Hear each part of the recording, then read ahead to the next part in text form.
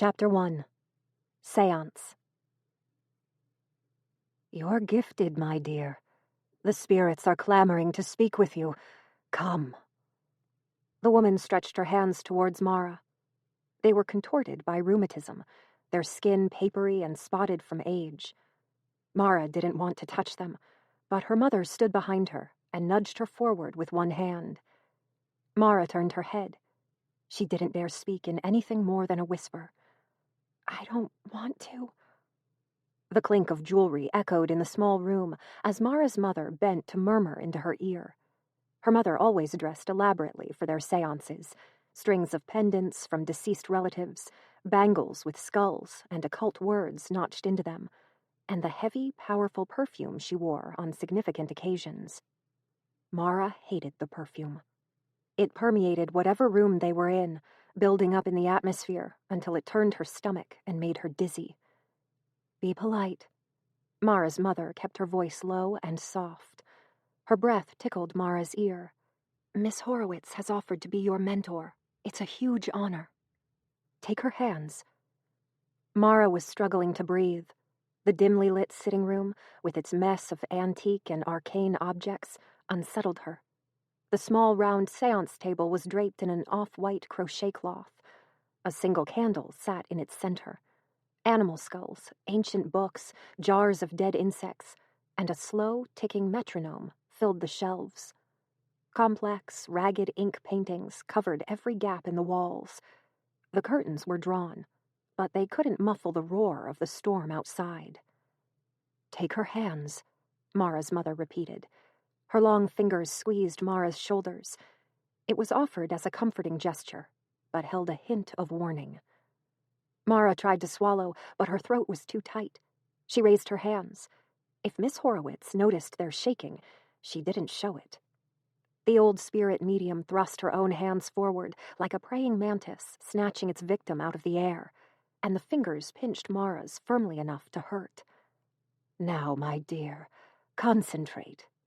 Miss Horowitz pulled closer to her so that they both leaned over the round table, and Mara had nowhere to look except the sagging, blotchy face.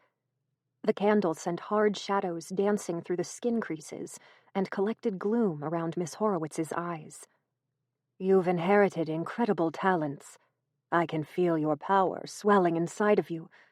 To unlock it, all you need to do is focus. I will channel, and we will see which spirits answer our call tonight." Thunder shook the window pane.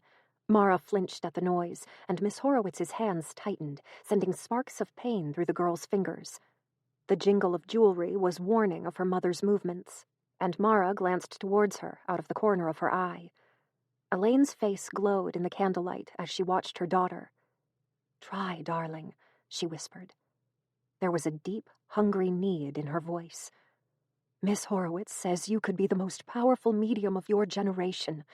You just need to realize your gift." Thunder cracked again. Mara couldn't stop shaking as she closed her eyes. Miss Horowitz had said to focus, but she had no idea on what. She didn't want to imagine the spirits her mother said lived around them.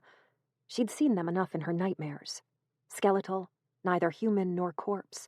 They were trapped in a twilight space without reprieve as they watched the mortal realm with angry, coal-black eyes. "They're coming," Miss Horowitz crowed. Mara dared to inch her eyelids open. The older woman was swaying, her head rolling so violently that Mara was afraid her neck might have broken. The medium's bloodshot eyes were turned far back in her head, exposing the whites. The storm, already severe, seemed to redouble its efforts. The rain's bellow nearly drowned out Miss Horowitz's gurgling, croaking voice. "Speak with us, living ones. What messages do you wish to share with your mortal vessels?" "I don't want to do this. I don't want to see any more." Mara tried to pull away, but couldn't free her hands. She turned towards her mother, but Elaine's eyes were focused completely on the spirit medium. Reverent trust filled every feature of her face. "Come!" Miss Horowitz's voice rose into a wail above the thunder. "Speak!" The table shook, causing the flame to flicker. Mara smothered a scream. She hadn't been aware of crying, but wet tracks tickled her cheeks. "Come!" The shaking intensified.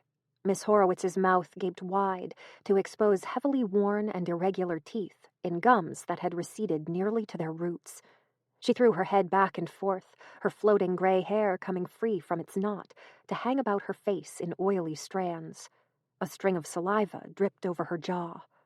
Then Miss Horowitz snapped forward, as though an invisible being had hit the back of her head. She gasped. Her eyelids fluttered, and her hands trembled.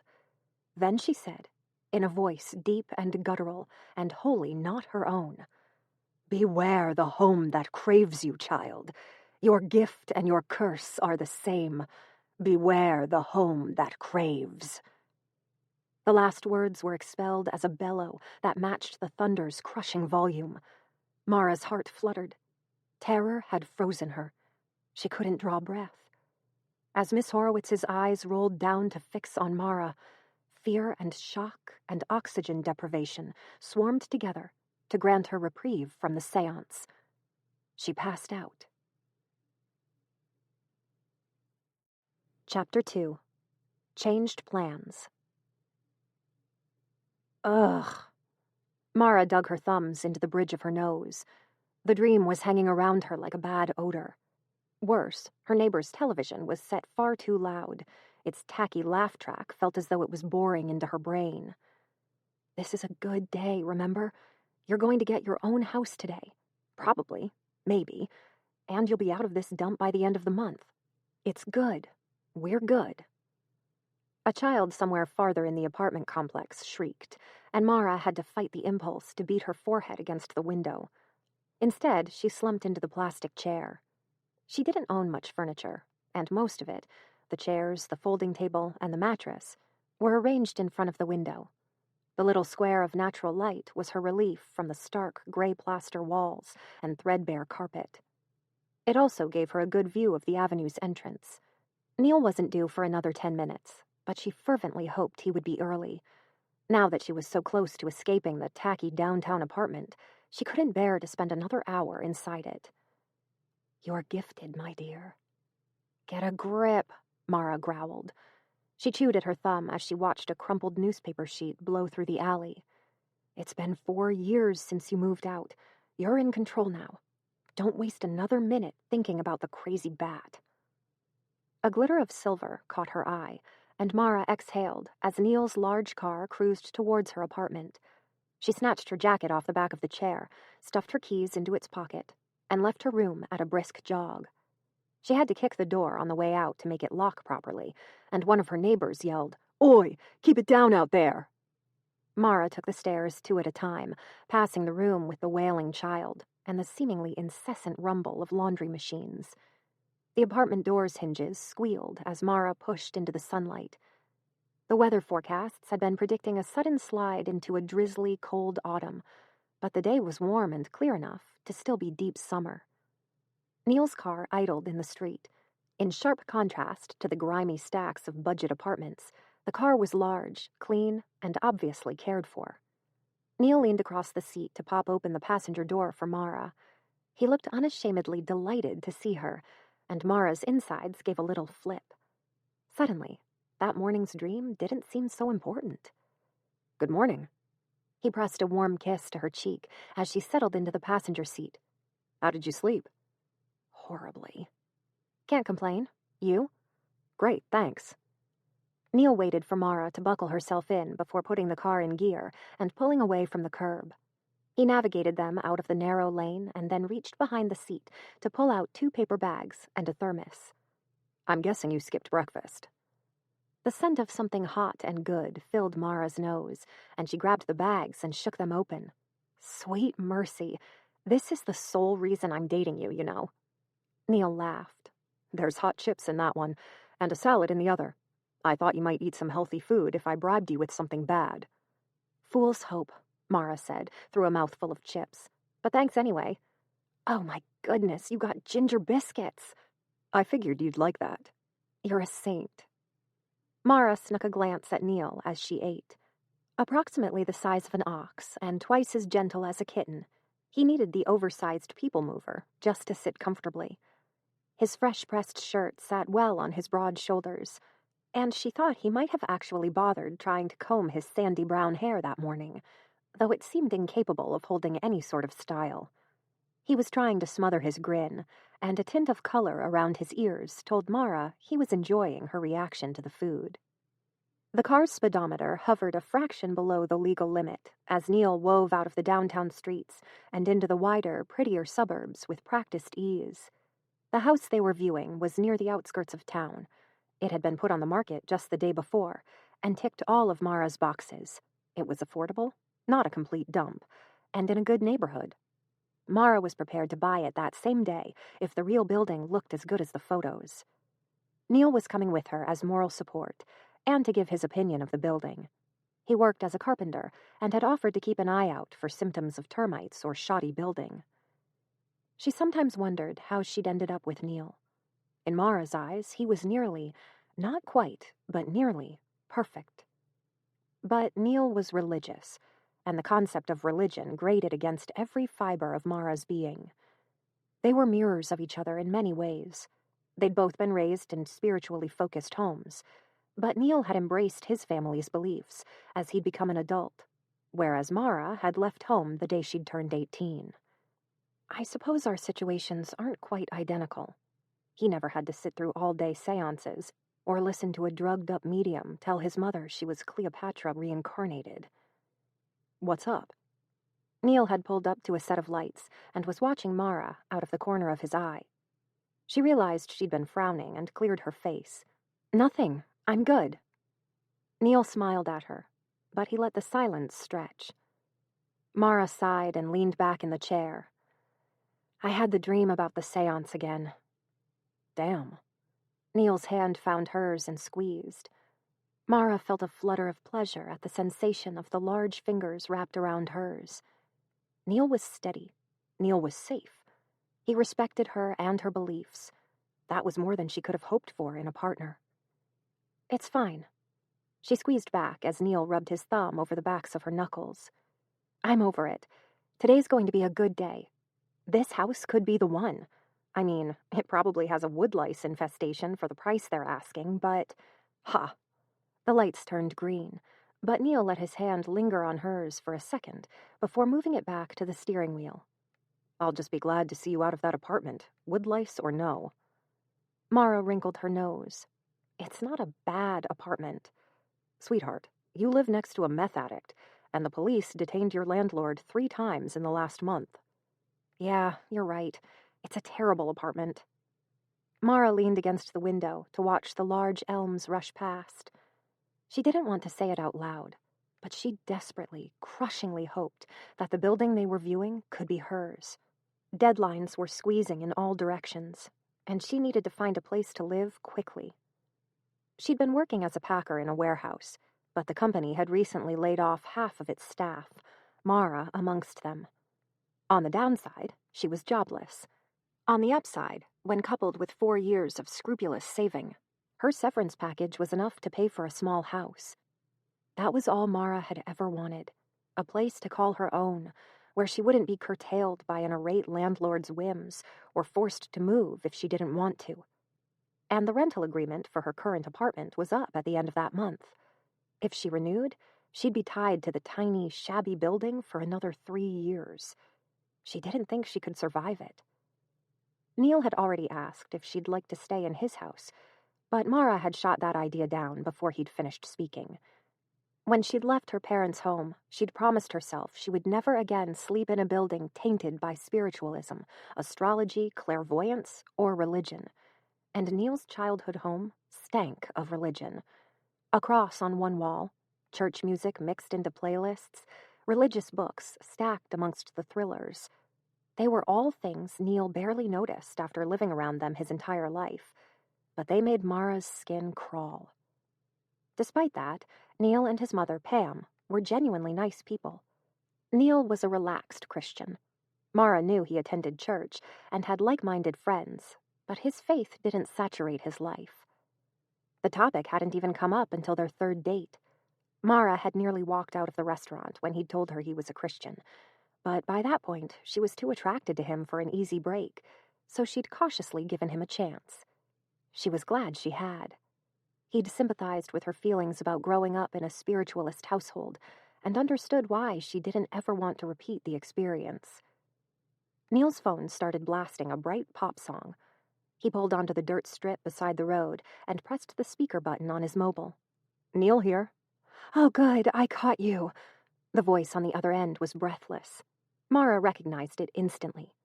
Jenny, their real estate agent, seemed to live in a perpetual state of oxygen deprivation. Neil either didn't notice or pretended he didn't, but Mara found it fascinating. She liked to think of their agent as Breathless Jenny. "I'm so sorry about this, honey, but the apartment's gone." "What?" Mara dropped an uneaten chip back into the bag. "But it was only listed last night." "Oh, hello, Mara." Jenny's apologetic voice took on a note of anxiety. "I wish I had better news for you, but it was a really good deal, honey. A couple viewed it this morning and gave us their deposit on the spot. I'm so sorry to disappoint you." "It's okay," Neil said. Mara seethed. "It is not okay." Neil grabbed a biscuit out of the bag and pressed it into Mara's mouth to silence her. "It is okay, Jenny. Do you have any other places we could see today? We're in the car right now." Mara glared daggers at Neil as she chewed through the biscuit. He gave her a contrite smile in response. Well. A sound of rustling paper came through the speaker, and Mara could imagine Breathless Jenny's desk, cluttered and chaotic, just as it had been when they'd first met her. I'm sure... No, the Westbrook house is already bought, isn't it?" "Take your time," Neil said gently.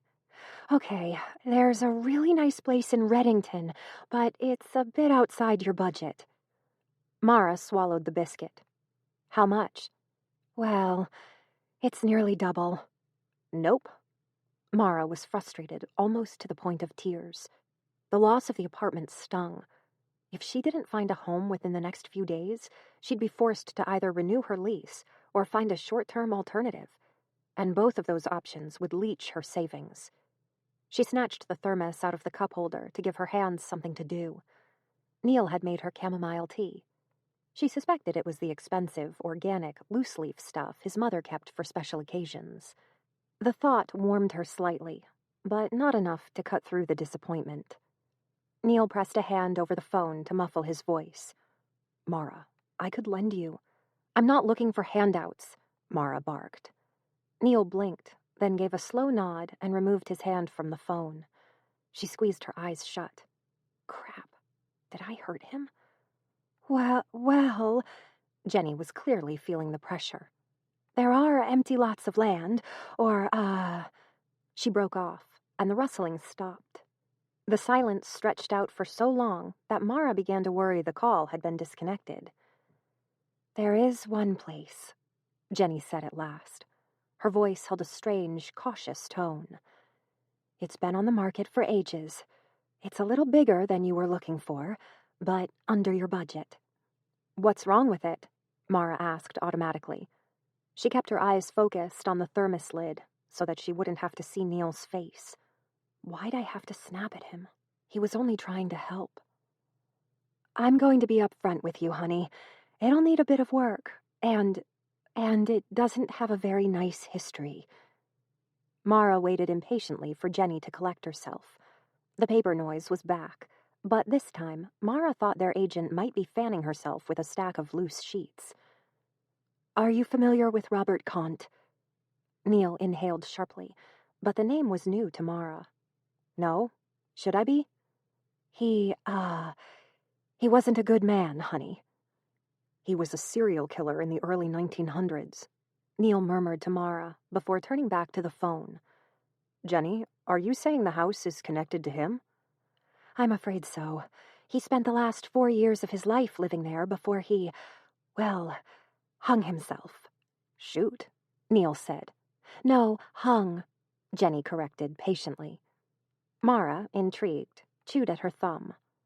People could be squeamish about living in a building that had once housed a killer, as if the very walls had somehow been tainted. Her parents, especially, had been big on the concepts of spiritual residues and bad energies. But to Mara, a house was nothing more than a collection of bricks and wood. Simply being in proximity to an unpleasant human shouldn't materially reduce the building's worth. And if no one else wanted it... "Where is it?" she asked. Jenny sounded surprised. "Well, if it doesn't bother you, it's called Blackwood House, and it's a half-hour drive from town. We could meet there now, if you like. Let me give you the directions." Mara snuck a glance at Neil as he typed the address into his navigation. His face was placid, but a faint tightness around his lips told her he wasn't entirely happy. She returned her gaze to the thermos. "Okay," breathless Jenny said. "I'll be there as quick as I can, honey. Have a safe drive now." The call ended, and Neil pulled the car back onto the road. Mara struggled to find the best way to phrase her thoughts, but Neil broke the silence first. "I'm sorry we didn't get the house you wanted. I know you're disappointed, but even if this new place isn't a good fit, we'll figure something out." Mara finally raised her eyes. Neil's face held none of the distance or hostility she'd been dreading. Instead, he looked anxious. He kept shooting her glances as he did a 3-point turn. She felt her throat tighten and muttered, before she lost her courage, "I'm sorry I snapped. You were being really generous, but I know." His warm smile was back. He took her hand and laced his fingers through hers. "Independence is important to you. I get that. In fact, I kind of like it." Mara leaned over the seat's divider to rest her head against his shoulder. She could feel his muscles shift when he turned the steering wheel, and he smelt like herbs and sawdust. She never would have expected that combination to smell as good as it did on him. "Love you." "Love you too." Neil took the opportunity to kiss the top of Mara's head. Then he added in a breathless tone, "Honey." Mara broke into uncontrollable laughter. "Oh my gosh, I swear, if she calls me honey one more time." Chapter 3. Blackwood House. "Language," Neil said gently. "Oh, excuse me. Holy crap. Is that better?" Neil chuckled. They'd parked in what was supposedly Blackwood House's driveway, but Mara was struggling to believe it was real. Her savings would have been enough for a decent-sized apartment, or a one-bedroom house with a tiny yard if she was lucky. But Blackwood was huge. She counted 10 windows on its 2 floors, plus it seemed to have an attic. It was almost large enough to be a modest hotel. Jenny must have made a mistake. There's no way this is within my budget, no matter how many serial killers you put in it. Jenny hadn't been exaggerating when she said it would need some work, though. The house looked as though it might not have seen human habitation in decades. The dark gray wood was sagging in places, and the roof was missing patches of shingles. The house sat at the end of a very long lane. They hadn't passed any other buildings in the last 10 minutes of the drive, which Mara found surprising. It wasn't far enough from the town to be a serious impediment, but the environment made her feel entirely isolated. The area was heavily wooded with thin, tall trees. Mara glimpsed a tight, curved tree line at the edge of the backyard. The trees were all a deep slate gray, which she guessed might have been the inspiration for the house's name. "So," Mara said, "how about we do some exploring?" "You don't think we should wait for Jenny?" "Nah." Mara gave Neil a grin. He grinned back and opened his door. Together they followed the narrow pebble path towards the building's front door. Half-dead weeds grew high on either side and pushed through the small white rocks below their feet. Tiny insects flicked away with every step. Mara was thankful she'd worn her long jeans instead of her shorts. The building looked increasingly grim as they moved closer. A mix of desiccated, torn cobwebs and fresh webs hung about the awning. Half of the windows had cracked panes, and the other half were entirely broken. Lichen and moss grew across the house's wooden front and clung to the closest trees. Mara jogged up the stairs to the porch and peered through one of the windows. The room was beyond dim and murky, thanks to the dirty glass, but she could see the outline of a large armchair. "I think this place is furnished." "It can't be in good condition," Neil said, looking through the window next to her. "But there might be some salvageable stuff." Mara followed the porch to the door. She expected it to be locked, but to her surprise, the handle turned with a painful screech. The door drifted inwards, and Mara had the impression that she'd broken a seal. The air that came through the opening smelt heavy and musty and cold. The windows had built up too much grime to let much natural sunlight in, making the inside seem washed out. Mara stepped over the threshold and found herself in a large entry room. A staircase ran up the back wall, and archways stood to her left and right, opening into a dining room and sitting room, respectively. There didn't seem to be any light switches. Mara moved into the sitting room. She'd been right. It was furnished, though the viability of the pieces was dubious. 2 moth-eaten, mildewy armchairs sat beside the empty fireplace. A rocking chair rested under the window. Mara nudged it with her foot, and it creaked painfully as it rolled back on its struts. A badly decayed cross-stitch piece hung on one wall, blue and pink flowers surrounding the words, "Home is where the heart is." Mara wrinkled her nose. Ew. She walked into the dining room and found Neil standing at the table. His lips were set in an unhappy firmness, and she moved forward to see what had disturbed him. The dining table had 5 sets of plates laid out, and 3 serving trays sat in its center. Some of the cutlery was propped on the plates' edges, as though the occupants had been interrupted in the middle of a meal. The setting was covered in dust, and there were dark stains, dried sauces or decayed vegetables, Mara thought, next to the shriveled, leathered lumps that were barely identifiable as meat. One of the glasses had shattered, and its shards were scattered across the off-white tablecloth. "Wow," Mara whispered, leaning closer to inspect the dehydrated food. "It's like their meal was disturbed, and they never came back." Neil made a vaguely unhappy noise in the back of his throat, and when Mara reached forward to poke one of the dried lumps, he grabbed her hand. "Don't touch it." "Why? I'm pretty sure they're not going to finish it." "Mara," Neil hissed, trying to choke back his anxious laughter. Okay. Let's check out the rest of the place. I can't believe the house's owners just left stuff like this, though. No wonder they can't sell the building." Neil hadn't released his hold on Mara's hand, and she didn't try to pull free. She liked the way his fingers felt. They were rough and calloused from woodworking, and delightfully strong. The juxtaposition between Neil's intimidating physical attributes and his kitten-sweet personality always gave her a thrill. She led him towards the stairs at the back of the entry room. The wood groaned under their feet, and Mara paused after the 4th step. "This isn't going to collapse, is it?" Neil bounced on the step experimentally. "It shouldn't. There doesn't seem to be anything wrong with the structure. It's just old wood." "Good." Mara kept climbing, pausing again at the halfway point to clear a cobweb out of their path. The top of the stairs opened onto a long hallway with multiple doors opening in each direction. Mara tried the first and found a fully decorated bedroom. She scrunched her nose at the sight of a multitude of dead moths littering the floor. How long since anyone's lived here? It would have to be a while. Neil let go of her hand to open the wardrobe door. A 6 moths fluttered out, and he waved them away. "I'd say at least a decade." Mara went to the window. It overlooked the backyard, or what was left of it. The forest behind the house was gradually taking it over. Weeds grew so high that she thought they would reach her waist. Small trees poked through the lawn, and shrubs clustered around what might have once been a stone bench. The clearing was a decent size, though, large enough to hold vegetable gardens and a patio. "Any idea how far those woods go?"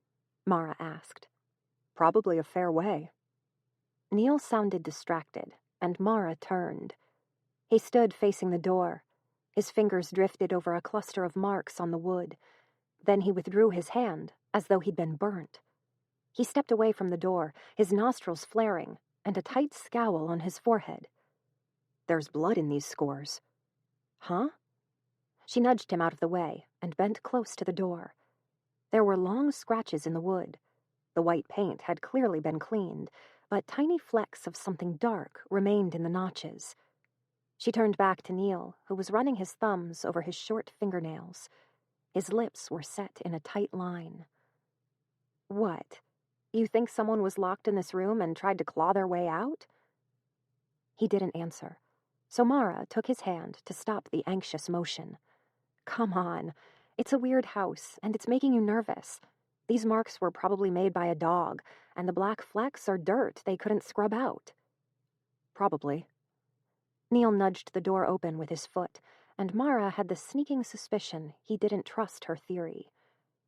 Do you want to see more of the house? Hell yes. Mara followed the hallway and looked into each room she passed. Some were bare, and others were fully furnished. One had an antique, rusted crib below the window, with a dead-eyed doll propped in its corner. This is really a magnificent building. Why has it been empty for so long? A killer called it home for 4 years, but there's got to be more wrong than just that, surely. Mara turned and found Neil waiting for her in the doorway. Hey, Neil, what do you know about the guy who lived here? Robert Kant? Not much. In the early 1900s, there was a spate of disappearances, mostly children, in this area that was eventually attributed to Kant. He's a bit of a local legend. Jenny said he lived here for the last 4 years of his life. Do you think he killed anyone in this house? Neil's smile looked forced. Probably. Maybe. I think I heard that one of his intended victims escaped and gave away his location to the police. That could have been this house. Huh. Mara turned back to the cot. Darling, sweetheart, light of my life, why the questions? I just want to know why no one's bought the place. I can imagine it being empty for a few years, but this long? What's wrong with it? Mara bent to pick the doll up, but a screech of tires interrupted her. She peered through the window and saw breathless Jenny climbing out of her hot pink car. Come on, Mara said. We'd better go meet Jenny before she breaks her neck. I can't believe she's wearing high heels to visit a house like this. Chapter 4. Offers. They made it to the front door as Jenny neared the end of the pathway. As Mara had predicted, the plump, middle-aged woman was fighting a losing battle to keep her shoes stable on the white stones. For once, she had an excuse to be breathless when she greeted them. Oh, there you are, honey. And you, found a way into the house. Door was unlocked. Mara extended her hand to shake Jenny's, then moved aside so Neil could do the same. She couldn't help but notice that Neil received a far warmer smile. Well, it's meant to be locked. Well, you got a head start on the inspection. That's good. Jenny looked as though she would dearly like to sit down, but was going to great pains to avoid touching the cobwebbed wood. She tugged on the front of her blouse to fan the fabric as she fixed a plastic smile to her face. Bit muggy today, huh? All right, so this is the Blackwood House. It was built in the late 1800s by a woodcutter. As you can see, it's held up remarkably well for its age. A lone shingle, unable to cling to its precarious perch any longer, slid off the edge of the roof and crashed onto the driveway behind them. Jenny pretended not to notice. I know you're eager to settle on a house quickly, honey. I'm told the plumbing still works. The last owners redid it. But there's no electricity, I'm afraid. Though you have a magnificent fireplace to keep you warm at night. And, of course, it has excellent insulation. Mara glanced upward at the multiple gaping holes in the roof. It took a great deal of self-control to bite her tongue. And I know being plugged in is important for you young folks. You'll be happy to know that Blackwood House has excellent compatibility with the internets. Oh my gosh, Mara murmured, just loud enough that Neil could hear her. He smothered a smile as he squeezed her hand. Breathless Jenny had fished her phone out of her pocket to demonstrate, and frowned at the lack of service bars. It's usually compatible. The internets are probably having some power issues today. Oh my gosh, Mara repeated. Neil squeezed her hand harder. Jenny put her phone away with a nervous chuckle. It was working the last time I was here, though that was a while ago. But I'm sure you can find someone to install some extra internets if you need them. Mara was speechless. Neil cleared his throat to keep Jenny from noticing the incredulous, enthralled look on Mara's face. You said the last owners redid the plumbing? How long ago was that? Well, let's see now. I suppose it would be a little over 20 years ago. Neil whistled. It's been empty a while. Yes, well, honey. Jenny's eyes darted towards the house, and Mara caught a flicker of anxiety in them. The deaths, you know? It's not... That is... She collected herself and continued in a bright voice. But it's perfect for a young couple like yourselves. There's plenty of room for a nice big family. So, Robert Kant did kill people here, Mara said. Jenny's smile faltered. Excuse me? You said there were deaths here. How many? Oh, well... Jenny fished a crumpled contract out of her pocket and used it to fan herself. Awfully muggy today, isn't it? And I, believe there were 6 victims, plus one who got away. Were they all children? Mara took a half-step closer, and Jenny impulsively stepped backwards. Well, I'm sure we could look up the details for you if you're really... Jenny trailed off, and Mara let the silence extend until it was uncomfortable. Not all, Jenny said at last, fanning herself so quickly that the contract flapped uselessly. The first was the house's original owner.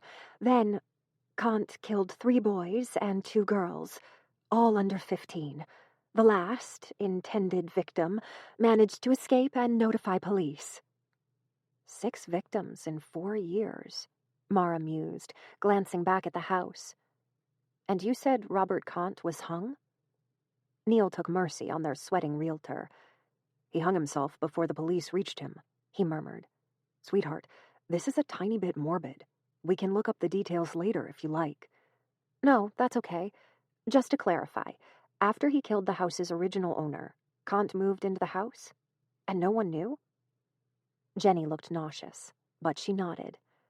Wow, it was a really different time back then, huh? Mara's brain was buzzing. She crossed her arms as she regarded the building. 6 murders, plus the killer's own demise, would explain the house's low price. She'd still have to hire an inspector to check for further issues, but it was no longer impossible to imagine why no one would buy the building.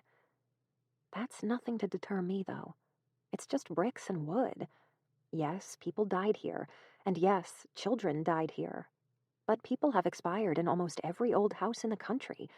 A building's history doesn't damage its future potential as a home. How much? She asked. Jenny, caught off guard, stopped fanning herself. Pardon, honey? How much is the house? Well, the asking price is significantly less than your budget, and the owner is open to negotiations, too. Mara gestured towards the lawn in front of them. And what land comes with the property? Jenny's mascara was starting to bleed as sweat ran into her eyes, but she managed to maintain a staunch smile. I can get the exact survey records for you at the office, but it's a bit over 4 acres. It extends down the driveway and a little into the woods behind the house. Great, thanks. Can we have another look around? Absolutely, honey. Jenny jiggled the doorknob, but it wouldn't turn. She blinked at it. Did you lock the door behind yourself? Mara and Neil glanced at each other and shook their heads. Oh, how odd. Well, it was supposed to be locked anyway. Hang on a second, honey. Jenny fished a rusted metal key out of her pocket and fitted into the handle. The lock scraped open, and Jenny pushed the door inwards, then stepped back so Mara and Neil could go ahead of her. Mara caught a glimpse of Jenny's trembling, manicured fingers. She really hates this house, huh? It really is quite muggy, she said as she passed Jenny. Would you like to stay outside where there's a breeze? Neil and I can have a look around ourselves. This time, the smile was genuine. Oh, sure thing, honey. Take as much time as you like. The door creaked closed behind them, sealing out the quiet hum of insects and the rustling trees. Mara took a deep breath and swiveled to face Neil. Well, what do you think? His eyebrows rose. You're actually considering this place? You're not? She laughed. This is halfway to a mansion for the price of a condo. 4 acres? It's surrounded by trees, too. You're always saying I should be healthier. Trees are healthy. You really don't mind the building? The history doesn't bother you? Not at all. Mara shrugged. You know I'm not superstitious. This is a once-in-a-lifetime chance, Neil. I know it's miles bigger than I actually need, but am I really going to turn it down in favor of some pokey 2-room apartment? Neil shook his head, but a broad smile had grown over his face. You're remarkable, Mara. Okay, let me have a look around and make sure this place isn't about to collapse on us. Mara spent the following half-hour drifting from room to room as Neil kicked the walls and opened cupboards. Every few minutes he made a stifled noise of revulsion as his search turned up dead mice and cockroaches. The more she saw of the building, the more enthralled Mara found herself. It had an almost magnetic charm. Even the flaws, the warping wood, the crooked cupboard doors, and the old-fashioned furniture added to its appeal. She could feel her pulse jumping as she rubbed her fingers over the dusty banister. My house. Yes, that feels right somehow. This is my house. Neil, coated in dust, came through the dining room entrance. He brushed his hands on his pants. Okay, the basic structure seems solid. There's some wood rot, but really it's far better than I would have expected. Can't find any sign of termites, but you'll probably want an expert to check anyway. I haven't looked at the roof. Based on what we saw outside, I'm guessing it would need a fair bit of work. But I can't find any major deal breakers. Mara's heart thundered. A giddy, foolish smile bubbled up inside of her until she couldn't contain it any longer. Neil, I think I'm going to buy this house. You're going to buy this house? I'm going to buy this house! She threw herself at Neil. He caught her up and twirled her around as though she weighed nothing. She was breathing too hard to return his kiss properly, and pretty soon they were both laughing. Congratulations, sweetheart. Neil gave her a final, firm hug, then placed her back on the floor. It'll need a lot of work to be livable, but we can fix it up over the next few months. We? Mara echoed. Neil snorted and brushed loose strands of hair off her forehead. I'm not about to leave you to deal with this mess yourself. Joel won't mind if I cut back my hours a bit, and I can bring tools from work when we need them. Mara hesitated. Are you sure? It's a big job, and I can't pay you. Nepotism makes the world go around, sweetheart. Let me do this for you. If it makes you feel better, you can call it your birthday present. When Mara hesitated, Neil stooped to her level and smiled into her eyes. Besides, it'll give me an excuse to spend some more time with you, and that's all I really want. Fine, fine. All right. Mara pulled Neil close to kiss him. His lips were warm and pliant, and she felt him relax against her as she tangled her hands in his hair. It was a delicious sensation. She pulled back reluctantly. Thank you. Anytime. Neil was grinning. Want to go break the news to our poor realtor? Ha, yeah. This place really freaks her out. She deserves the commission. Chapter 5. History. They found Jenny pacing up and down the porch, feverishly sucking on a cigarette. She stubbed it out on the banister when Neil cleared his throat. Well, how'd it go? Not quite what you were looking for? Mara couldn't keep the smile off her face. No, it's great. I'll take it. Breathless Jenny's eyebrows shot up. She blinked twice before she could fix her smile, then laughed nervously. Really? You want it? Mara shrugged. Yeah, I want it. Oh, okay. Great. That's fantastic. Let's, should we...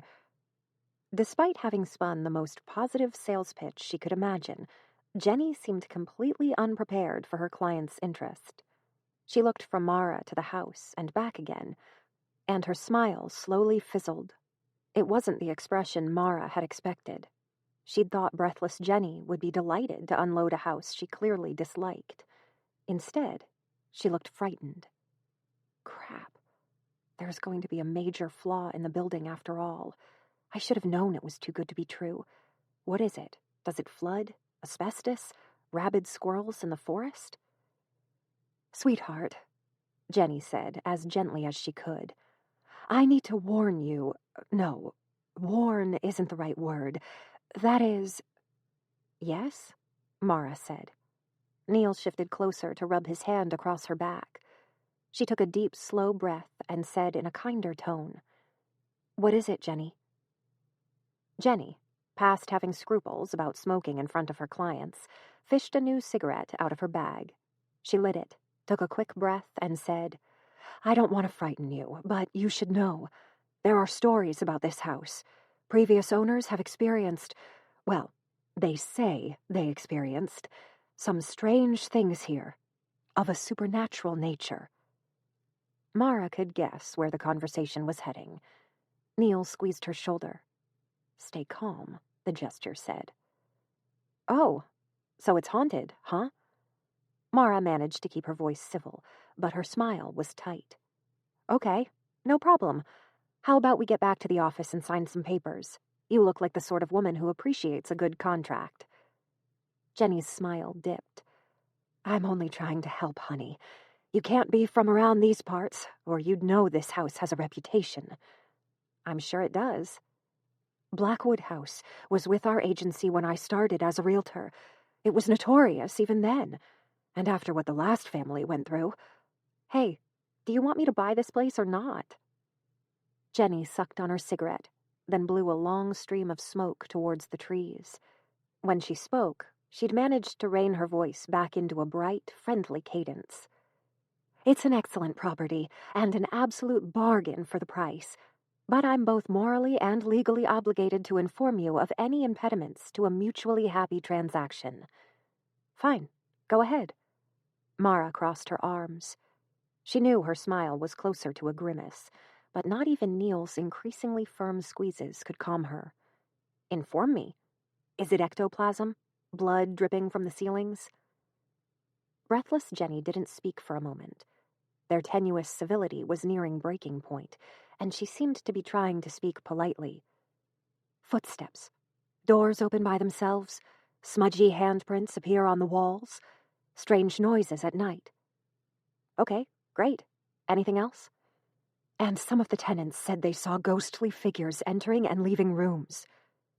Jenny released the last sentence in a quick burst, as though she wanted to get the worst over with as quickly as possible. She glanced at Mara, who gave her a stiff shrug. Cool. Now will you sell me the damn house? Jenny's eyes narrowed. You think I'm making this up? No. Mara shook Neil's hand off. I think you're regurgitating what you've heard, which is 90% fiction and 10% natural occurrences that have been misconstrued. Look, I know ghosts. I grew up in a house that practically worshipped them. We had seances every damn weekend. When I was 5, my mother told me my dead grandfather stood at the end of my bed and watched me sleep. Do you have any idea how many nightmares that gave me? Mara knew her voice was rising, but she was unable to control it. When I was 10, my dad drowned my pet rabbit because a Ouija board told him to. I started getting panic attacks when I was 12. Any other kid would have been taken to a doctor. Any normal kid. But I got to sit in a circle of costume-wearing freaks as they attempted to summon ghosts to heal me. Jenny took a step back. She wore a look Mara was horribly familiar with. Countless strangers had directed it at Mara's own parents. This person is crazy, it said. Mara squeezed her hands into fists. She was shaking, and patches of black crept in at the edges of her vision. She lowered her voice, but the hoarse, strained tones still permeated it. I know everything there is to know about ghosts, and I can tell you definitively that there's no such thing. Every single one of the spirit mediums who had dinner with us was a fake. All of those seances were manufactured. Every message from the dead was a series of normal, natural events that got twisted and distorted until it held meaning. You want to know if I'm okay living in a ghost-riddled house? Sure thing, bring it on, because there's no such thing. Mara, sweetheart, Neil had bent so that his chin rested on her shoulder, and he could whisper into her ear. His hands, those beautiful, strong carpenter's hands, rubbed her arms. "Breathe, darling." Mara sucked in a lungful of air. She was dizzy, she realized, and her throat felt raw. She closed her eyes until the unsteadiness passed. When she opened them again, she saw Jenny standing on the edge of the deck, her eyes huge, as she tapped her cigarette anxiously. "Damn," Mara breathed. She opened her mouth to apologize, but her tongue wouldn't form the words. "Jenny." Neil's gentle voice seemed to diffuse the tension in the air. "Everything's okay. We'd still like the house. Why don't you head back to the office, make yourself a nice strong cup of coffee, and relax for the afternoon? You can get in touch tomorrow to organize the purchase. Okay?" Jenny dropped the cigarette and stubbed it out with her heel. She looked pale, but she nodded. Yes, of course, honey. Let's do that. She glanced at Mara. "Sorry." Mara's anger was fading, and deep humiliation was taking its place. Breathless Jenny recovered her realtor's smile with surprising elasticity. She waved the lingering smoke away as she backed down the stairs. "It's quite okay, honey. Nothing to apologize for. This is good. You might be just the sort of person this house needs." Yeah, probably. "I'll send the official paperwork through this afternoon." Jenny turned and began the laborious walk across the high-heel-hating stone pathway. "You two take care now." "Bye," Mara whispered, while Neil waved their realtor off with a bright smile. Mara held still until Jenny's hot pink car had disappeared around a bend in the road, and the rows of dark, spindly trees blotted out the color. She felt deeply, hotly ashamed of herself. I've been free for 4 years. I should be past all of that junk. What's wrong with me? She turned to Neil. He stood close to her, one arm around her shoulders to comfort and brace her. She pressed her hand to his chest and felt his heart beating, strong, steady. "I'm so sorry, Neil. That was awful." "Shh." His other arm snaked around her waist to envelop her in a warm hug. "Come here. You're still shaking. Do you want to sit down?" "I'm fine now."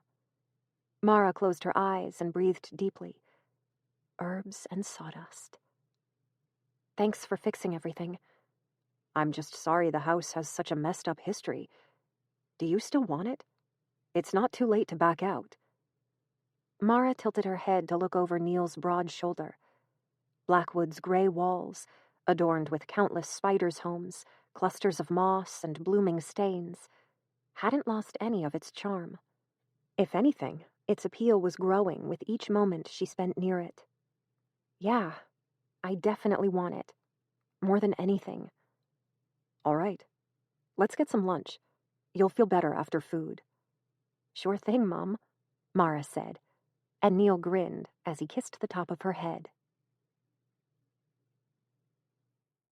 Chapter 6. Stalkers and Delusions. "I've got to ask. You hate even the mention of spirits, but you're buying an allegedly haunted house. It doesn't bother you?" "Heck no," Mara snorted as she dismantled her burger. They were sitting at a back booth of one of the town's cozier cafes. Neil had a steak with extra salad. Mara had ordered a burger with a double serving of chips and had threatened to add pancakes before she was done. "Because it's not haunted." Amusement hovered in Neil's shining blue eyes as he watched her divide each layer of the burger into its own neat pile. He still wore the tightness around his lips, though, and Mara knew the realtor's story had, in some slight way, unsettled him. "Even though no one else wants to stay there? Even after what they've experienced?" "There are 3 simple explanations." Food compartmentalized, Mara began shoveling it into her mouth. First, mass delusion. It's more common than you might think. Imagine 5 people are in a room. One person says, "Can you smell that?" Another person says, "Oh yeah, it's like boiled cabbage." A third person agrees. All of a sudden, even you can smell it. The air's perfectly clear, but because everyone is telling you to smell the boiled cabbage, you become convinced you can.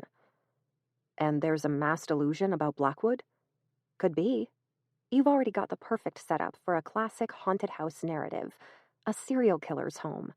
All you need is for one occupant to say there's a ghost. Suddenly, every other family that lives there can feel presences following them and claim the doors open all on their own. The more people parrot these claims, the more prevalent they become. Of course, you'll probably have a few enablers on the way. People who like the drama so much they invent stories just for kicks. And their families will follow along like the happy fools they are. If you're expecting and looking for a ghost, you can bet you're going to find one. Okay, mass delusion. Neil nudged his side of salad towards Mara, but she shoved it back. That's one explanation. What else? There could be a physical catalyst. A gas leak can create highly realistic paranoid hallucinations, and many supposed hauntings have been attributed to EMF emissions, which can make you see and hear things that aren't real, and induce a feeling of terror. Have something green. No. The third option, and arguably the most interesting, is a house stalker. Pardon? Stalkers don't exclusively focus on people. Sometimes they can obsess over objects, such as houses. It's not common, but it does happen. There may have been a stalker who frightened each new occupant away so that he could have the house all to himself. It's surprisingly easy to manufacture a fake ghost. Huh. Imagine trying to talk your house into getting a restraining order. He's no good for you, honey. He doesn't respect your walls. Mara scowled. You're not taking this seriously. I'm taking this very seriously. It's important that your house feels safe at night. She gave his chest a playful slap. Okay, Neil said, grabbing her hand and kissing its back before she could pull it away. Where does that leave you? It's all ridiculously simple. Firstly, I know ghosts don't exist, so I'm in no danger of succumbing to the mass delusion effect. I'll get someone to check for gas leaks and EMF emissions, and time should have fixed any danger of house stalkers. It's only been 20 years since the house's last occupants. Yeah, but remember, it's been a long-term problem, since the early 1900s. Even if the stalker started when he was a teenager, he'd be dead by now, or at least way too old to be a serious threat. So that's it then. It comes down to boiled cabbage, gas, or stalkers? Exactly. There's nothing wrong with Blackwood that can't be fixed with a few simple tools. And it's mine. Mara laughed. The reality was starting to sink in, and with it came nearly hysterical excitement and anxiety. I have a house, Neil. All mine. He beamed at her. You deserve it. I'm so happy you found a place you like. That's the incredible thing. I don't just like it. I love it. It's ridiculously big for just one person, though. I'll probably go insane trying to keep it clean. But there's actually room for a garden out the back. Do you like gardening? I've never done it before, but I'd like to. Mara felt giddy and shoved her half-eaten food to one side. Neil offered her his hand, and she took it gratefully. The contact helped center and focus her. He rubbed his thumb over her knuckles fondly. It probably wouldn't seem too big with another person living there. Mara was breathless, and she didn't dare look at Neil's face. I mean, you'd fill it up pretty well. Yeah? If you wanted. Neil squeezed her hand. I can't leave Mum right now. Oh yeah, of course. Mara tried to pull her hand back, but Neil tightened his grip. He brought his second hand under her chin to raise her head so that she couldn't avoid his eyes. But that isn't going to be permanent. And then I'd love to help fill up that house. And you know, Jenny was right. It's the perfect size for a family, if that's something you want. His smile was one of the most beautiful things Mara had ever seen. She was glad she was sitting. She didn't think her legs would hold her up. Yeah. I love you, Neil whispered. Mara tried to lean forward to kiss him, but the booth's table stopped her short. He laughed and bent towards her, meeting her in the middle. and her heart flipped as his lips grazed over hers. "Mara," he whispered, and his hand caressed her cheek and pulled her closer so that he could kiss her properly. "All done here?" The waitress's frosty voice cut through Mara's daze, and she and Neil broke their kiss and collapsed back into their seats. Neil mumbled an apology, but Mara pushed her plates towards the edge of the table. "Actually, can I get some pancakes?" The waitress didn't answer, but turned a simpering smile on Neil. "Anything for you, honey?" "I'm good, thanks." "Sure thing." The waitress didn't take her eyes off him as she scooped the plates up. Mara couldn't fail to notice how much effort the waitress put into sashaying her hips as she returned to the kitchen. What a jerk. She was used to Neil attracting attention. He had an easy, comforting aura. His strong jaw, captivating smile, and muscles that stood out, even under loose clothes, certainly didn't hurt either. Luckily for her, he was almost always oblivious to flirtation. His eyebrows drew together. "You look worried." Mara shook her frown off and laughed. "No, just thinking about how lucky I am." "With the house? Yeah, it's actually sort of surprising Jenny didn't suggest it before today. She'd probably given up trying to sell it." "That too." Mara tilted her head to one side. "But that wasn't what I was thinking of. How did I end up with you, Neil? Why'd you ask me out?" Neil's eyes crinkled as he smiled, and he raised his hand to caress her cheek. "You were sitting under the big elm in the park and reading Emma. I couldn't get over how beautiful you looked. It took me at least 20 minutes to get up the courage to ask you out, you know." Heat rose across Mara's cheeks. She couldn't keep herself from leaning into his touch. "And you've stuck with me ever since. Why? I'm broken. I have enough baggage to fill a freighter plane. I yell at our realtor. But you have all of your crap together. You could have any girl you wanted. I want you." Neil's eyes, sweet and firm, captivated Mara. Perfect conviction laced his every word. "I want you more than I've ever wanted a woman before. When I'm near you, I feel like I'm exactly where I'm supposed to be." Mara closed her eyes and nuzzled his hand. "Stop being so nice." "Only when you stop being so lovable." That made Mara chuckle. "Want to get out of here?" "I don't mind, but what about your pancakes?" "Yeah, I'm pretty certain that waitress is going to spit in the batter. Let's go." Chapter 7. Relocation. Breathless Jenny turned out to be a surprisingly staunch ally in Mara's fight to move house. With her rental contract ending with the month, Mara's days were filled with phone calls to arrange inspections, pay taxes, chase up forms that were moving sluggishly, beg for expedition whenever it was possible, and, of course, the eternal search for a new job. They cut it close. Mara was on the last day of her contract when Jenny dropped off Blackwood House's keys with an anxiously whispered, "Good luck, honey." Mara waved to the hot pink car as it crawled out of her alley, then opened her fist to grin at the tarnished, rusty key. My own home. It may be a dump, but it's my dump. She fished her mobile out and left a message on Neil's phone while she climbed the stairs to her apartment. He was at work and likely wouldn't finish until late that afternoon. Mara would have to be patient. She needed his car to move her few possessions. Mara wiggled the door handle until it opened and entered her room for the final time. It felt incredible that after 4 years, she'd finally have a house of her own. The incessant sacrifices and innumerable cut corners had paid off. She owned very little that she wanted to take with her besides her wardrobe. Just her phone, toiletries, a collection of gifts from Neil, and a small bag of tinned food she'd bought to get her through her first day at Blackwood. She hadn't seen the building since the inspection 2 weeks previously, and didn't want to commit herself to any large purchases until she had a better feel for what she needed.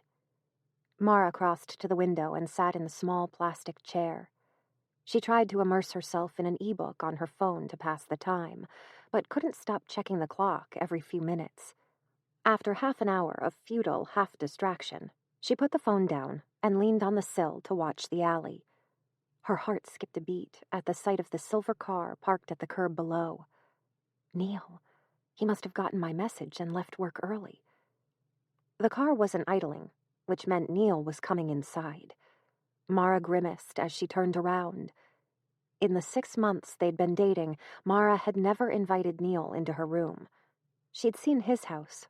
His family wasn't quite wealthy, but they were very comfortably upper middle class, and their home had been decorated with a great deal of care. Rows of photos hung on the walls and cluttered the lace-coated mantels.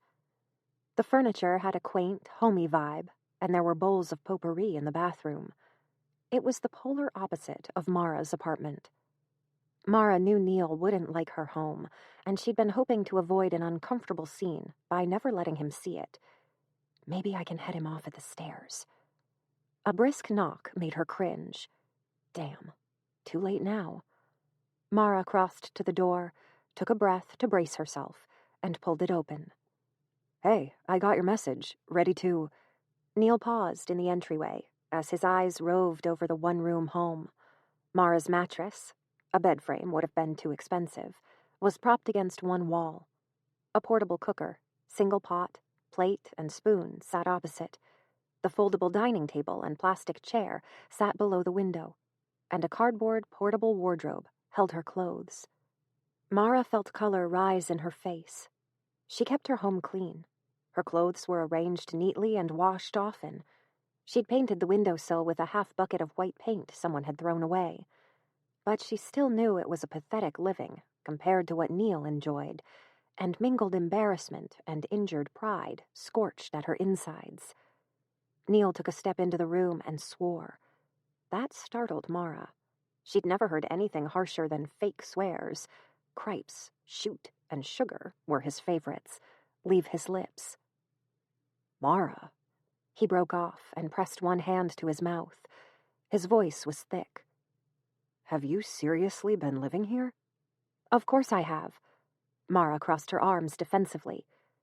Neil's eyes scanned the seeping cracks that ran up one wall and the exposed wires clustered in one corner.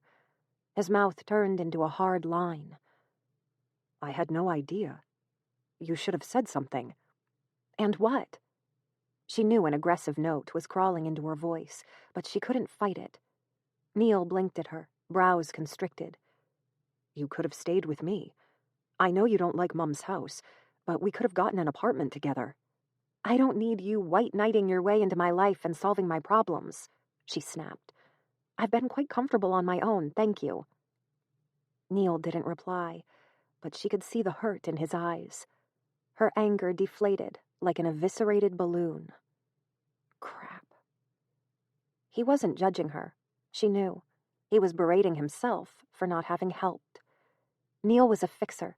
The desire to solve problems was as central to his personality as Mara's love of hot chips was to hers. And seeing a problem he could have fixed, but hadn't, was agony for him. More than that, he worried about her. Even after 6 months of dating, Mara still wasn't used to having another human altruistically interested in her welfare. It unsettled her almost as much as she liked it. Mara's pride still stung, but the expression on Neil's face cooled the burn. She stepped close to him and reached up to lace her fingers around the back of his neck. She pulled his head down until their foreheads met. Then she smiled into his wide blue eyes. Hey, I'm sorry I snapped. But I survived 3.5 years without you, remember? And I'm proud that I did. I want to make my way through this world on my own 2 feet. Neil sighed heavily. His arms wrapped around her lower back and pulled her closer, capturing her. She found she didn't mind at all. His large hands stroked her back, and she shivered at the sensation. I know, he said, and I admire that. But I could have helped if you'd said something. He shuddered. Did you even have enough to eat? Crap, no wonder you always seemed hungry. Mara kissed him, hard, to stun him into silence. When she pulled back, she couldn't stop herself from laughing. Geez, no, it's not that dire. I just hate cooking, and your food is freakishly tasty. Listen, I could have had a nicer apartment if I'd wanted it, but I've been saving instead. I wanted my own place. The more money I spent on useless things like televisions and curtains and, I don't know, white picket fences or whatever fancy housewives spend their money on, the longer it would have taken to buy a house. I was comfortable.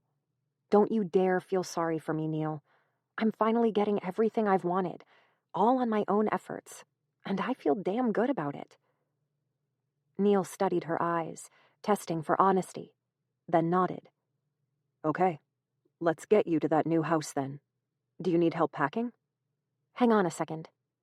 Mara pecked his lips a final time, then ducked out of his grip, picked an empty cardboard box off the foot of her bed, and went to the window ledge. She'd arranged Neil's gifts there to brighten her room, and she swept them into the box in a smooth motion. Grab the wardrobe, and we're ready to go. Neil hesitated. You don't want anything else? Nah, it all sucks. Come on. I've got a somewhat larger but equally sucky house to move into. Finally, Neil smiled. It was what Mara had been waiting for, and she felt all of the tension melt away. He picked up the cardboard wardrobe in a fluid motion, braced it against his shoulder, and followed her out of the door. This time, Mara didn't bother kicking it closed. Chapter 8. Compromises. Holy crap. I don't think I could buy a boyfriend as good as you are. Mara nestled in the car's overly large passenger seat, dug through the brown paper bag Neil had given her. She found it impossible to choose just one item. She pulled out both the chocolate and the meat pie and began alternating bites of each. There's some muffins Mum baked, too, Neil said, not trying to disguise his delight as he watched Mara out of the corner of his eye. And there's a really nice apple and walnut salad. Dear, sweet Neil, will you never learn? Mara found the salad container and smiled at it fondly. You can eat this later. She tossed the plastic packet into the back seat, then turned as it made a strange thudding noise. Hey, what's with all the boxes? Just some equipment. From work? Mm-hmm. Thanks for picking me up so quickly, by the way. Mara returned to the chocolate with gusto. Did you have to cut your shift very short? Not too badly. Autumn's usually a slow time of year anyway, so Joel doesn't mind me reducing my hours. Neil was a partner in his carpentry business and had a small crew working under him. Mara had met the other partner, Joel, a few times, and thought he was a little too affable for his own good. So, Neil drummed his fingers on the steering wheel. He was trying to sound casual, but Mara knew him too well. She narrowed her eyes. What is it? Oh, nothing. I was just thinking. Give it to me straight. I'm a big girl. Neil chuckled, and the tension dropped from his shoulders. I can't hide anything from you, can I? All right.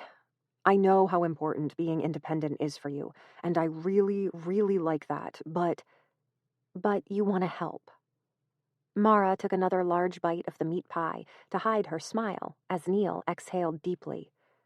Yeah, we've been together for a while. I want to be able to do things for you once in a while. Mara dropped the uneaten food back into the bag and folded the top over. You already do way more than you should. You're constantly buying me food.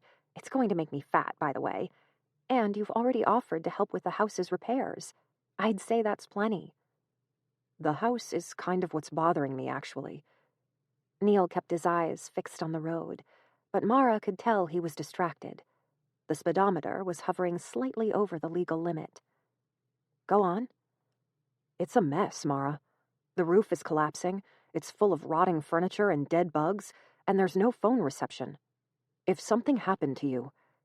You checked the house out yourself and said it's sound. It's not about to collapse on me. I could have made a mistake, though. What if the floor gives out, or you step on a rusty nail, or the boiled cabbage stalker is still hanging around? Boiled cabbage? You're mixing up my metaphors, Neil. My point is, it's at least 5 hours' walk to town, and you don't have a car. If anything goes wrong, you'd be trapped with no way to communicate with the outside world. I'm not asking you to move in with me or anything. Just let me arrange a hotel room for you until the worst of the issues are fixed. You've got a better chance of convincing me to eat one of your salads." Neil sighed heavily. "Mara, I know." She squeezed his arm. "You want to help, and I really, truly appreciate that. But I'm also really, truly excited to live in my new house.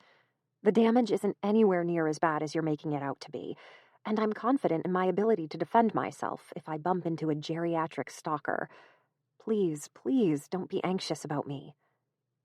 Neil worried at his lower lip. The car was coasting nearly 10 kilometers faster than it should have been. "Would you be open to a compromise?" "What did you have in mind?" "Could I stay with you tonight? Just in case." Mara tilted her head to one side and tried not to grin too broadly. "A sleepover? That's not a compromise at all. You're more than welcome." The car began to slow down. "Great. I can stay until 8 the following morning, but then I'd have to get to my work. Is that all right with you?" "Absolutely." A thought struck her, and she raised her eyebrows. "Will your mother be okay with it?" She quite liked Neil's mother, Pam, but the older woman held what Mara could only describe as traditional values. "I already ran it past her. She'll be fine by herself for tonight." "But we'll be all alone. Together. It's absolutely scandalous." Neil grinned. "Let me put it this way. I'm her only child, and still unmarried at 26. I think I could take up residence in a bordello, and she'd turn a blind eye, provided it produced some grandchildren." Mara had to laugh. Chapter 9. Home. They left the main road and followed the incline into the country area. Another turn moved them out of the farming land and into a heavily wooded landscape. The road, which had been sealed until then, turned to dirt and narrowed so much that Neil had to pull over to let vehicles driving in the opposite direction pass. Blackwood's driveway was a long stretch from any other signs of habitation. Mara couldn't help wondering what had prompted the original owner to choose that plot of land. She knew that, if she followed the dirt road farther, it would eventually lead into the next town. But Blackwood House had been built nearly halfway between the 2 points of civilization, and didn't seem to have any close neighbors. Her driveway was a little over 4 kilometers long. The path was potholed and rough, but Neil's car managed it without trouble. Partway along, green and autumn-yellowed trees gave way to the spindly, gray-trunked monsters that surrounded Mara's house. They turned around a final bend and found Blackwood looming ahead of them. Mara dug her fingernails into the car's seat as an almost electric excitement rushed through her. The house looked even better than she remembered. It was hardly going to win the Cozy Home of the Year award, but it had personality, and it suited Mara perfectly. Neil pulled up in the scrappy yard and squeezed her hand. "Ready?" "Absolutely." Neil opened the boot, while Mara followed the white stone path to the front door. She took the bronze key out of her pocket and fit it into the lock. The metal scraped, and when the door opened inwards, Mara felt pulled forward like a morsel of food being sucked into a monstrous fish's mouth. The entry room was exactly how she remembered it. The aged wood groaned around her as she turned on the spot. To her left, the long, unfinished meal still sat on the table. "Home is where the heart is," hung on the wall in the room to her right. Home. It was such a warm word. Mara had lived in houses before, but never a true home. Blackwood felt innately good, innately right, as if she'd found the one place on earth she actually belonged. Footsteps behind her announced Neil's arrival. He carefully placed her portable wardrobe into the corner of the room, then crossed his arms as he surveyed the entryway. "We should have hired someone to clean this place out a bit." "I didn't legally own it until this morning," Mara said, shrugging. "Besides, no point in wasting money on something I can do myself." To call the house a bargain was an absolute understatement. Mara's savings, which she'd expected to almost entirely lose on an apartment, had covered Blackwood and left plenty to spare. Even after she paid for spare wood and tiles to repair the aging building, she'd have enough to last her at least 4 months, provided she didn't buy too many frivolities. 4 months was plenty of time to find a job, and she could spend her spare hours making Blackwood more comfortable. "What's first, boss?" Neil asked. Mara twirled, then faced the stairwell. "There's no electricity, so we'd better pick a bedroom before night sets in, somewhere that will get moonlight through its window." "Good plan. We might find something on the second floor. It's less cluttered than downstairs, and should hold its heat better. I'll grab some more stuff while you start exploring." "Meet you up there." It wasn't until she was halfway up the stairs that Mara questioned Neil's last phrase. "More stuff? Does he mean my box of trinkets? Or maybe he brought something for dinner. I wouldn't complain if he had. Tonight feels like it needs something more special than tinned tuna." On the second floor, the wide hallway branched to her left and to her right. Mara searched through it and found 3 empty rooms. The first 2 had shattered windows, but the third's glass was only cracked. Mara held her hand near the pane and felt a whistle of cold air. Maybe I can find some cardboard to cover it. All of the other bedrooms were furnished, and Mara didn't want to imagine the insects and cockroaches that might be living amongst the old wardrobes and under the decayed rugs. Her new room wasn't large, but it was at least clear and didn't have many cobwebs lurking around the roof. Floral wallpaper, shabby, peeling, and discolored, coated the wall around the door. "Mara?" Neil called. "In here." He backed into the room, 2 stacked boxes filling his arms. Mara recognized the cartons from the back of his car and frowned. "I thought you said that was equipment from work."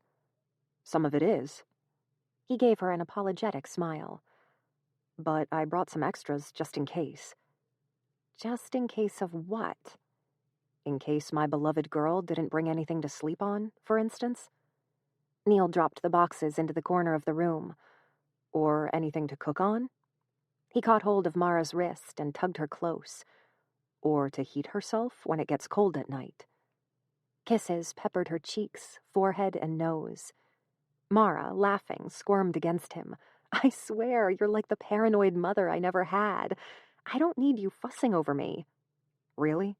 Truly?" Neil quirked an eyebrow. "Were you just going to sleep on the floor?" Mara tried to worm herself free, but Neil's grip was too solid to escape. "Of course not. I was going to take one of the house's mattresses and flip it over." "Mara!" The abject horror in Neil's voice made her laugh uncontrollably. Neil seized on her moment of vulnerability and pulled her closer, pressing her to his chest and lifting her from the ground. His arms wrapped around her, seeming to engulf her. Mara, breathless and delighted, stopped fighting and allowed herself to be held. Before meeting Neil, she'd hated feeling vulnerable. To be weak was a source of shame and fear. It made her a target. It hurt. But Neil could make her feel entirely powerless in a way she loved. His arms never squeezed too hard, and his words were never harsh. To be vulnerable around him was to be safe. So she draped her arms around his neck and let her body fall limp as he held her and kissed her hair. "Mara, Mara, Mara," he murmured. The adoration in his voice was almost too sweet to endure. "I love you so damn much. Please be safe." Mara opened her eyes at the final words. There was a pang of fear in them, as though some deep, anxious emotion were inches from escaping its restraints. He seemed so cheerful today. Was it just a cover for his worry? She raised her hands to run them through his hair, and he pulled her closer in response. "Neil, shh, it's okay. Everything's going to be fine." "I know." Neil took a deep breath, kissed her hair a final time, then gently lowered her back to the floor. He looked a little sheepish, but still didn't remove his hands from her back. "I know. You're a firecracker. Of course you'll be fine." Mara pulled him down to kiss her. His lips were hesitant, and she took control, pulling him in deeper. She was hungry for more. Her right hand gripped his shirt, and her left slipped underneath it to brush across his chest. He shivered in response, and she spread her fingers to press against the muscles. A clatter startled them apart. They turned, both breathing heavily, to see that one of Neil's boxes had toppled from its partner and spilt its contents across the floor. Huh. Neil, still flushed, squeezed Mara's hand before crossing to the box. I can't have stacked them properly. We'd better unpack before it gets too late, I guess. Yeah. Mara's heart raced, partly from the thrill of the kiss, and partly from the startle. She followed Neil and knelt to open the first box. As she sorted through the contents, intrigue grew into incredulity. There were 2 sleeping bags — he'd clearly planned to stay with her that night — and pillows. Below those were rolled foam mats and a small gas heater, then a portable stove and a heavy icebox, toiletries, a compact first aid kit, and duct tape. Where'd you get all of these? What I didn't already own, I bought or borrowed. Neil was returning the spilt contents to the box that had overturned. Mara caught sight of multiple torches and spare batteries, a radio, an umbrella, gloves, a roll of garbage bags, towels, and spare blankets. Do you intend to move in?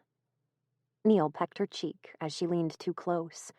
No, but you do. I was going to buy most of this stuff tomorrow, she groused. And now you can enjoy it tonight. Hang on, the floor is disgusting. I'm going to see if I can find a broom. Mara huffed as Neil left.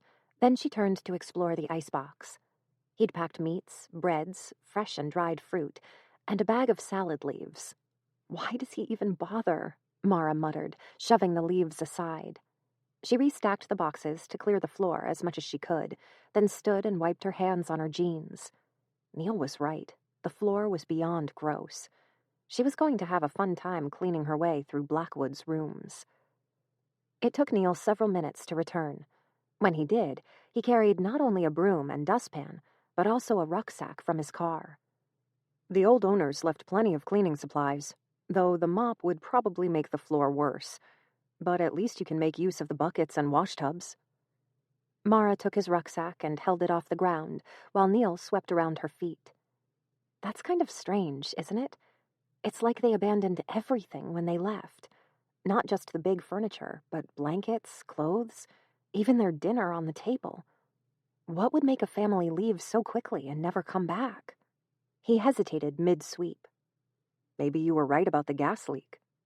I don't think so. Jenny was able to arrange for the gas and water to be reconnected while the paperwork was still going through. I had an inspector come down a couple of days ago, and he gave it the all-clear for leaks. Strange.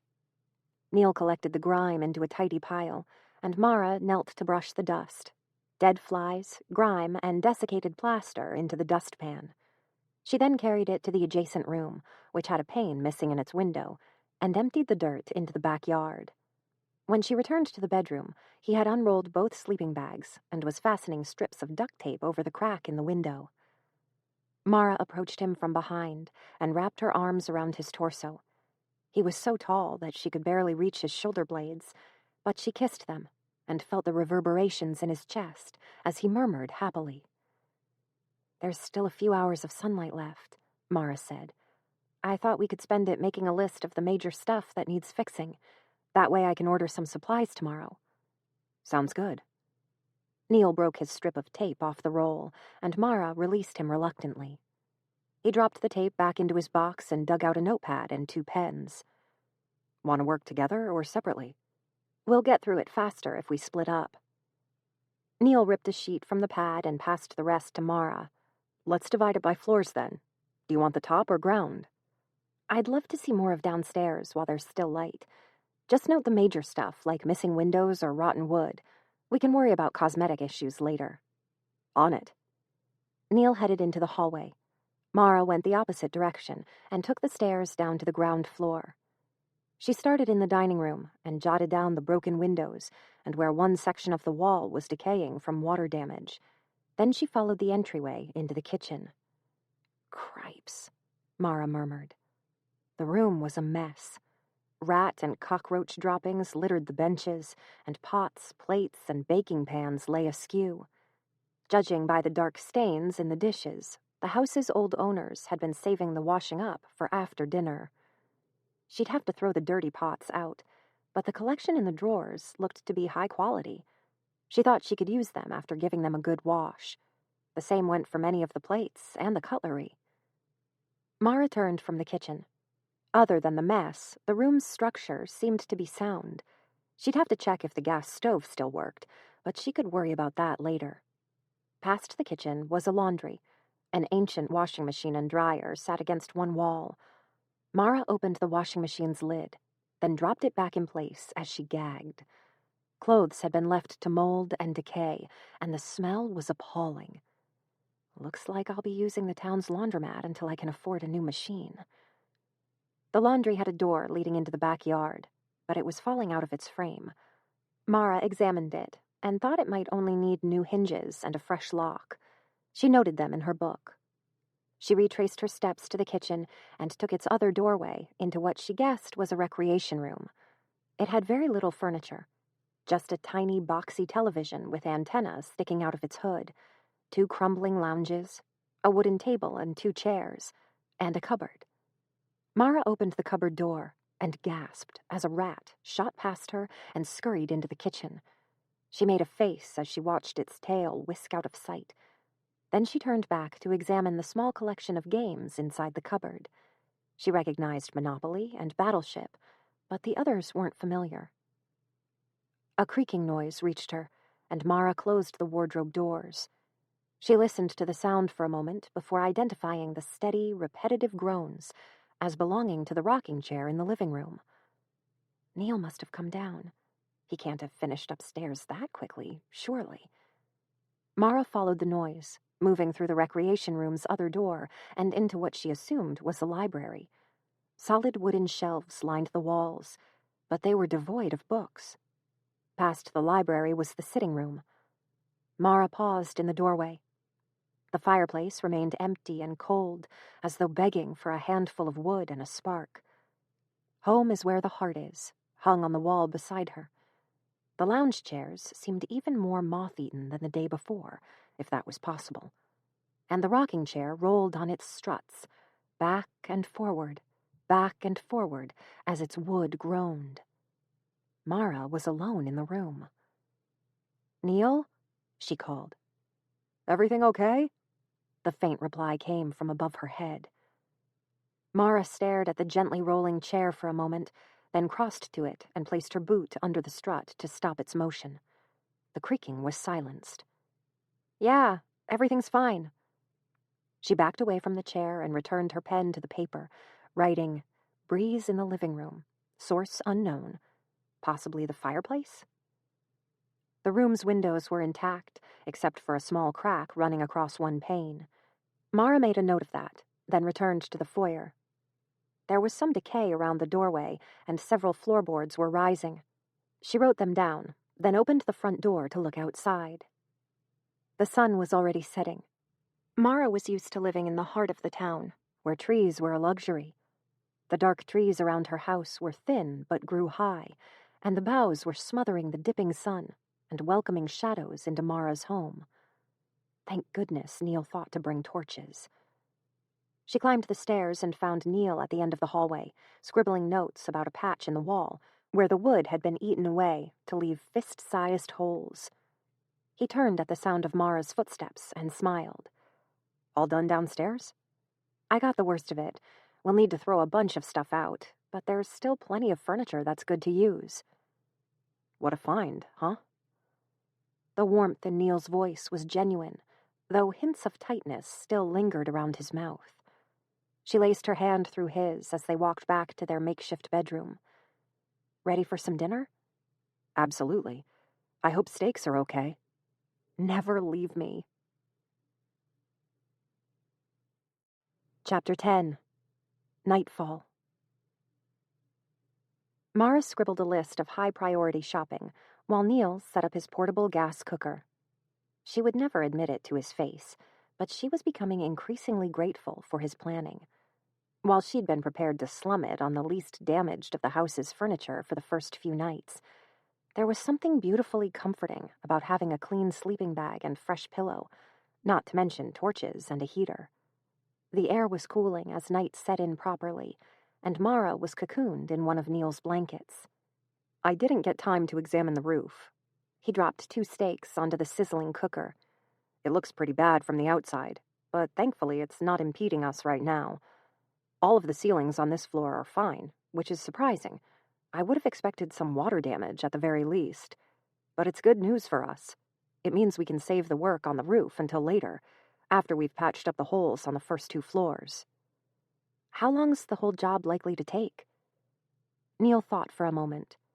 Well, it'll just be you and me working on it, but the house's structure is basically solid. As long as we don't find any larger problems, the bulk of the major repairs should be done within a fortnight. And I'd say we can fix up the small stuff, the repainting and repairing cosmetic flaws, over the next 6 months. 6 months isn't too bad. Not at all. Of course, we'll need to get electricity run through here, too. That's going to be a large job, and it's not something I can do. I'll ask around my contacts and see if any of them will give us a friend's discount. The smell of cooking meat permeated the room as Neil flipped the steaks, and Mara inhaled deeply. You're the best, Neil. I am, aren't I? His mischievous grin made Mara laugh, and he scooted backwards to sit next to her. I can't promise to be here every day, but Joel should be okay with me taking the afternoon off work for the next few weeks. I can swing by around 3 and stay into the evening. Mara rested her head against his shoulder. I'd really like that, but your mother still needs to see you occasionally, too. He gave a small nod. His mother hadn't been coping well since losing her husband 8 months before, and Neil had moved back into his childhood home to look after her. He said Pam often floated about the house aimlessly and skipped meals unless he was there to watch her. It worried Mara. She'd heard stories about couples dying within a year of each other, either from grief or because the change in their life was too great to reconcile, and dearly hoped Neil wouldn't have to lose his mother prematurely, too. It put him in a difficult situation, though. He was an only child, so the responsibility of caring for his mother fell to him alone. He was already juggling his work and home life, and Mara's new house would place additional strain on him. Even just staying with her for the night was a huge sacrifice. As far as Mara knew, he hadn't spent such a long stretch of time away from home since his father had passed. Neil moved back to the cooker to scoop the steaks off. An idea had been hovering around the back of Mara's mind during the 2 weeks between buying Blackwood and moving into it. She licked her lips before asking, "How are things at home?" He didn't look at her, but his voice was cheerful. "Not too bad. The doctor's talking about weaning Mom off the sleeping pills. She still seems lost sometimes, but she hasn't had any more major lapses in memory. She knows what year it is and things like that." Mara stared at her folded hands. "Tell me if I'm being horribly rude here, but have you thought that your mother might do better in a new environment?" "Yeah, I have." Neil sighed as he settled next to her and handed her a plate. It was loaded with not just the steak, but also potato salad, pre-cooked beans, and a handful of the leaves Mara had found in the icebox. I suggested it to her the other week, but it upset her too much to pursue it. She'd probably do better if she were somewhere that didn't constantly remind her of Dad, but at the same time, she's not ready to let him go, and I don't think a simple change of house would be enough. She'd need a new purpose in life, too. Right now, she doesn't have anything to fill her hours. Mara's mouth was dry. You know, Blackwood's got plenty of room. Once there aren't any holes in the roof, you and your mother could stay here. I don't know. She might like to help with making it a proper home, or something. Neil was silent for a very long time. Mara was frightened to look at him. She dreaded seeing signs of reluctance. But when she glanced up, his shining eyes only reflected surprise and deep gratitude. "You'd be okay with that?" "I think I would." She shrugged awkwardly. "I mean, I'd ask that she didn't bring any of the religious stuff into the house, or at least keep it in her room. But, well, I don't think I'd mind living with her if it's my home. That makes a difference, you know?" Mara. Neil's voice was thick. He pressed a warm kiss to her forehead, then gave her a broad smile. Thank you. I don't know if she'll go for it. She probably wouldn't want to move in within the next few months at least. But maybe that might just work. Yeah? Yeah. Mara couldn't stifle her grin as she leaned against Neil's shoulder. A hot glow had started in her chest.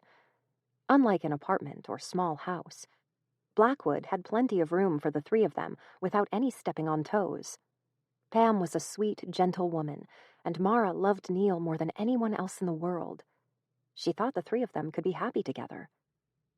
She picked the carefully arranged pile of salad leaves off her plate and dropped them onto Neil's.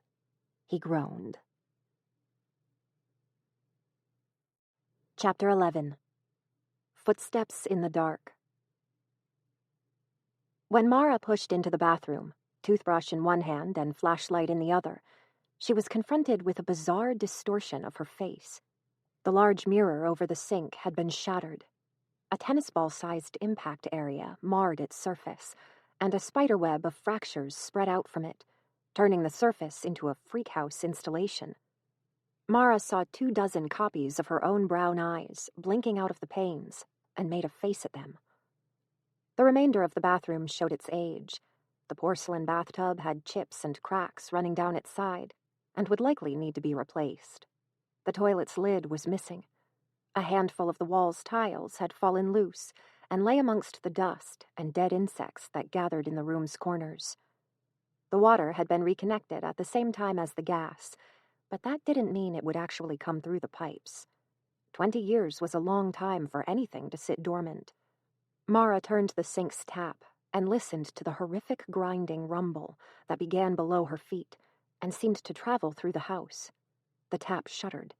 Then deep red water spewed from it. Mara gasped and took a step back. She knew it was only rust, but the liquid was such a vivid color that it was easy to imagine it as blood. She watched in fascination as the stream painted the sink scarlet, before gradually lightening and eventually clearing. She let it run for a few minutes more before scooping up a handful to taste it. The water was surprisingly cold. It tasted as though it was saturated with minerals, but it wasn't an unpleasant flavor, so Mara propped her flashlight upright on the sink to illuminate the room, dunked her toothbrush under the water's flow, and began brushing.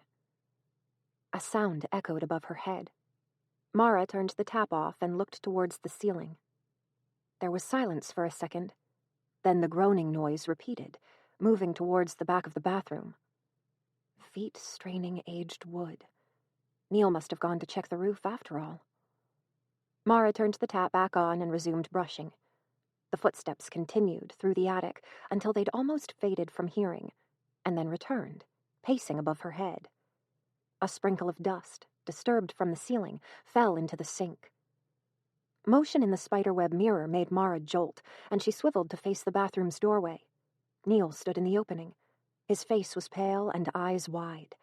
He spoke in a whisper. "Did you hear that?" Mara turned the tap off again and dropped the toothbrush into the sink. She stared at the ceiling and listened to the footsteps reach the end of the house, turn, and resume pacing. Damn it. Her mouth was dry. Half of her wanted to believe it was the wood flexing as the air cooled, but there was no mistaking the steady tempo of the creaks. There was a person in her attic. Neil crept closer and felt for her hand in the dim light. His blue eyes, normally so bright and optimistic, were filled with fear as they followed the creaks. Mara scowled and snatched her torch off the bench. "Stay here. I'll check it out." "Are you insane?" he hissed, tightening his grip on her hand so that she couldn't leave. "Haven't you watched any horror movies? The moment we split up, we're both getting murdered by the boiled cabbage stalker." Mara squinted at her partner. "You're really fixated on that metaphor, aren't you? Okay, you can come with me if you want. Or consider this." Neil seemed to be trying to keep his voice light, but the sheen of sweat over his forehead betrayed him. "We could get in my car and leave right now and not die horrifically." "No one's going to die horrifically. 10 to 1, it's a homeless guy who thought this was an abandoned building he could sleep in, or a kid here on a dare." You can stay downstairs if you want, but I'm going to have a talk with them. I am not letting you go up there alone. Then come with me. I don't get why this is such a big deal for you.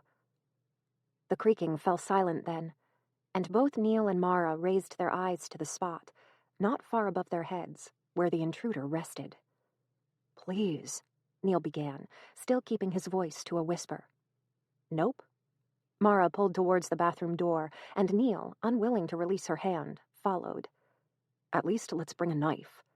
Yeah, that would be smart, but don't charge in there waving it like a madman. I want to de-escalate this situation, okay? Neil retrieved the small paring knife he'd used to prepare dinner and wiped it clean on his jeans. He looked as though he wished he'd brought a butcher's blade instead. Mara waited in the hallway and kept an eye on the staircase at the end of the passage in case the intruder tried to come down, but the footsteps didn't resume. Ready? She asked as Neil joined her. The house was pitch black. Neil had picked up his own torch, and their two beams brought small patches of the dark wood walls into relief. This is crazy, was all he said before leading her to the stairs. He evidently didn't want her entering the attic first. The stairs started at the end of the hallway and rose up the side of the wall. They were narrow and rickety, and it was impossible for Mara and Neil to keep them quiet as they climbed towards the hatch that opened into the attic. It's bolted on this side with a padlock, Neil whispered. Whoever's up there can't get down to us. Can you break it? A sigh. Probably. It looks rusty. Neil used the back of his torch to beat at the lock. On the third strike, it came free and clattered to the floor below them. With a final pleading look at Mara, which she refused to acknowledge, Neil took a fortifying breath and pushed the trapdoor up. The metal hinges wailed as the hatch flipped over. Neil climbed an extra stair so that his head and shoulders were in the attic, and swiveled. After a moment's pause, he continued climbing. Mara followed. The attic stretched the length of the house. At the roof's peak, the ceiling was high enough that Mara could have stretched her arm up and still not touched it. Streams of cold moonlight fell through the holes in the ceiling and painted strange models of light over the attic's contents. More than 100 boxes were stacked around the room. White cloths covered large, hulking shapes like shrouds, and the floor was coated in dry leaves. Mara panned her torch across the space, but couldn't see any movement. Hello?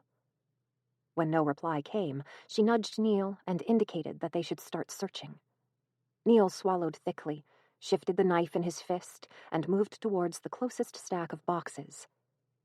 We know you're here, Mara said, as she began moving along the other side of the house, parallel to Neil. We could hear you walking. I'm not angry, but I want you to leave. This is private property. The only sounds she could make out were the crunches of their boots on the dried leaves and their shallow breathing. Neil stopped beside the first shrouded shape and whisked its cloth off. Underneath was a full-length mirror. If you make yourself known, we'll let you leave peacefully. She reached a shape on her side of the room and pulled the fabric away to expose a wardrobe. She opened the door, but the inside was empty. We won't press criminal charges. Neil's beam of light shook faintly as he directed it into each dark crevice and hiding spot he passed. The deep shadows were playing tricks on Mara's eyes, so she searched slowly and methodically as they continued along the length of the building and pulled the cloths off each piece of furniture. By the time they reached the opposite wall and faced each other, Mara was shivering from the frigid air. Did we miss them? Neil mouthed. Mara frowned and shook her head. They'd both been thorough, she knew. Every gap a person could hide in and every cupboard had been searched. She paced back along the attic until she reached the largest hole in the roof. While the others were no bigger than her head, this gap was easily wide enough for a person to climb through. Mara pushed her torso through it, ignoring the faintly panicked noises Neil was making, and shone her torch across the roof. It was empty. She then directed her beam to the front lawn and scanned over the shrubs and trees clustering about the driveway. My best guess, Mara said, pulling back inside, is they got out through this hole and climbed down the side of the building, which means they wanted to avoid being caught, and will move on pretty quickly. Okay. Neil looked relieved. He turned his light across the attic a final time. Okay, cool. I really hate this, Mara. Ha! Yeah, I know. She turned away from the hole. Come on. It'd be smart to search the house before we go to sleep, but I'm pretty sure we won't be disturbed tonight. They wove towards the open trap door, picking their way around the boxes and discarded furniture. Mara paused beside one large cardboard carton and nudged the lid open with her shoe. Inside was a stack of VHS tapes. Do you think this is all from the last owners? I don't know how long they lived here, but some of this stuff looks, well, ancient. Neil waved his torch towards a tarnished, scuffed grandfather clock. Some of the boxes look like they'd be 20 years old, but others are almost falling apart. Maybe a series of owners left their unwanted possessions here. Mara reached the exit and began climbing down the narrow stairs. Neil followed and pulled the trap door back in place behind them. Once they were on the second floor, she stretched. Okay, ready to search this place? Just in case? I wouldn't sleep otherwise. Sure. We'll cover more ground if we split up. Neil frowned, and Mara chuckled as she gave him a playful shove. That was a joke. Calm down. They moved through the upper floor quickly. Mara stood in the hallway watching both the staircase up and the staircase down, while Neil went into the rooms one by one and ensured they were empty. Then they moved to the ground floor, where they repeated the motions. She guarded the stairs at the back of the foyer and the front door, while he cycled through the downstairs rooms. By the time he appeared in the dining room entrance and shrugged, Mara was completely sure they were alone. She kept her smile bright and her trembling hands discreetly hidden as she went to him. See? No one got murdered. Yeah, Neil sighed. He seemed to be relaxing. Hey, did you know you have a basement? Mara raised her eyebrows. I have a basement? You do. I thought it was a cupboard at first, but there's a door that opens onto a stairwell. Damn, this is the house that just keeps on giving. Where is it? Neil followed her as she darted into the kitchen. It's in what I'm assuming is the recreation room. I didn't search it, though. The dust was thick enough to show no one had been down there. Well, let's check it out now. Mara hurried through the kitchen and into the recreation room and quickly located a narrow door hidden behind the couch, which blended into the room so well that she had completely overlooked it during her exploration earlier that evening. She pulled the door open and coughed as disturbed dust billowed out. Neil followed, a pained look scrunching his face. Hey, do you think we could maybe save going down the creepy stairs for later? Sometime when it's not, midnight? No. Mara angled her torch's beam at the stone steps and walls. It was a narrow stairwell. It would have to be traveled single file. But unlike the rest of the house, it was free of spiderwebs. The air that came from inside was almost Arctic cold. I've never lived in a house with a basement before. I want to see what it's like. Neil grimaced. Come on, we can turn it into a fun game. What's scarier, the basement or the attic? Neil's grimace intensified. You don't have to come if you don't want to. Mara began descending the stairs. She hadn't taken 3 paces before Neil's footsteps began following hers. The stairs continued deep below the house. When the floor finally leveled out, Mara was shivering, and her breaths plumed in the frigid air. She turned in a circle and panned her light across the room. It was a disappointment. Instead of extending the length of the house as she'd hoped, the basement was no larger than the bedroom they were camping in. It was completely bare, save for a thick layer of dust and stains on one of the walls. A pipe must have burst, Mara muttered as she ran her fingers over the dark red blot that ran down the stones. We'll have to get that looked at. Is it just me, or is this room way colder than it should be? Neil had his arms crossed over his chest and drew shallow breaths. It's underground, so it really should be insulated against temperature fluctuations. The stones probably trap the cold. Mara scanned the room a final time and sighed. Well, it's not very exciting, but at least now I can say I have a basement. Ready to go someplace warmer? Please. Chapter 12. Ghosts. Mara lay in her sleeping bag and held her hands towards the gas heater as she listened to Neil brush his teeth. Their exploration of the house had eaten up a lot of time, and Mara's phone said it was nearly midnight, and its battery was low. Without electricity, it would be dead by morning. She'd been watching her phone's status throughout the evening. 2/3 of the time, it displayed no signal. For the other third, either 1 or 2 bars appeared. That was better than she'd anticipated. Contact with the outside world would be limited, but not quite non-existent. Neil turned the tap off, and his footsteps shuffled down the hallway. He appeared in the doorway and paused there, smiling at Mara. "What?" she asked.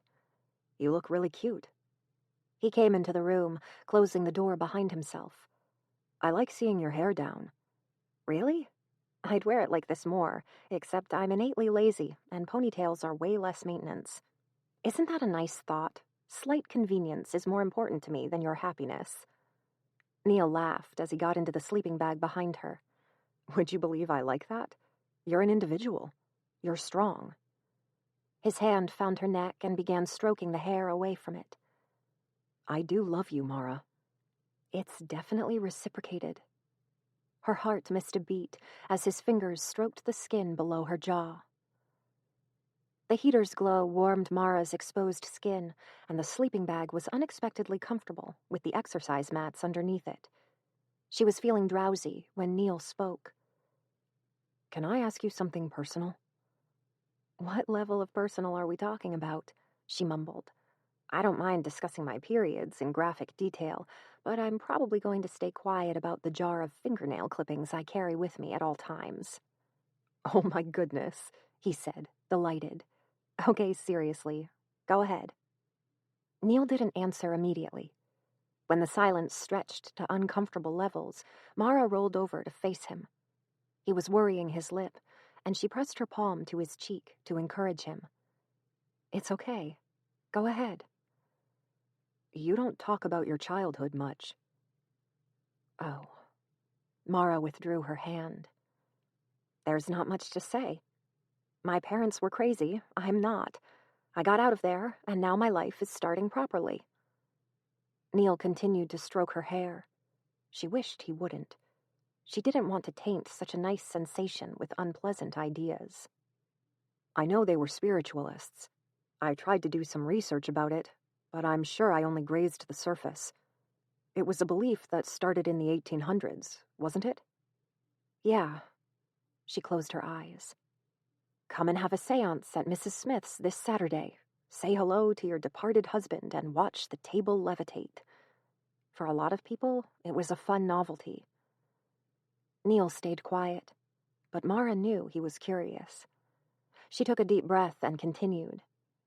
"Of course, amongst all of the gentry who made a parlor sport out of it, there were a few who really, truly believed, same as with any wacky theory. And some of those core believers had children, and their children had children. And, eventually, I was born." "There aren't many spiritualists left, are there?" Mara shrugged awkwardly. She wished they could change the subject. It was setting up a dull ache in the center of her chest. "When I was growing up, it seemed like the entire world believed. But that was only because my parents filled the house with their equally deluded buddies. Almost every day we had friends come around to talk about their experiences, or plan a meeting, or discuss messages from the dead. It was an echo chamber. Anyone with dissenting views was either cut out of our lives, or they cut us out of theirs. I wasn't invited to play with the other kids on our street. They'd have birthday parties, and I'd watch them from my window, but I never got to go." Mara, I'm sorry."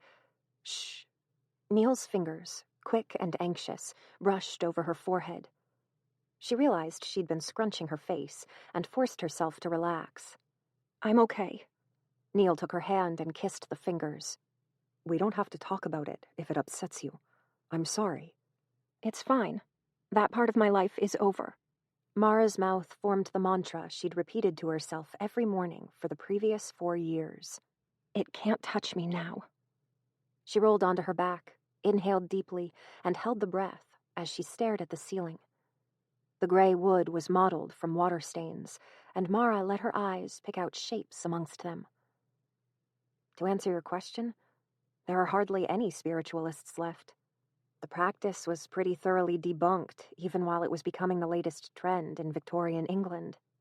The mediums were nothing more than stage magicians who claimed to have a direct line of contact with the dead. They used sleight of hand, bells attached to their shoes, incognito assistants, and other tricks to fool their audiences. They'd move pencils or small wads of paper, snuff out candles, create tapping noises, and ring bells. And the more elaborate acts could involve levitating tables or the appearance of ghostly figures, all through completely natural means. How were the ghostly figures done? Mara snorted. An assistant, dressed in a white gown and wearing powder, would step out from behind a curtain and startle the crowd before hiding again in the pandemonium. Most seances were done in dark rooms, lit only by a couple of candles, so it was easy to fool the unwary. I hope this doesn't make you hate me, but that sounds like a lot of fun. Mara turned back to Neil. Despite the ache in her chest, she couldn't keep herself from returning his grin. I'm sure a lot of people enjoyed it, just for what it was, parlor tricks. The problem comes when people continue to believe it, despite evidence to the contrary.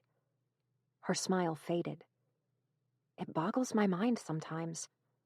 My parents weren't stupid. My dad had a degree in biology, and my mother worked for an emergency helpline through most of my childhood. It's not like they were societal outcasts or anything. But they really, genuinely believed ghosts were talking to them, even after decades of being immersed in a culture entirely maintained by charlatans and the charlatans' dupes. They couldn't realize how fooled they'd been. Were the tricks that convincing? I saw through them.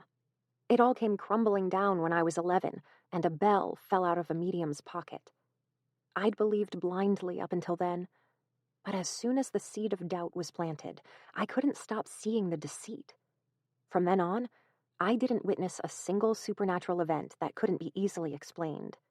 Getting access to the internet helped me figure out some of the smarter tricks.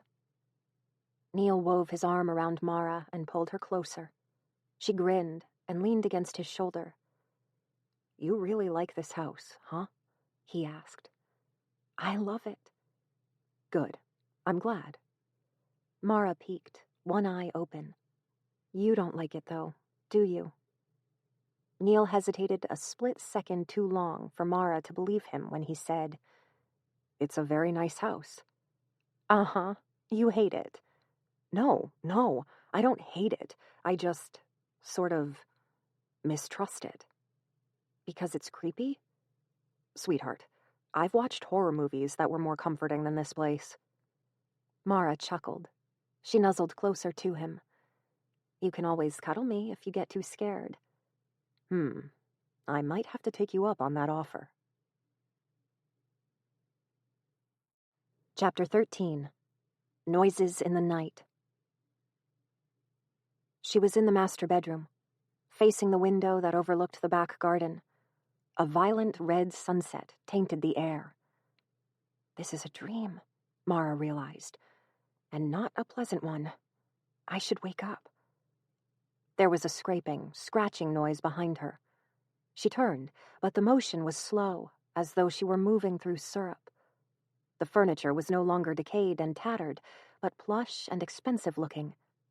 Pillows had been thrown about the room, and chairs were overturned. Brushes, jewelry, and a basin of water had been pushed off the bureau. The four-poster bed was in disarray and had two of its curtains pulled down. The sound came from a woman at the door. She wore a long, silky nightdress, and her pale hair cascaded around her shoulders. Mara thought she might have been beautiful, except for her hollowed cheeks and the manic, haunted madness in her eyes. The woman stared at Mara for a moment, breathing heavily, then returned to clawing at the door.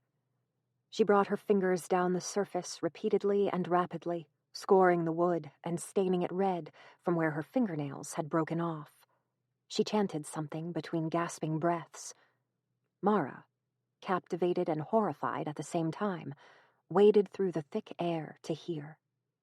"Run, run, run," the woman repeated, speaking the mantra as though she no longer knew what the words meant. She looked over her shoulder at Mara, and the frantic, insane terror distorted her face. "The Axeman is coming." Mara gasped and started upright. The cold night air bit at her as she blinked at the room. Neil's arm was draped over her waist. A square of moonlight from the window blanketed his sleeping form, and Mara watched his chest rise and fall in a steady rhythm as her heart rate slowed. It's just a dream, probably brought on by all that excitement before bed. She rubbed at her eyes, exhaled, and lay back down. Her heart still jumped as the dream's influence faded. The building felt far less welcoming in the deep night than it had earlier, almost as though its very nature had changed during the hours Mara had slept. She'd found it easy to be brave when Neil was with her, and she could ricochet off of his cautious nature. But with Neil asleep, her bravado was sapped away by the darkness and unnerving stillness. Somewhere deep in the house, a low, slow groan began. Mara clenched her teeth as the hairs on her arms rose. It's just the rocking chair being nudged by a breeze. Nothing to worry about. The noise seemed to permeate the building and soak through Mara's self. She stared at the ceiling while she waited for it to stop. The stains across the wood became a makeshift Rorschach test. Earlier that evening, Mara had seen a motley collection of figures and faces. In the middle of the night, though, they looked like bloodstains blooming outwards from where a dozen souls had lost their lives. A door slammed. Mara gasped and clutched Neil's arm. He stirred, his eyebrows contracting for a second, then relaxed back into sleep. Just a breeze. This house has more holes than a woodpecker's tree. Of course stuff's going to move when it gets windy. Mara looked towards the window. She could see boughs silhouetted against the dark sky. They were eerily still.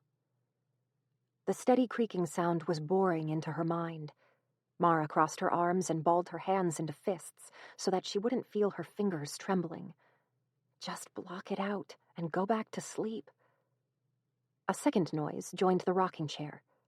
A child began sobbing. The plaintive cries echoed as they bounced through the house, and Mara suddenly found it difficult to draw breath. There's an explanation for this. There's got to be. The wind whistling through a hole somewhere, probably. It's only frightening you because it's nighttime.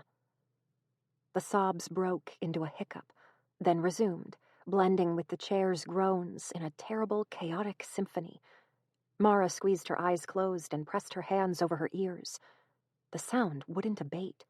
She could feel her blood rushing through her veins, moving far faster than it should have for someone who'd been lying still. Every moan and every wail keyed Mara's nerves up tighter and tighter until she finally snapped and launched into action.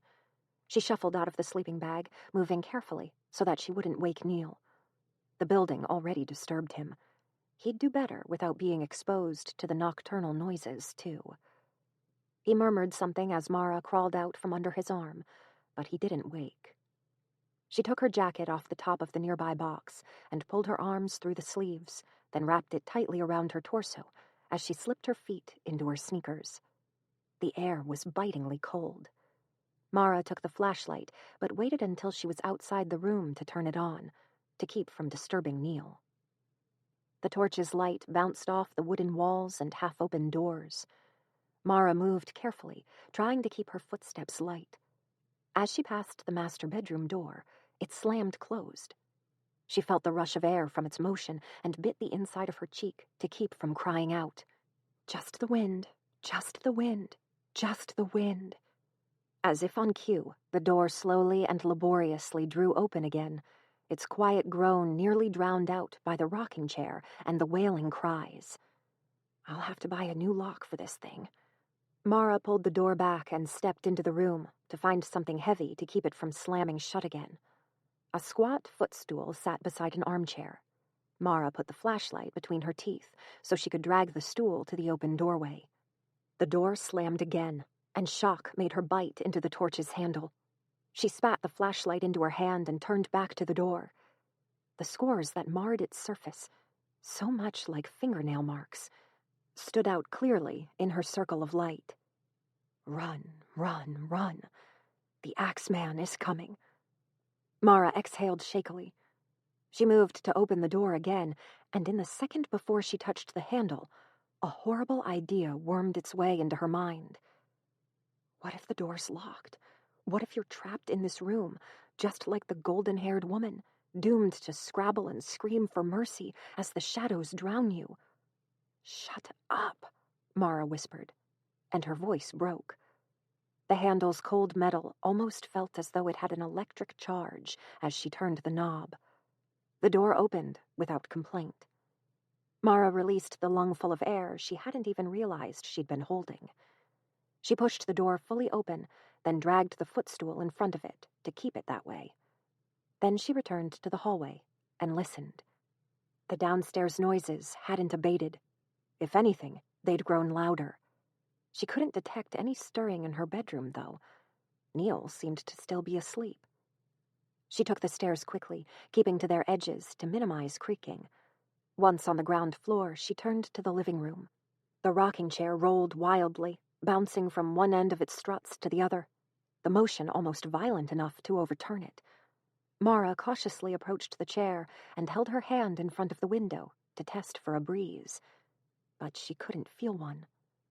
The wailing continued, seeming to fill the room with its mournful weight. It really does sound like a child crying. No wonder all of the previous owners panicked.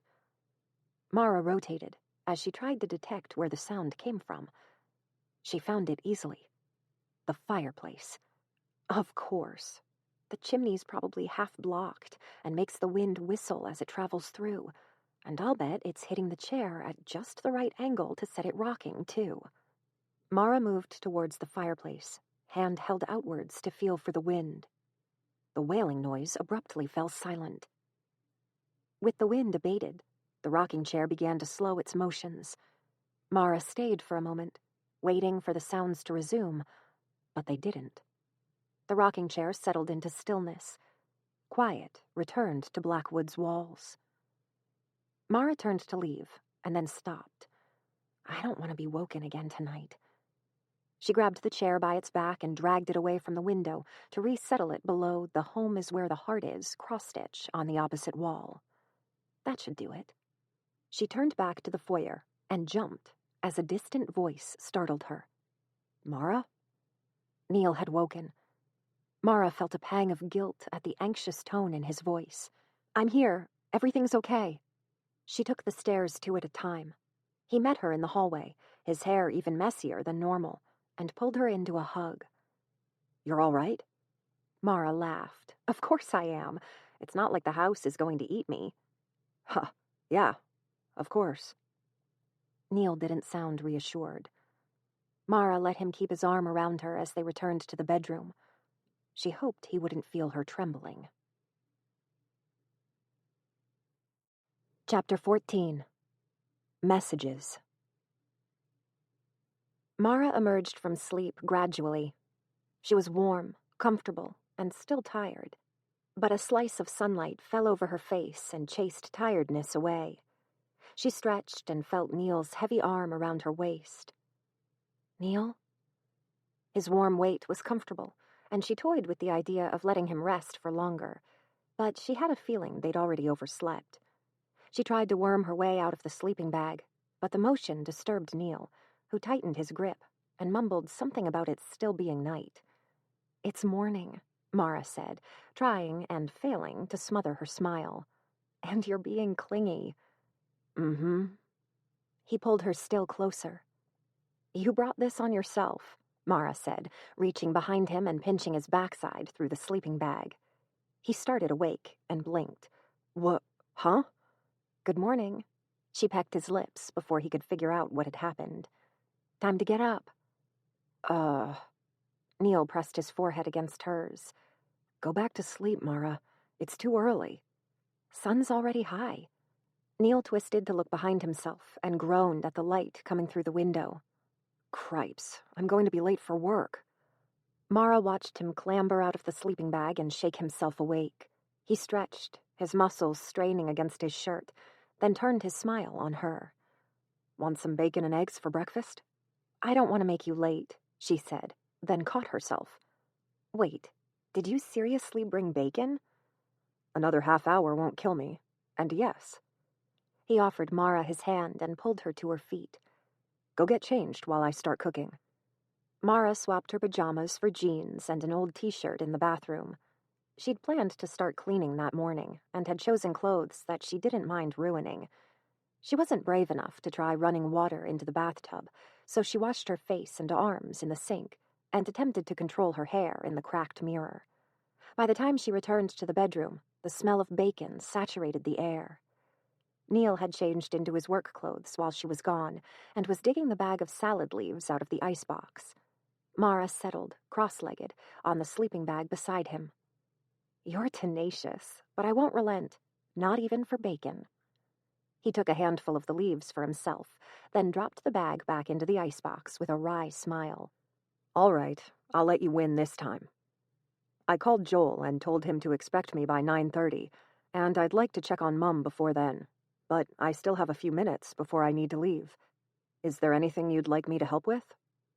Mara accepted a plate of eggs, bacon, and untoasted bread. "I should be right for this morning. I thought I'd start with clearing some of the junk. I'll throw out that art display on the dining table so we can have an actual surface to eat off of tonight." "Sounds good. I left gloves, bags, and face masks in the box there."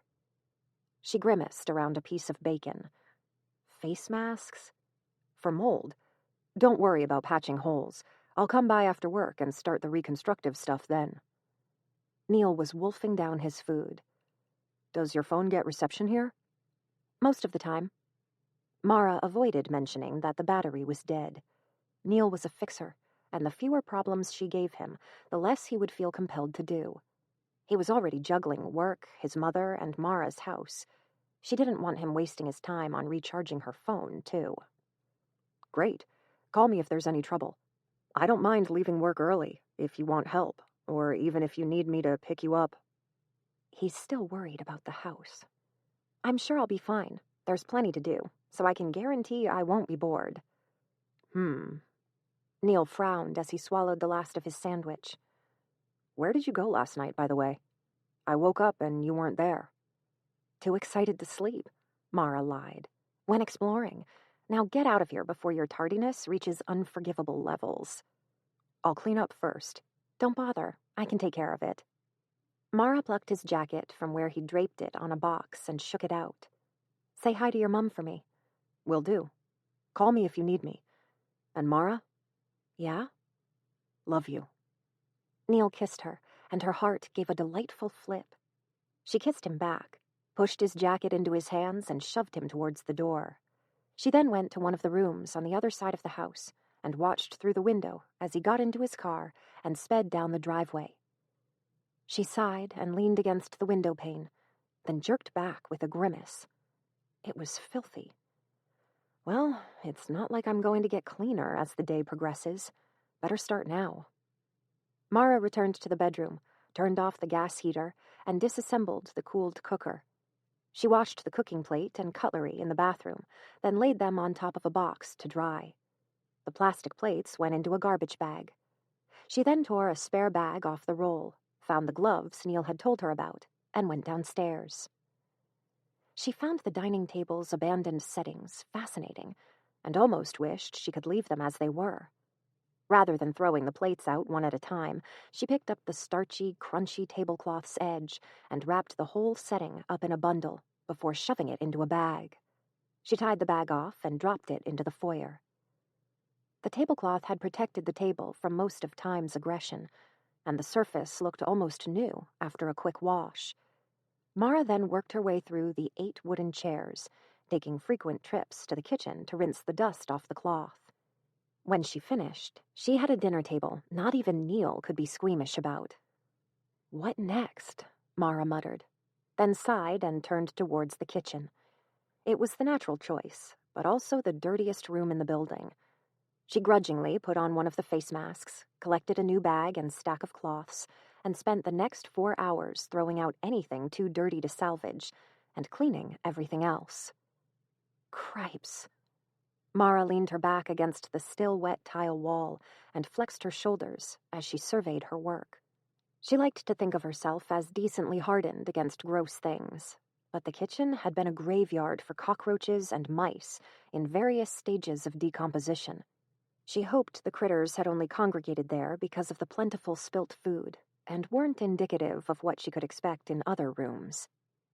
There were 2 cooking options in the kitchen: a gas stove, which Mara suspected had been installed by the house's last owners or not long before them, and an ancient wood oven.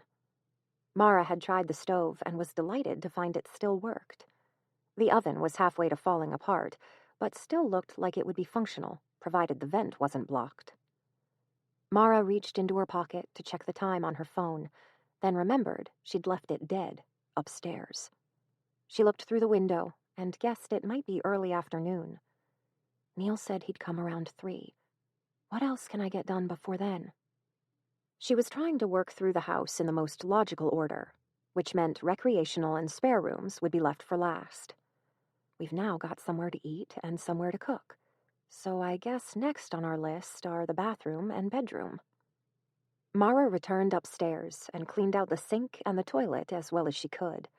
She didn't bother cleaning the mirror or the bathtub, as they both needed to be removed. Next was the bedroom. Their temporary beds needed a quick kick back into place, after which Mara packed away the cooker and gave the floor another sweep. She was about to leave when the tattered wallpaper caught her attention. I wonder if it would be hard to pull off. The wood underneath should still be intact, right? Neil's knife sat with the cutlery that was drying on top of the box. Mara took it and approached the wall beside the door.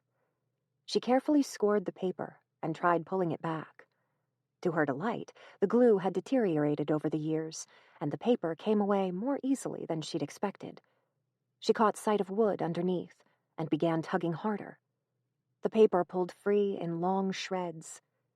Mara stepped back to throw a wad aside and caught sight of the paint underneath. She hoped it was paint, at least.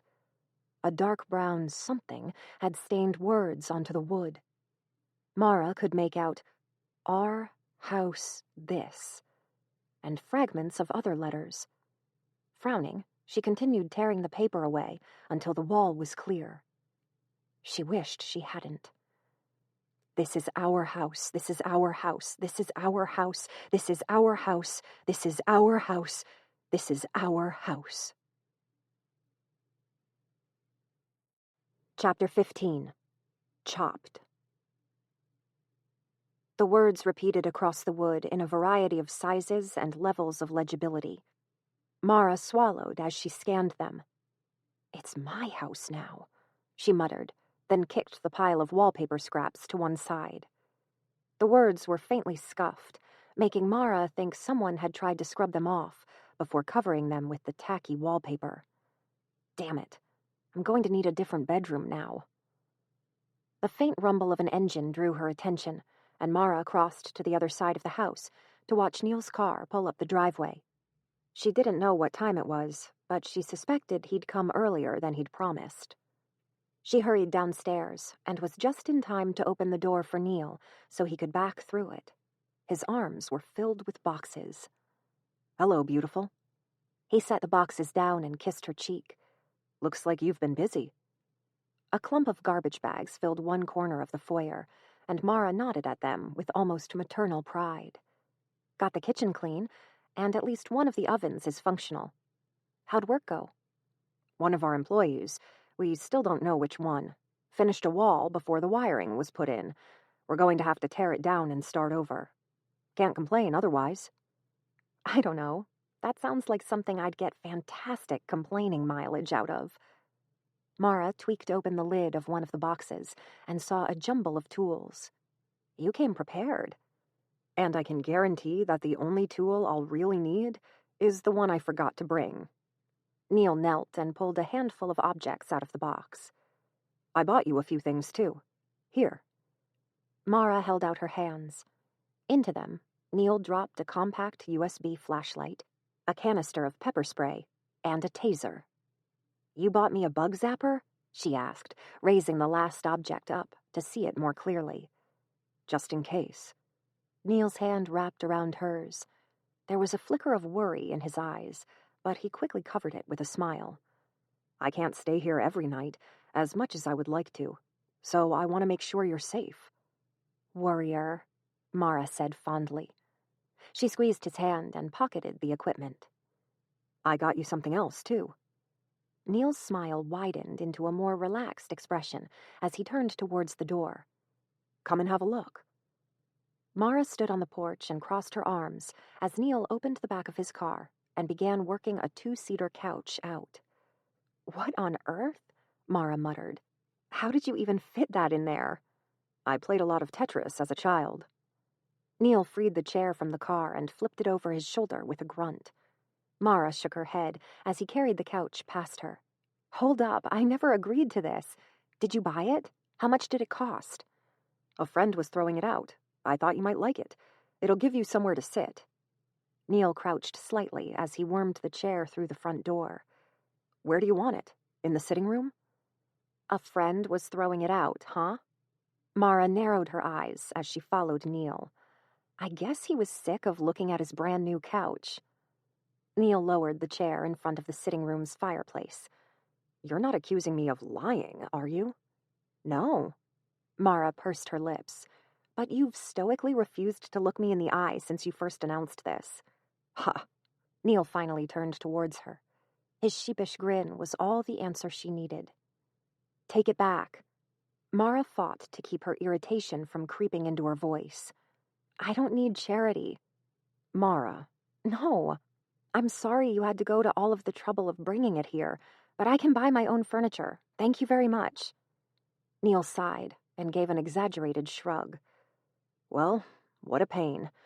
I guess if you don't want it, I'll take it to the dump." "Don't play dumb. Just return it to whichever store you bought it from." "My friend was throwing it out anyway, and I don't know anyone else who needs a couch, so—" "Ugh." Mara pinched the bridge of her nose. Neil was determined to be stubborn. She could tell he was fully prepared to carry through with his threat and throw the chair out. "And it would be nice to have somewhere comfortable to sit.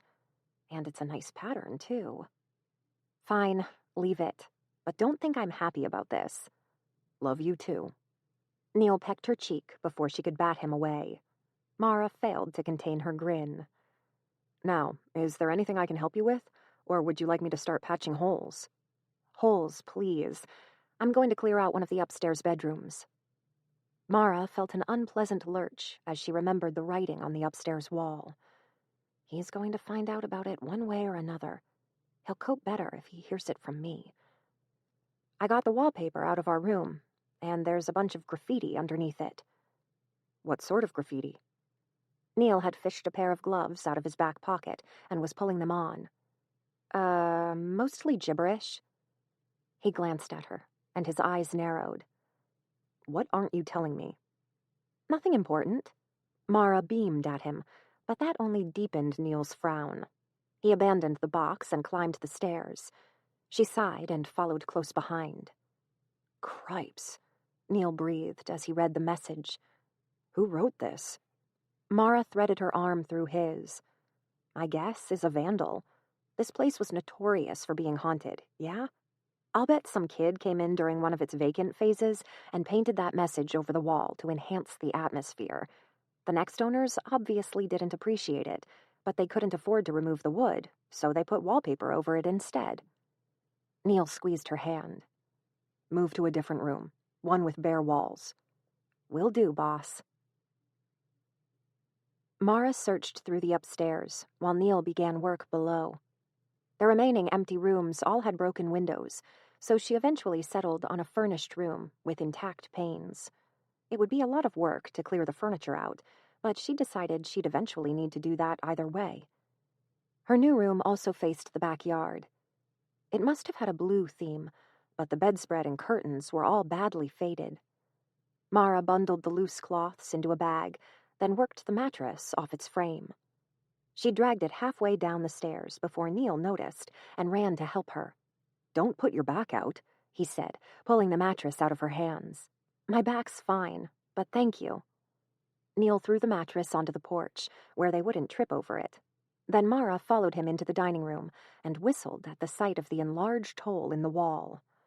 "It's not as bad as it looks." Neil took up the crowbar and began working another damaged plank free. "I'll have this one done before I go home tonight. It won't match the other wood, I'm afraid. There's no way to fake the super old aesthetic you've got going on. But you can stain it a similar shade. I'll be happy as long as it looks more like the before photo of the Titanic rather than the after." Neil snorted and turned back to his work. Mara squeezed his shoulder on the way past and returned upstairs. Deciding what furnishings should stay and what should go was difficult. Once the organic, decayed items, the rugs, curtains, and mattress, were gone, Mara examined the wooden bed frame, wardrobe, and bureau. To her surprise, the latter two were empty and solid. The bed, on the other hand, had suffered from its burden. The mattress had become wet at some point and rotted through several of the slats. She kicked at one of them, and it snapped. This is definitely older than 20 years, and it was probably a cheap bed when it was bought, too. It wouldn't fit through the doorway whole. Mara tried to prise it apart, but the wood had fused together. Grumbling, she returned downstairs. Neil had worked quickly. The damaged part of the wall had been removed, exposing the support beams, and he'd moved on to measuring cut marks on the fresh wood he'd bought. "I'll pay for that," Mara said, nodding towards the wood. "Just give me the receipt." "Don't worry, I got it." "Neil." She narrowed her eyes and put a hint of threat into her voice. "I'll accept your help, and I'll even take your couch, but only as long as you're not out of pocket at the end of this. Give me the damn receipt." Okay, stubborn thing." Neil double-checked a measurement, then sat back on his haunches. "I'll get it for you later. Did you need any help upstairs?" "Huh? Oh, yeah. Did you happen to pack an axe in one of those boxes?" Neil's eyebrows rose. "I didn't, but I found a cupboard full of tools in the laundry last night. You might have some luck there. What do you need an axe for?" "I want to dismantle a bed, and an axe seems like the easiest way to do it." Neil jumped to his feet and hurried after Mara as she wove through the kitchen. "Whoa, what? I'm sure there's an easier way to pull a bed frame apart." She wrenched the cupboard doors open and caught sight of a large axe sitting in the corner. "No, this'll do nicely." She flicked the cobwebs off it and hefted it to head height. Neil made a faint noise of alarm and nudged the axe so that the blade wasn't pointed at Mara's face. "You'll lose a limb with that thing." "Nah, lumberjacking runs in my blood. Apparently, some of my great-grandparents were woodcutters." "That's not a reassuring resume." "You need to worry less." Mara tried to lower the axe and use its blunt head to nudge Neil's chest, but the shifting center of gravity threw her off balance. Neil had to step backwards to avoid being bludgeoned. "Keep patching the walls. I'll have the bed sorted before you're done." "Jeez," Neil muttered. "Let me do it at least." Mara clutched the axe close to her body and ducked out of the laundry. Not a chance. She raced up the stairs, ignoring Neil's pleas for her to slow down, and skidded down the hallway and into the bedroom. The bed waited under the window. Mara approached it, raised the axe above her head, and let gravity swing the heavy metal towards the wood. The blade hit the brace near the headboard and became lodged. Mara strained to pull it free, then tried wiggling the handle, but the axe wouldn't budge. She turned to find Neil standing behind her, arms crossed, and gave him the sweetest smile she could muster. "I don't suppose you'd be kind enough to free it for me?" "Mara." Neil seemed to be fighting to keep a smile off his face. "I have a moral obligation to prevent you from decapitating yourself. Yesterday, you promised you'd compromise sometimes. So, let's compromise. We can butcher the bed if you'd like, but let me do it." Mara gave the axe a final tug, then sighed. "All right, okay. Have at it, Mr. White Knight." Neil's calloused fingers brushed a strand of hair away from Mara's face as he passed her, and the simple gesture was enough to fill her chest with a bubbly, giddy feeling. She settled back against the wall and watched him pull the axe free with one hand. Why was I arguing again? A grin grew as she watched Neil swing the axe in a smooth, practiced motion. His muscles bulged under his shirt, and there was something deliciously attractive about the way he stood, legs braced and head high, that Mara found irresistible. This is way more fun. Neil made quick work of the bed. He seemed to have an innate sense of where the fragile sections were and attacked them efficiently. Within a minute, Mara was left with a headboard and bed end and a mess of splintered braces and slats. "Don't touch the wood," Neil said as he leaned the axe against the wall. "It's full of splinters. I'll cart it downstairs." Or, she stepped closer and examined the slats. "It's dry. I have a fireplace now. Why don't we have a fire?" Neil considered the idea, as though testing it for Mara-killing potential, then nodded. "That could be nice. If you can wait until tomorrow, I'll bring some hot chocolate and marshmallows." Heck yes. Blackwood House was proving to be a series of firsts for Mara. First proper home, first basement, first cozy fire. She kicked at one of the broken planks, and a flicker of white caught her attention. "What did I just say about not touching the wood?" Neil moaned, as Mara plucked the square of paper out from the kindling. It was a small black and white photo. She held it up to the window's light and choked. The photo showed a middle-aged man with a heavy brow, bushy white mustache, and sideburns. The cut of his coat and the picture's blurry, faded quality suggested it had been taken either in the late 19th or early 20th century. "What the hell?" Mara muttered. Neil peered over her shoulder. "Ha, he looks like he'd be fun at a party." "That's my great-great-grandfather." Chapter 16. Victor Barlow. Neil was silent for a moment, then cleared his throat apologetically. "Sorry. I'm sure he was a very nice man." "Nope." Mara dropped the picture and shook out her hands, as though simply touching the paper would taint her. "He was a famous spiritualist, the first in our family, if you want to listen to my parents." "Where the hell did it come from?" "Probably wedged into a crack in the bed frame. It must have come loose when I cut it up." But why is it in my house?" A horrible, panicky feeling was building in Mara's chest. Her throat felt too tight to draw breath, as though a pair of cold hands had wrapped around it and were slowly squeezing. "I'm suffocating." Mara clawed at her neck, trying to pry away the invisible influence as she staggered back from the slip of paper that rested on the floor. Neil was at her side in a flash, his hands large and warm and firm, fixed over hers, and pulled them away from her throat before she could mar the skin. He dipped his head to whisper in her ear. "Shh, calm down. Everything's going to be all right. Relax."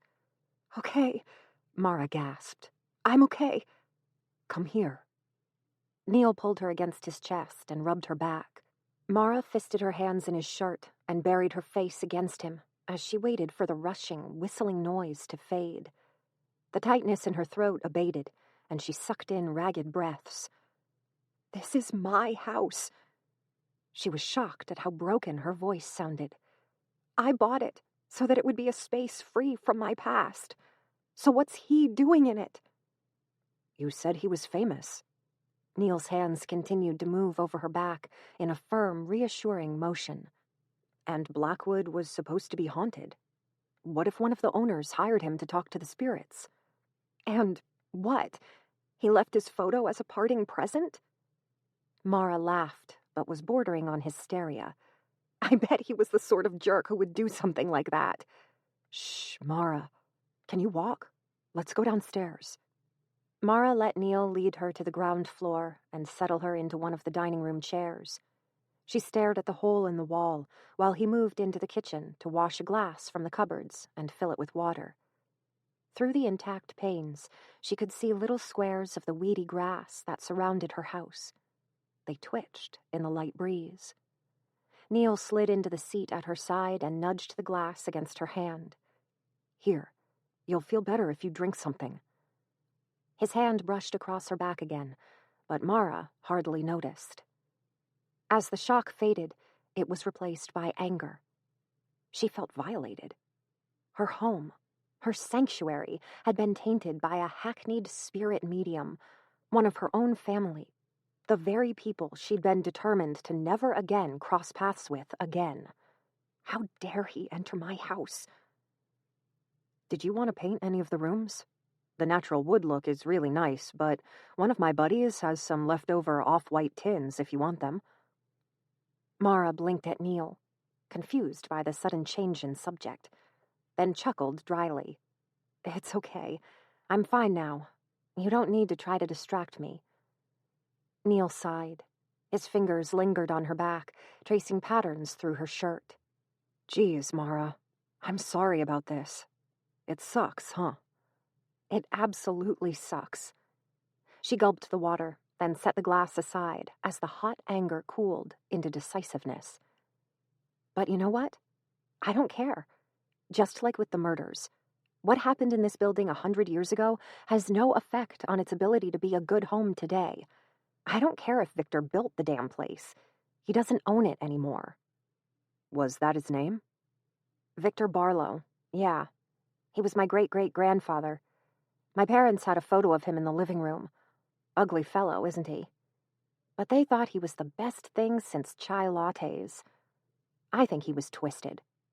Apparently, he had a bunch of, and this is in very sarcastic quotes, mind, groundbreaking spiritual theories, which means he was especially efficient at hoodwinking the public out of their money. Mara gave Neil a grim smile. Sorry to drag you into all of my stupid history. I'm just glad you're not hyperventilating anymore. Neil dipped his head to nuzzle Mara's neck. Want me to get rid of the photo for you? That would be awesome. Thanks. She nudged back. For everything. Anytime, sweetheart. Mara turned back to the hole in the wall. The weeds outside were becoming more shadowed as afternoon merged with evening. Want to have an early dinner? That sounds good. I brought fresh food. Would you like to start preparing it while I clear the bedroom out? Yeah. We should probably make use of the remaining daylight, huh? She found it surprisingly easy to put Victor Barlow out of her mind as she fiddled with the kitchen's dated stovetop. The excited, happy glow from the afternoon had been dampened, but not entirely extinguished. By the time Neil reappeared to help her assemble the burgers, Mara almost felt like herself again. They propped a torch upright in the center of the dinner table so that its light diffused over the ceiling, then set the table with freshly washed crockery. While they ate, Neil kept her entertained with a myriad of recent news, gossip, and stories about his neighbor's cat. He was lively and happy, and Mara could almost believe he'd forgotten about her breakdown, until he pushed his plate to one side and said, with impeccable casualness, Is it okay with you if I stay tonight? Huh? Mara narrowed her eyes over her bun. What about your mother? She'll be fine. And I didn't get that wall's hole patched after all. I thought I could fix it up tomorrow morning before work. Mara put her hamburger back on the plate, wiped her hand clean, then leaned across the table to stroke Neil's cheek fondly. That's really sweet, but I'll be okay. Your mom needs you more. His eyes fluttered closed as he leaned into her touch. I'd rather you weren't alone tonight, especially after... I'm a big girl. This afternoon was nothing. Mara smiled and found it was a genuine expression. Go home and get some rest. Neil wet his lips and tried a final time. Come with me? Nope. Relatives aside, this house is still way cooler than yours. And don't forget, you promised me a fire tomorrow night. With hot chocolate. I remember. Mara moved closer to press a kiss to Neil's mouth. He met her halfway, and his hand curled around the back of her neck to hold her close. She savored the moment, then drew back reluctantly. Now get out of here, you beautiful man. I'll see you tomorrow. The warm, comfortable glow Neil had lent her lasted until his car's engine faded from her hearing. She stood on the porch for several long minutes after his vehicle's silver roof dipped behind the trees. Then she shuddered and zipped her jacket up. After 4 years of running from your family, they've come back to snap at your heels. No. Mara ground her teeth as she re-entered the house. They're not here. They haven't been for decades. But they were. And not just any cousin or quirky uncle either, but him. What did your parents call him? The greatest spiritualist of the century, wasn't it? An inspiration? They were hoping you'd follow in his steps. Neil's right. He was probably just here for a one-night seance or something. Maybe he dropped the photo while he was staying in the spare bedroom.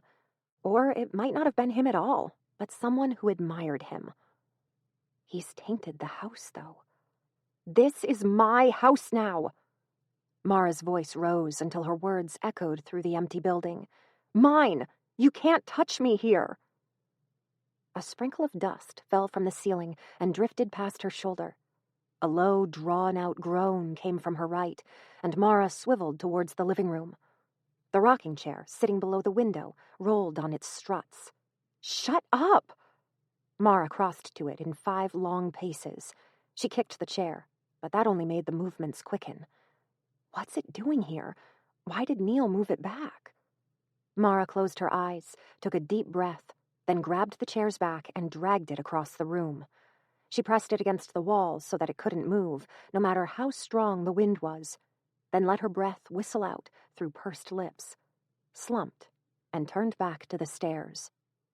She went straight to the spare bedroom, and a small part of the happy glow returned. Neil had not just removed the splintered bed, but had also shifted the bureau and wardrobe into a corner, swept the floor, and arranged the sleeping bag and heater in the room's center. He cares way too much. Mara stretched. Aches radiated from strained muscles, and her limbs felt heavy from the day's exercise. Better make it an early night. She brushed her teeth in the fractured mirror, turned the heater on, then crawled into bed fully clothed. The dreams started as soon as she closed her eyes. Chapter 17. Intruder. The nightmare was frenetic and disjointed. She saw the axe, its tip darkened by long-dried blood, arcing through the air. Children's voices laughed and chattered and screamed in the background. Their garbled noise was interspersed with the whistle and dull thud of the axe as it dismembered its victims. Mara gasped and sat upright. Sweat drenched her and stuck her shirt to her back.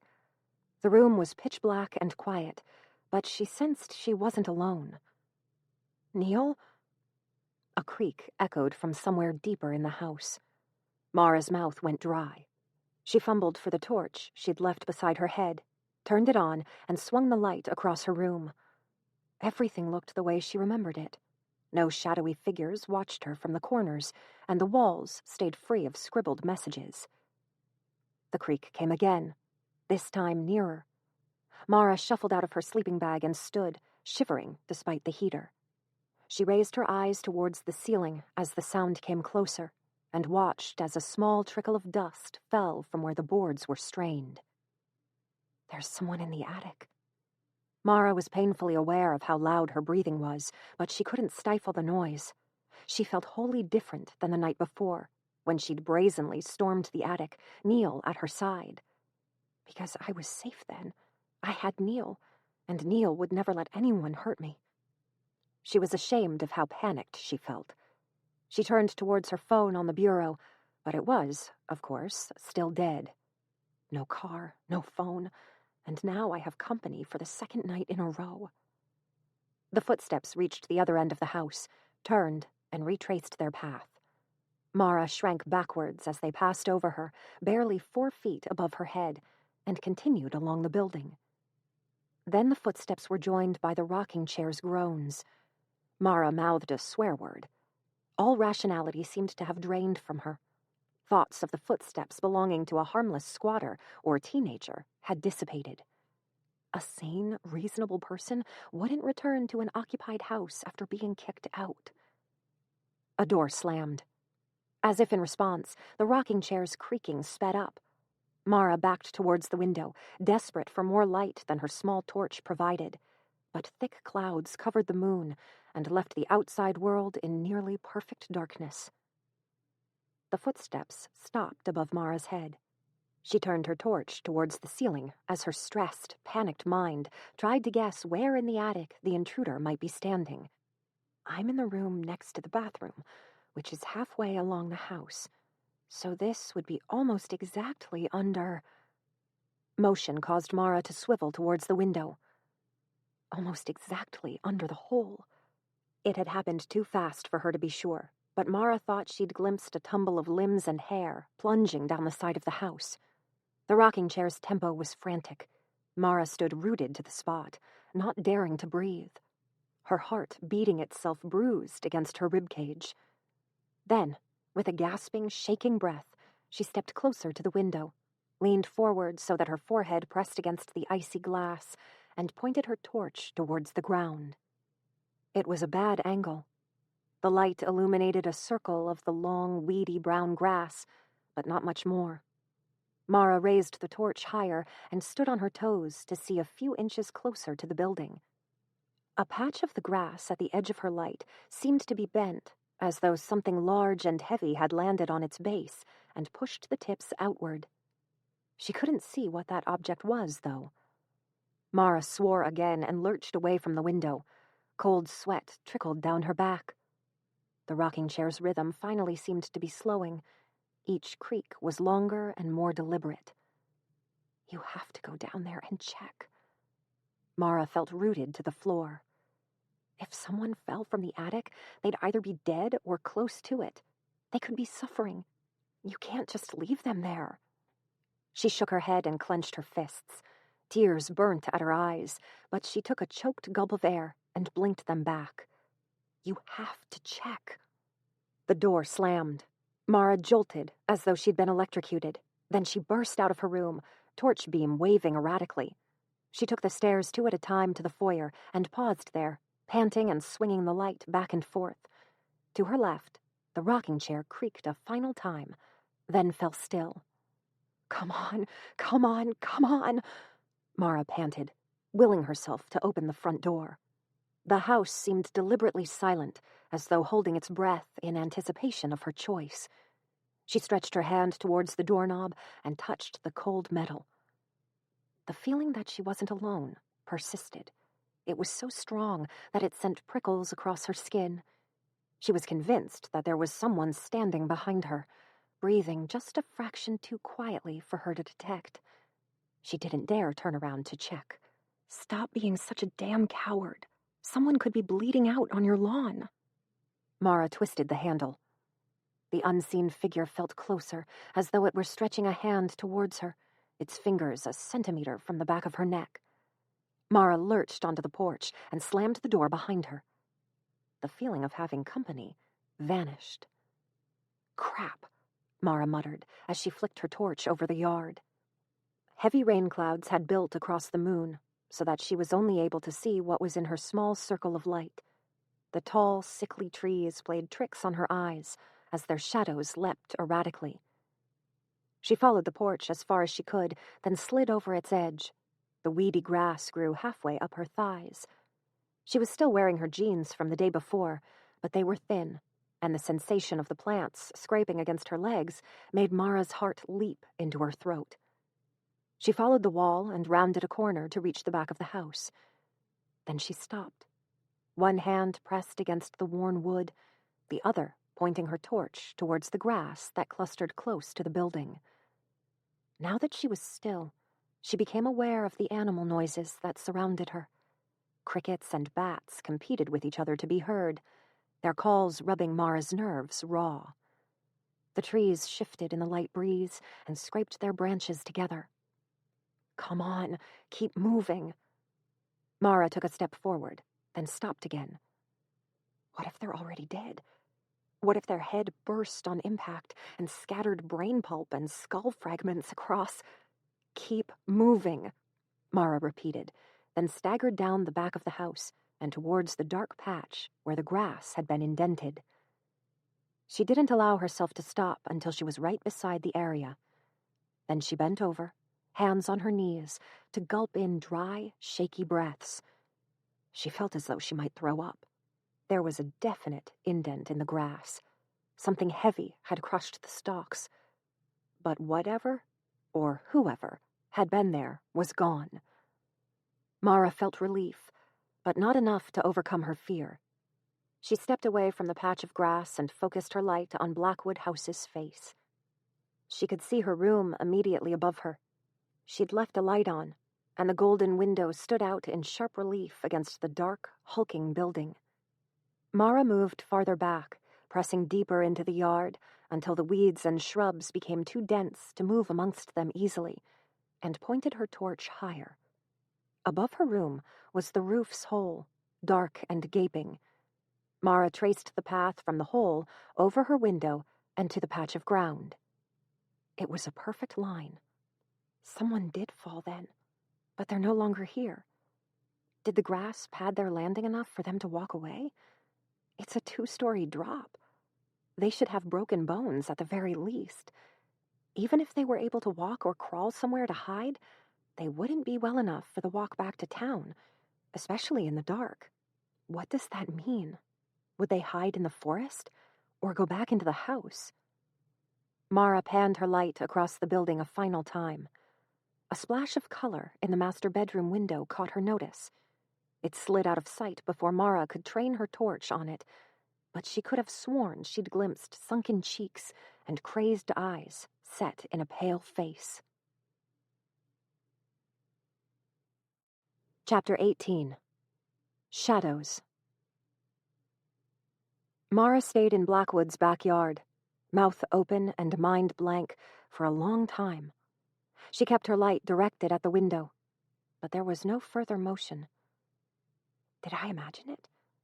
The glass might have caught and reflected the torch's light. I'm so keyed up it would be easy to think I saw a face. Mara swallowed heavily and began skirting the building, continuing in the same direction as before. As she walked, she kept flicking her torch's beam between the land ahead of her, the woods surrounding her home, and the windows of the house. But she saw no signs of life. The air inside Blackwood was a few degrees warmer than outside. Mara closed the door behind her with a relieved sigh. She held still and listened to the building. There were no footsteps. The rocking chair stayed quiet. She could make out a bat's screech coming from the woods, but the house was almost perfectly silent. I have to search it. Damn, but I wish I had Neil with me. Mara edged her way through the dining room and into the kitchen. She'd cleaned all of the surfaces the day before, but the cutlery and plates still needed sorting and washing. She opened a drawer, cringed at the sight of 5 dead cockroaches among the implements, and fished out a long, serrated knife. With just one person, it was impossible to search the rooms and watch the exits at the same time. Instead, Mara moved slowly and stealthily, pausing often to listen. If another person tried to sneak through the house, she knew she would hear them. The building was too old to move more than a few paces without straining the wood. She started upstairs, beginning with the master bedroom, where she'd thought she'd seen the face, and working her way down the hallway. She searched in wardrobes, under beds, and behind curtains, any place that was large enough to hide a human. Her new bedroom was the most welcoming out of all of them. The heater had left it warm, and the light she'd left on was comforting. Mara wished she could huddle in the room, close her eyes, and pretend the remainder of the house didn't exist. She left it reluctantly. The graffitied room made her pause again. She reread the message, "This is our house," and turned away with a grimace. Once she reached the far end of the hallway, Mara turned around and surveyed the row of closed rooms. She'd been careful to shut each door behind her, banking on the idea that they were likely to creak when opened. As long as she listened carefully, she should hear anyone who tried to get in or out. Mara then turned to the rickety stairs behind her. She tried to suppress the shudder, but it wormed its way out of her. The attic would need to be searched. The thought made her nauseous. The steps groaned under her feet as she climbed them. Mara placed the knife on the top step and gripped the torch between her teeth to raise the trap door. Once she'd pushed it past vertical, gravity took over, and brought it down against a chair with a heavy whump. She climbed the final steps and shone her torch over the long room. The white cloths still lay in pools on the ground where she and Neil had dropped them. A few new leaves had come through the roof's gaps to rest on top of them, but otherwise the attic looked unchanged from the night before. Mara looped through the room, moving far more cautiously than she had the first time, as she searched through the multitude of nooks and crannies. Warm air from the heater in the room below had risen through the floor and taken the chill off the attic, and Mara was sticky with anxious sweat by the time she'd gone through the room twice. She wove around an old ironing board to reach the hole in the roof and pushed her head outside to see the ground below. That's a horrible fall. I wouldn't like to bet on surviving it.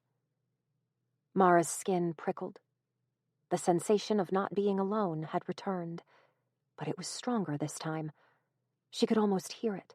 The tall, gaunt figure pacing the attic floor, hands outstretched, preparing to push her through the hole and send her tumbling to her death. Don't let your imagination run away with you.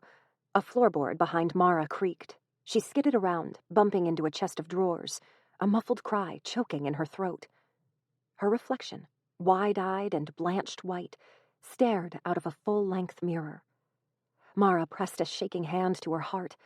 She felt as though she could collapse. "Get in control," she muttered, trying to steady her hands. "Get downstairs, search downstairs, then lock yourself in your room and wait for morning." She crossed to the trap door and half climbed, half tumbled down the steps, pulling the hatch closed after her. She wished she hadn't asked Neil to break the lock. After a moment of thought, she brought the knife to her shirt's hem and carefully sliced off a long, thin strip. She then threaded the fabric through the remaining bolts and tied it off. It wouldn't be strong enough to stop the door from being opened, but it would serve as an easy way to check whether anyone had come that way. The hallway doors had all remained closed. Mara passed them to reach the stairs leading to the ground floor and paused on the landing to listen. Silence. Okay. She crept down the stairs, keeping to the edges to avoid loose boards. One more floor to check. This'll be fine. We're fine. It's all good. She'd nearly reached the ground floor when the wailing started again. It began as a low and faint cry, but gradually built as Mara crossed the foyer and paused in the living room entryway. Nothing to panic about. Mara stared at the fireplace, where the noise echoed from, and willed herself not to imagine a child crying. Just the wind. The rocking chair was propped against the wall, exactly where she'd left it. That disturbed Mara. She'd been certain she'd heard its groans shortly after waking up. What happened then? Did someone move it away from the wall, then push it back? Or was I hearing something else? A door, maybe, dragging on its hinges? There was nowhere for a person to hide in the living room, so Mara moved past it and into the bare-walled library, then into the recreation room, and hurried through the kitchen, laundry, and dining room. The wind's wails muffled her own footsteps, but she also knew they would mask any movement made by an intruder, so she searched the rooms quickly. She re-entered the foyer, panting from the exertion, and finally lowered the knife to her side. I'm alone, I think. I hope. She scanned the room a final time as she backed towards the stairs. Something large and pliant got in the way of her legs, and Mara tumbled over it. The knife skidded out of her hand and hit the wall as she landed on her back. She grunted, sat up, and pointed the torch towards her feet. One of the garbage bags had tripped her. Lightning flashed. Mara glanced up, startled, as a square of bright illumination appeared over the wall beside the stairs. And in that square... Mara screamed. She skittered backwards, only stopping when her shoulders hit the wall, and stared in horror at the shadow of twitching, kicking legs suspended high above the floor. Breathless Jenny's words echoed in her mind. The killer hung himself. The light, which streamed through the window set high in the foyer wall, only lasted for a second. The figure bled into the darkness as it faded. Gasping, almost at the point of choking, Mara clutched her torch in both hands and directed it towards the banister. The space below was empty. Mara's mouth couldn't even form the words she wanted to use. The torch's beam moved shakily as she turned it from the banister to the wall and back again. There was no hanging body. Impossible. She fumbled behind herself for the knife. Her fingers fixed on the sharp end, and the dull blade cut into her. She hissed, but didn't dare let it go. Instead, she brought the knife to her chest and clutched it close. A low drone in the distance joined the fireplace's wails. Mara couldn't think what it was. I have to get out of here. Neil was right. There's something wrong with this house. Using the wall, she pulled herself to her feet, then staggered to the door. The droning became louder when she wrenched it open. Rain. She realized, even as her legs carried her across the porch and to the steps, which she followed to the white stone walkway. A large, hard raindrop hit her face. She stopped walking and let her arms slump to her sides. It'll take all night and half of the morning if I try to walk to town. I could strike out through the woods and try to find another house, but I'm more likely to become lost. The rain intensified, quickly wetting Mara's skin and soaking into her clothes. Her teeth were chattering. She turned, slowly and reluctantly, to look back at Blackwood. How long until morning? How long until Neil arrives? Lightning flared, bathing the area. Mara darted her eyes over the windows and open door, but they were all empty. The heavy, menacing feeling had abated. The building no longer seemed like a threat. Once again, it was nothing more than a house. Ugh! Mara pressed the backs of her hands against her eyes. What other options do I have? Reluctantly, she climbed the porch steps and re-entered the house. When she closed the door, she noticed the wailing had ceased. She was shivering and craved the warmth and relative security of her room, but her throat felt raw. She went into the kitchen, found the glass Neil had given her that afternoon, and filled it with fresh water. As she drank, she faced the archway leading into the dining room. When lightning flashed, she caught a glimpse of weeds through the hole Neil hadn't finished patching. Something creaked to her left, and Mara swiveled towards it. Was that a floorboard? No, it sounded more like... She placed her glass back on the bench and slunk forward, nerves jumping as she edged into the recreation room. The basement door inched open. Mara licked her lips and panned the light across the furniture and walls. There was no movement except for the door, which slowly ground to a halt. It's just the wind. Remember, this house is holier than a priest's convention. Plenty of breezes and gusts to disturb things. That's all. She circled the door and trained her light on the stairwell. It was empty, but she couldn't see all the way down. Gritting her teeth, Mara moved to the door, then past it, onto the first step, and crouched so that her torch could light the entire tunnel. The door slammed closed behind her. Mara jolted, and the torch tumbled from her hands. She clutched at it as it fell, but missed, and its light went out as it hit the corner of a step. Mara braced herself against the cold stone wall as she listened to the torch bounce down the stairwell and finally skitter across the floor. Crap! Her voice escaped as a squeak. Mara swiveled to the door behind her and turned the handle. It ground in its setting, then squealed and broke off in her hands. Crap! She tried to fit the handle back into the hole, but something wasn't lining up, and she couldn't see what she was doing wrong without any light. Mara slumped to her knees. The darkness felt overwhelming, bordering on smothering, and the stairwell was narrow enough to make claustrophobic chills crawl over her arms. Find the torch. See if it will turn back on. She began creeping down the stairs, using all 4 hands and feet, and taking each step carefully. The stairs were steep, and she had to rely on touch to ensure she wasn't about to tumble to her death. The downward climb seemed to last forever, and the air grew colder the lower she moved. She was trembling uncontrollably by the time she found herself on level ground. Mara inched forward on her knees, hands outstretched in search of the torch. Her fingers brushed over a jumble of uneven stones, but couldn't find the metal she desperately needed. It was becoming hard to breathe. Her heart pounded painfully, and she knew she was hyperventilating, but she couldn't stop herself. All she wanted was the safety of a sliver of light. Her fumbling search became more and more erratic as she moved farther into the basement. Her chest felt as if it might explode. Then a door slammed, and Mara found she wasn't able to breathe at all. Chapter 19. Kindling. Mara was walking along the upstairs hallway towards the stairs that led to the ground floor. Strangely, her feet didn't make any noise on the normally creaky floorboards. Another dream, huh? She reached the landing and looked into the foyer. It was filled with unfamiliar furnishings. A coat rack sat by the door, next to a shelf for shoes. The building looked far newer than what Mara was used to. The wood was young and bright, and there were no rotten patches. Despite the freshness of the building, most surfaces were coated in dust. The single jacket, hung on the coat rack, looked as if it hadn't been touched in years. Mara turned and saw she wasn't alone. Robert Kant stood beside her as he tied his rope to the railing.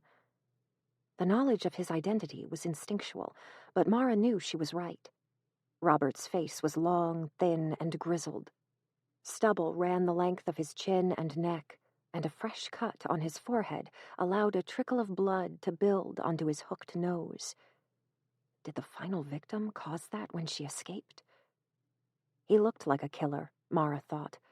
There was something cold and dead in his deeply sunken eyes that suggested his humanity had been worn away decades before. His fingers were long and knobbly, but deft as he checked the rope's knot. He then raised the noose at the other end of the rope and slipped it around his neck. Why'd he do it? Mara wondered, as Robert flipped his long legs over the edge of the banister. The police won't reach him for hours. He could have fled and never been caught. Robert sat on the banister with his legs dangling over the other side. He stared at the foyer for a second, then tipped forward. Mara flinched as the rope went taut. She moved out of the dream sluggishly. Something felt wrong about her body, as though she were no longer in control of it. She tried to move her hand, but couldn't tell if she had succeeded. Darkness surrounded her. Maybe I've gone blind. Far above her, thumping noises were interspersed with a voice. Mara felt her heart flip unpleasantly. Where am I? She was cold, she knew that much. So thoroughly, crushingly cold that it hurt to draw breath. There was something hard pressing against her cheek and arm. Stones. That's right. I'm in the basement, aren't I? How long have I been here? The sounds drew closer, and Mara realized they were footsteps. Not the slow, ponderous, creaking footsteps from the attic, but quick and heavy paces. A voice yelled, "Mara?" Neil. The thought of him was like hot courage injected into her chest. Mara shifted, found that her hands did work after all, and pushed herself into a sitting position. "Here," she tried to call, but the word escaped her as a croak. "Mara, answer me!" He was frantic. The pure fear in his voice hurt, and she could hear doors being thrown open as he searched for her. She swallowed, coughed, and tried again. "I'm here." The footsteps paused, then resumed, racing closer.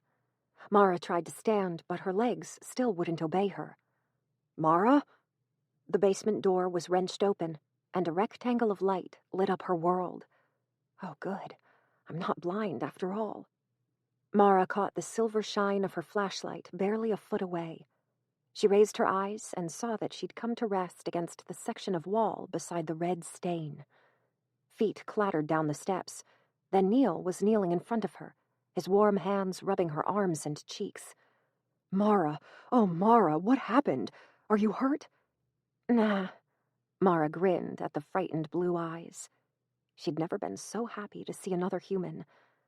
"Wind blew the door closed behind me, and the handle fell off. Thanks for letting me out. Is it already afternoon?" "No, it's morning. Geez, you're freezing. And wet. How'd you get wet? Never mind. Come here. Neil's arms encircled her. He pulled her to his body, then lifted her slowly and carefully. Is that okay? I'm not hurting you. Mara closed her eyes and leaned her head against his chest. He was deliciously warm. She wanted him to never let go. Okay, hang on. Let me get you out of here. Mara kept her eyes closed and felt the gentle rock as Neil climbed the stairs.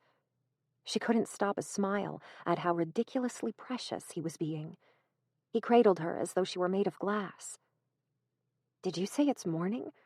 What are you doing here so early? I read something that worried me, so I skipped work to visit you. But I couldn't find you anywhere, and you didn't answer when I called. You scared me half to death, sweetheart. Mara opened her eyes to look at Neil's face. His normally sunny eyes were dark, and he'd tightened his lips into a thin line. What did you read? He hesitated, then shook his head. I'll tell you later. We need to get you warm first. They'd reached the top of the stairs. Neil turned towards the kitchen. We'll get you in the car and put the heater on. Mara frowned. No, I don't want to leave. Not yet. I've got some thinking to do. Mara, I don't want to leave. Neil held his breath for a moment, then released it. Fine. Okay. Hang on. They passed through the foyer and into the living room. Neil, moving slowly and with infinite care, lowered her onto the couch he'd purchased the day before. Is that okay? Are you comfortable? Oh my gosh, it'll be fine. I'm not about to shatter if you bump me. Neil knelt beside her and scanned her face. He cupped her cheek in one hand and caressed her skin with his thumb. Cripes, Mara, your lips are blue and you feel like ice. Are you hurt anywhere? No, I'm good. Just let me sit for a bit. You might have hypothermia. Neil took her hand and stroked it. We need to get you to a hospital. Ha! Mara batted his hand away. No, I don't have hypothermia, and I don't need a hospital. Stop worrying. You'll give yourself an aneurysm. Neil frowned, then stood. Stubborn thing. Stay here. I'll be back in a moment. Mara listened to him move through the building. He filled a kettle and put it on the stove, then darted upstairs and returned with blankets, the portable heater, and an armful of clothes. He set up the heater at her feet, then cleared his throat. Your clothes are wet. You'll need to change. Sure. Mara pulled her shirt over her head. She couldn't stop a wicked grin from forming as Neil turned red and pointedly stared at the ceiling. Underwear too? That should be fine. He held out the spare clothes, still keeping his eyes averted, then ducked out of the room as soon as Mara took the bundle. As she shimmied out of her wet jeans and into the new pants, she tried to sort through her memories of the night before.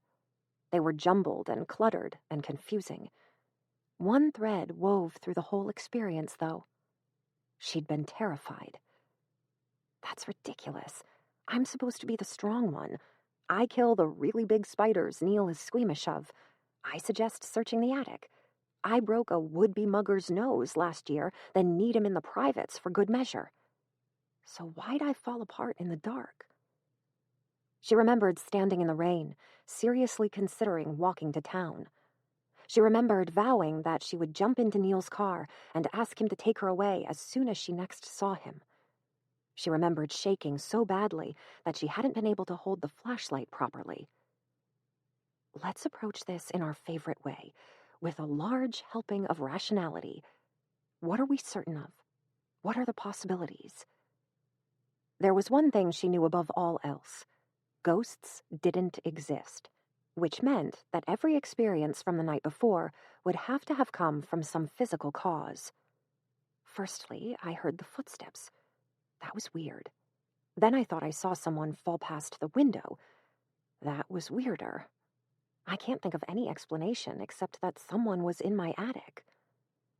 Neil entered the room with a steaming cup of tea, then made a faint choking noise and turned away. Mara realized she'd become distracted and hadn't put the sweater on. Sorry.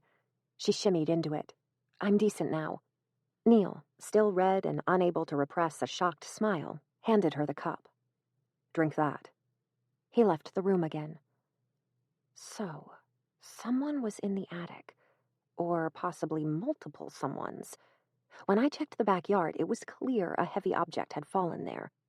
But I can't imagine a person would be in a fit state to walk away from an accident like that. Unless they had an accomplice to carry them. A clatter made her turn. Neil was carrying an armful of the bed's broken frame to the fireplace. He stacked some of the smaller fragments in the grate, poked 2 fire starters under them, and lit the arrangement. He was gone again in a flash. Next, I thought I saw a face in the window, but I already have a possible explanation for that. The torch's reflection. It was such a brief glimpse that I can't know for sure either way. I searched the house, and it was empty to the best of my knowledge. Mara sipped at the drink. It was chamomile tea. Neil had brought his favorite brand to share with her. The wailing sound was just the fireplace. I'd thought I'd also heard the rocking chair creaking, even though it was against the wall.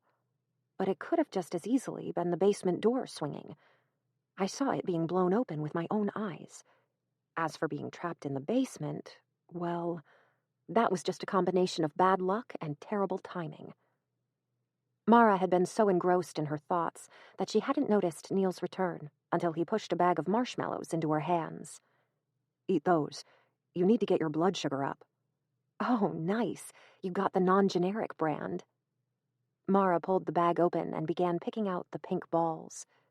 Neil had brought extra blankets, which he wrapped around her shoulders and legs before turning to tend to the fire. Mara pushed a handful of the marshmallows into her mouth and chewed as she thought. In that lightning flash, I'm certain I saw twitching legs. The shadows fell in such a way that they would need to be cast by something hanging from the banister, but there was nothing there when I looked more closely. So what was that? It took her a minute to come up with the answer, and when she did, she almost slapped herself for not thinking of it before. The light came through the foyer window, and outside of that window is a whole bunch of trees. I saw the shadows of branches being tugged about by the wind, and my overexcited mind interpreted them as twitching legs. How are you feeling? Neil took her hand and squeezed it. You're still cold. No, I'm defrosting nicely. Come and sit with me a moment. I want to leech off your body heat. Neil finally seemed to be relaxing. He took the seat beside Mara and wrapped his arm around her shoulders. She leaned against him, rejoicing in the sawdust and herbs scent, and shook the bag of marshmallows towards him. He took one. That's a nice fire you made, Mara said, smiling at the crackling flames. The small pieces of wood were halfway to being consumed, and the fire was beginning to catch on the larger slats. Thanks. Shh, drink the rest of your tea. I'll make you some more when you're finished. Mara laughed. You're like the micromanaging Greek aunt I never had. Neil kissed the top of her head. He still seemed uneasy, but Mara couldn't remember ever being so at peace before. Her experience was completely explainable. There were no evil presences lurking in her home, just natural causes, coincidences, and the strong possibility of an intruder. And intruders were only human. They could be dealt with. The fire and portable heater were taking the chill off her. Mara had no idea how long she'd been in the basement, but it couldn't have been more than a few hours. Her clothes were still wet from the rain. That meant she'd woken no earlier than 3 a.m. Just goes to show how crazed a mind can become in the middle of the night. And Blackwood isn't exactly the coziest house I've ever seen. No wonder so many of its occupants thought there were supernatural presences. Mara? Neil kissed her again. Are you feeling well enough to tell me what happened last night? It was obviously something big. Not really. I heard some noises and let them freak me out. Nothing bad happened. She was starting to feel sleepy and nuzzled closer to Neil. He hugged her tightly, but she thought it stemmed more from anxiety than contentedness. Did something wake you? He won't like it, but I need to tell him about the footsteps. I thought I heard someone in the attic again. Neil's arms tightened further. I found a knife on the kitchen bench. Yeah, that's mine. It was just a precaution. And the bloody handprints on the wall? Mara pulled back and frowned. What? Didn't you see them? They're in the recreation room. Mara wormed herself out of his arms and hopped through the library. Neil jogged after her, calling, "Slow down, you're not wearing shoes. Watch out for nails." Now, how do I explain this? Mara faced the recreation room wall opposite the basement door. Bright red handprints were smeared across the wood. Is this from the intruder? I should have seen them when I investigated the open basement door, though, surely. Neil caught up with her and tried to wrap a blanket about her shoulders. Come on, we can talk about this later. You need to rest. An idea struck Mara, and she raised her hand. She'd cut herself when she'd grabbed the knife the night before, and blood was smeared over the fingers and the top half of the palm, though most of it had rubbed off when she'd scrabbled over the basement's floor. Did I touch the walls last night? I can't remember. The marks look close to the right size. You said you weren't hurt.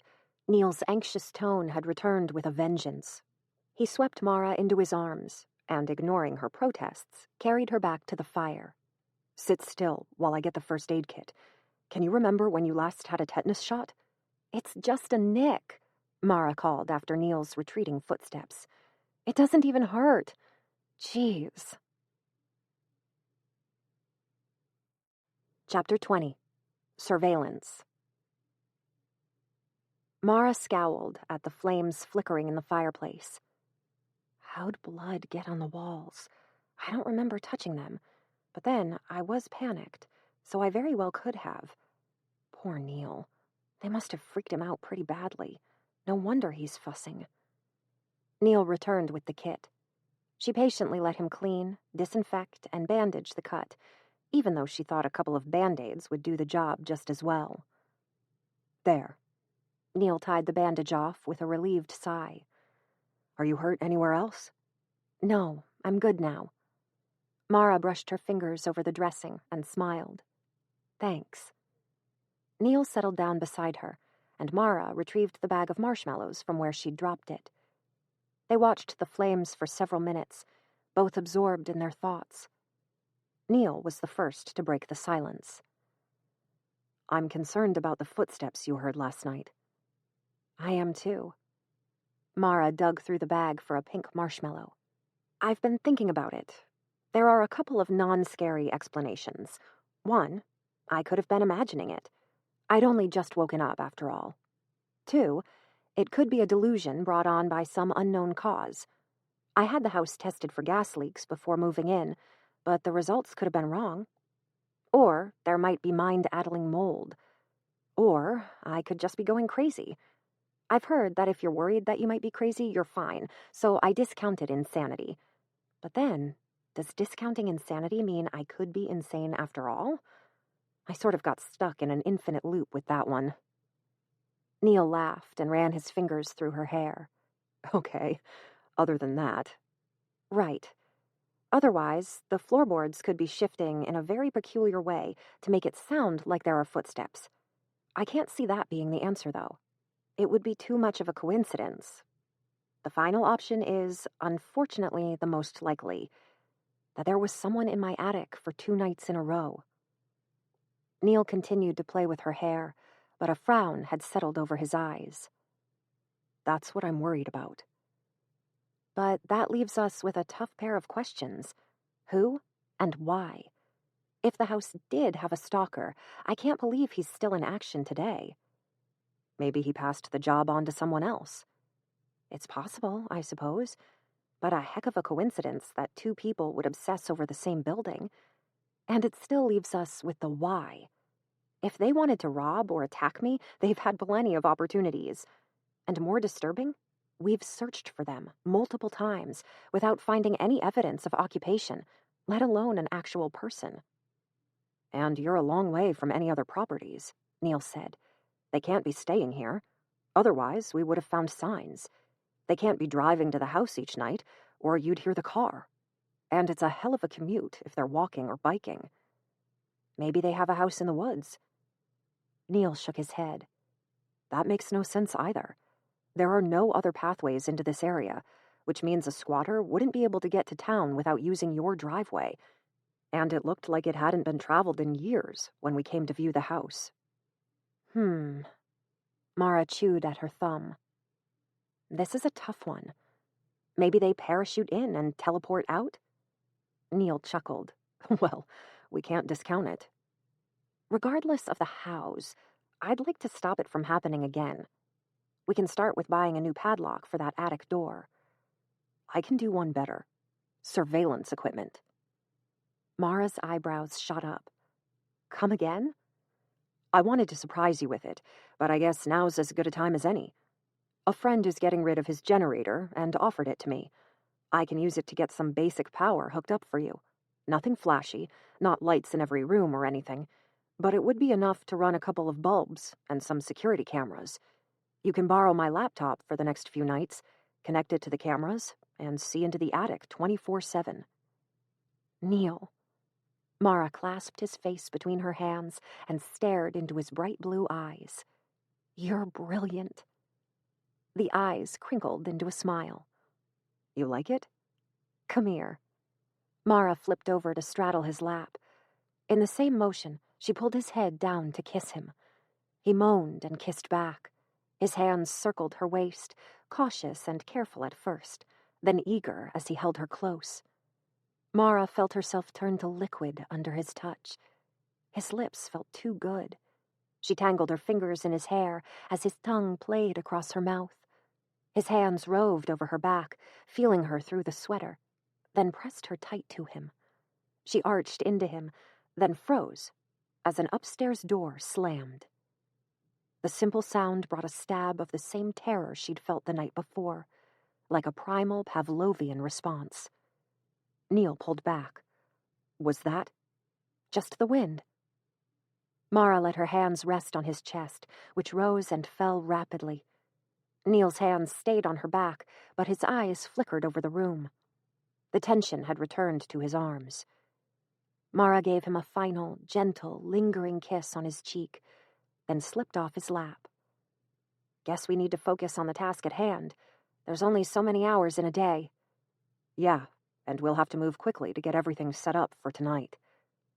Neil shifted forward to throw more wood on the fire, and Mara tilted her head to one side as she admired his back.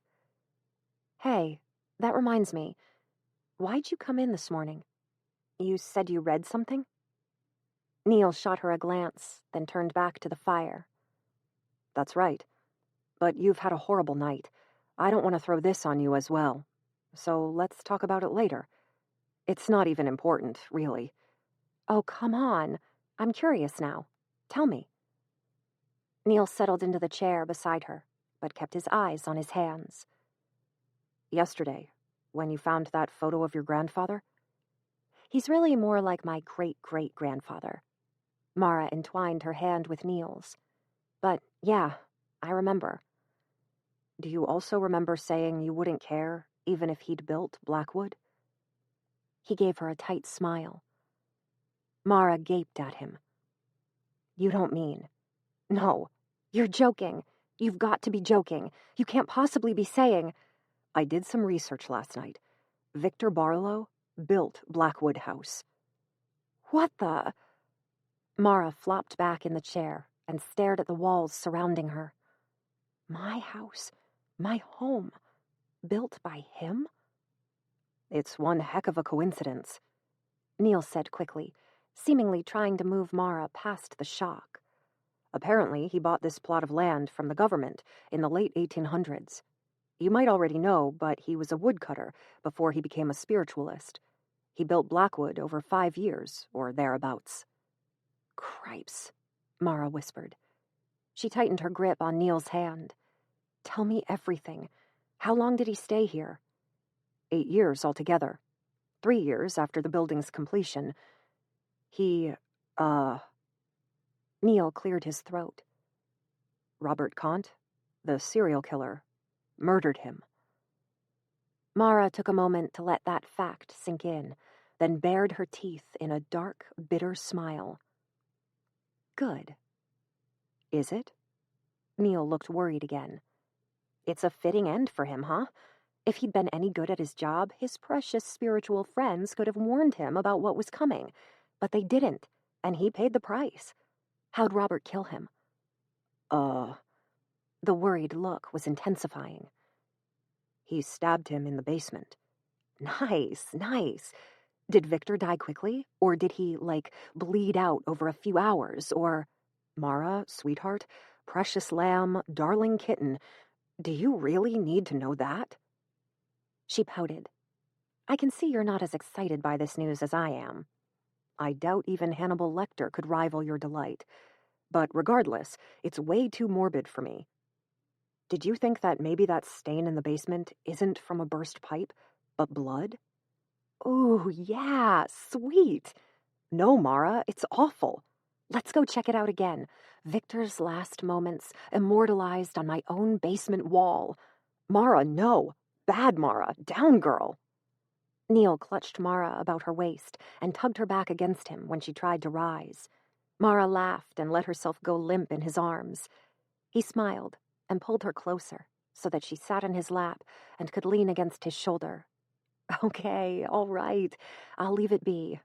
Sorry for weirding you out. Sorry about your house's history. Mara patted Neil's chest. Honestly, I'm sticking to my guns. What happened a century ago is no longer important. Victor built this house. Victor died in this house. I didn't know either of those facts when I bought it, and it didn't bother me then, so I won't let it bother me now. She closed her eyes as Neil brushed stray hair out of her face. Blackwood has nothing to do with Victor anymore. This is my house. The words escaped her before she realized how closely they echoed the red-stained message in the upstairs bedroom. She shivered, and Neil pulled her closer with a gentle cooing noise. You're still cold. I shouldn't have excited you like that. Just rest for a minute, my darling. Pfft. Mara grinned at Neil. He felt good and warm and cradled her gently, and his heartbeat was steady in her ear. I don't need coddling, but I'll allow it, just this once. She closed her eyes and enjoyed the touch of his fingers along her jaw and neck. Love you, Neil. Love you too, Mara. Chapter 21. Ghost Stories. Mara crossed her arms and scowled. These prices are ridiculous. Can't we just get a webcam? If we're going to do this, we may as well do it properly. I'll cover them. She turned on Neil, ignoring how uncomfortable she was making the pimply sales assistant who hovered behind them. No more handouts, Neil. Don't think I didn't notice how modern and clean that generator is. Your friend wasn't really throwing it out, was he? Neil raised his hands to pacify her. It's fine. I'm the one who wants to install the cameras. Let me take care of it. I'm not looking for a sugar daddy. I'll pay for them. We'll call it your birthday present. She jabbed Neil's chest. No, you said working on the house would be my birthday present. Okay, make it your Christmas present then. It's September. I like to shop early. Neil shrugged blithely as Mara narrowed her eyes. September is way too early for Christmas shopping. Isn't that right, Barry? Barry, the sales assistant, blinked at her. Come on, Barry, back me up here. Barry's eyes darted to the muscled 6'4" Neil. He swallowed. I don't know. Poor Barry. He has no idea that Neil is the safe one. Mara turned back to the row of surveillance cameras with a huff. Well, regardless, these prices are stupid. It's my house. I'm getting a webcam, and I'll punch anyone who disagrees with me. Sure. Webcams are over here.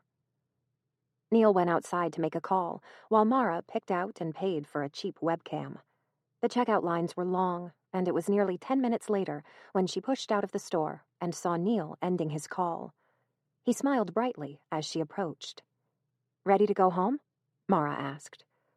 Actually, I was hoping we could visit someone first. Neil opened Mara's door, despite her objections, then rounded the car to get in the driver's seat. And before I tell you who, I want to remind you that you promised to occasionally compromise. Mara squinted at him as she buckled up. What are you planning? I called Jenny. I didn't tell her much, but I think she guessed we were having problems with the house. She said she didn't want to see the building go back on the market, so she bent a few rules for us. Okay, that's promising. I like bending rules. Mara could imagine Jenny, already sweet on Neil, being more than happy to cut through red tape. She gave me the contact details for the last occupants. Well, their daughter, Chris, specifically. Wow, seriously? It's been 20 years. Wouldn't the details be out of date by now? They were, but the people at the number I called were able to give me the daughter's mobile. So I called her, and she agreed to meet us. Seriously? You managed all of that? I was in the store for no more than 10 minutes. You'd make a killing working in a call center. Neil beamed at her. You're okay with it, then? Mara pursed her lips. I guess there's no reason not to meet, but I reserve the right to yell at her if she tries to say there was a ghost. She was only 8 when they moved into the house, so she might not remember much.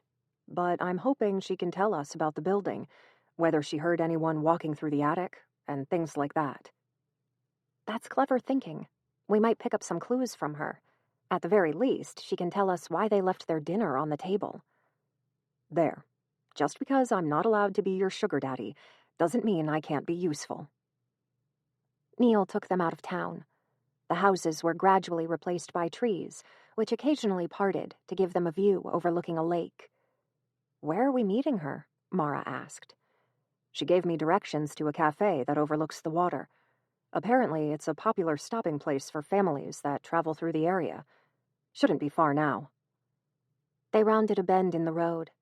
Ahead was a large shack-like structure with a dozen picnic tables arranged haphazardly on one side and a grassy parking lot on the other. Mara thought it looked precariously close to the cliff's edge, as though a solid gust of wind could send it tumbling into the lake. Neil parked, and they rounded the building to the eating area. It was empty, save for 2 families, an elderly couple, and, at the table closest to the overlook, a lone woman. She waved at them. Chris? Neil asked as he shook her hand. Thanks for meeting us. This is my girlfriend, Mara. Mara shook the woman's hand as well. Chris looked younger than 28 and had a pale, pinched sort of face, but her smile seemed genuine. No problem. Sorry for dragging you out here instead of inviting you home. My pop's going into Alzheimer's, and I don't want to remind him about Blackwood if I can avoid it. I'm sorry to hear about your father, Neil said at the same time as Mara asked, Why not? Chris blinked at Mara, then laughed delightedly. Want to dive right in, huh? Okay, let's. They slid into their seats, Chris on one side of the table and Mara and Neil on the other, and leaned close together as though it were a discussion that couldn't survive eavesdroppers. Before I share my side, I want to know, how long have you been in Blackwood?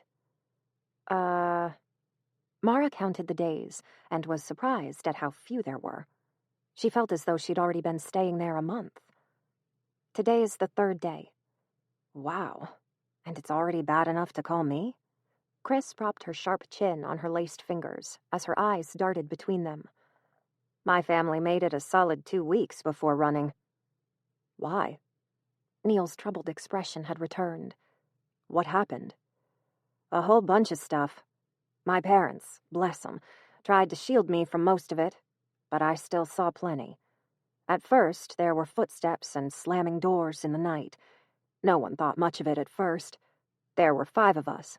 My mum, my pop, and my 2 younger brothers, though James was only a baby at the time. And we all thought it was one of the others making the noise. Then there was that infernal rocking chair that wouldn't stay quiet. Dad eventually threw it out. Neil frowned. We have a rocking chair, but I can't say it's been loud. That's right. He hasn't heard it yet. Mara opened her mouth to say something, but decided to let Chris continue her story instead.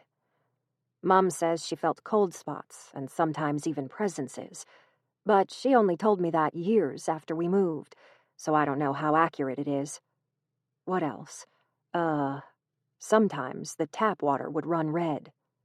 Rust, Mara said, and Chris shrugged. Could be. My younger brother said he heard crying at night. I remember my parents arguing a bunch, but I'm not sure about what. Mom was convinced our house was haunted, and she tried to call local priests, but none of them wanted anything to do with it. One thing that really freaked us out was the master bedroom door. It had scratches over the wood. Dad sanded them off on our second day in the house, but on the 10th, the marks were back. Seriously? Neil's face looked calm, but he'd clasped his hands on the table, and his knuckles bulged white from the tension. We've seen that door.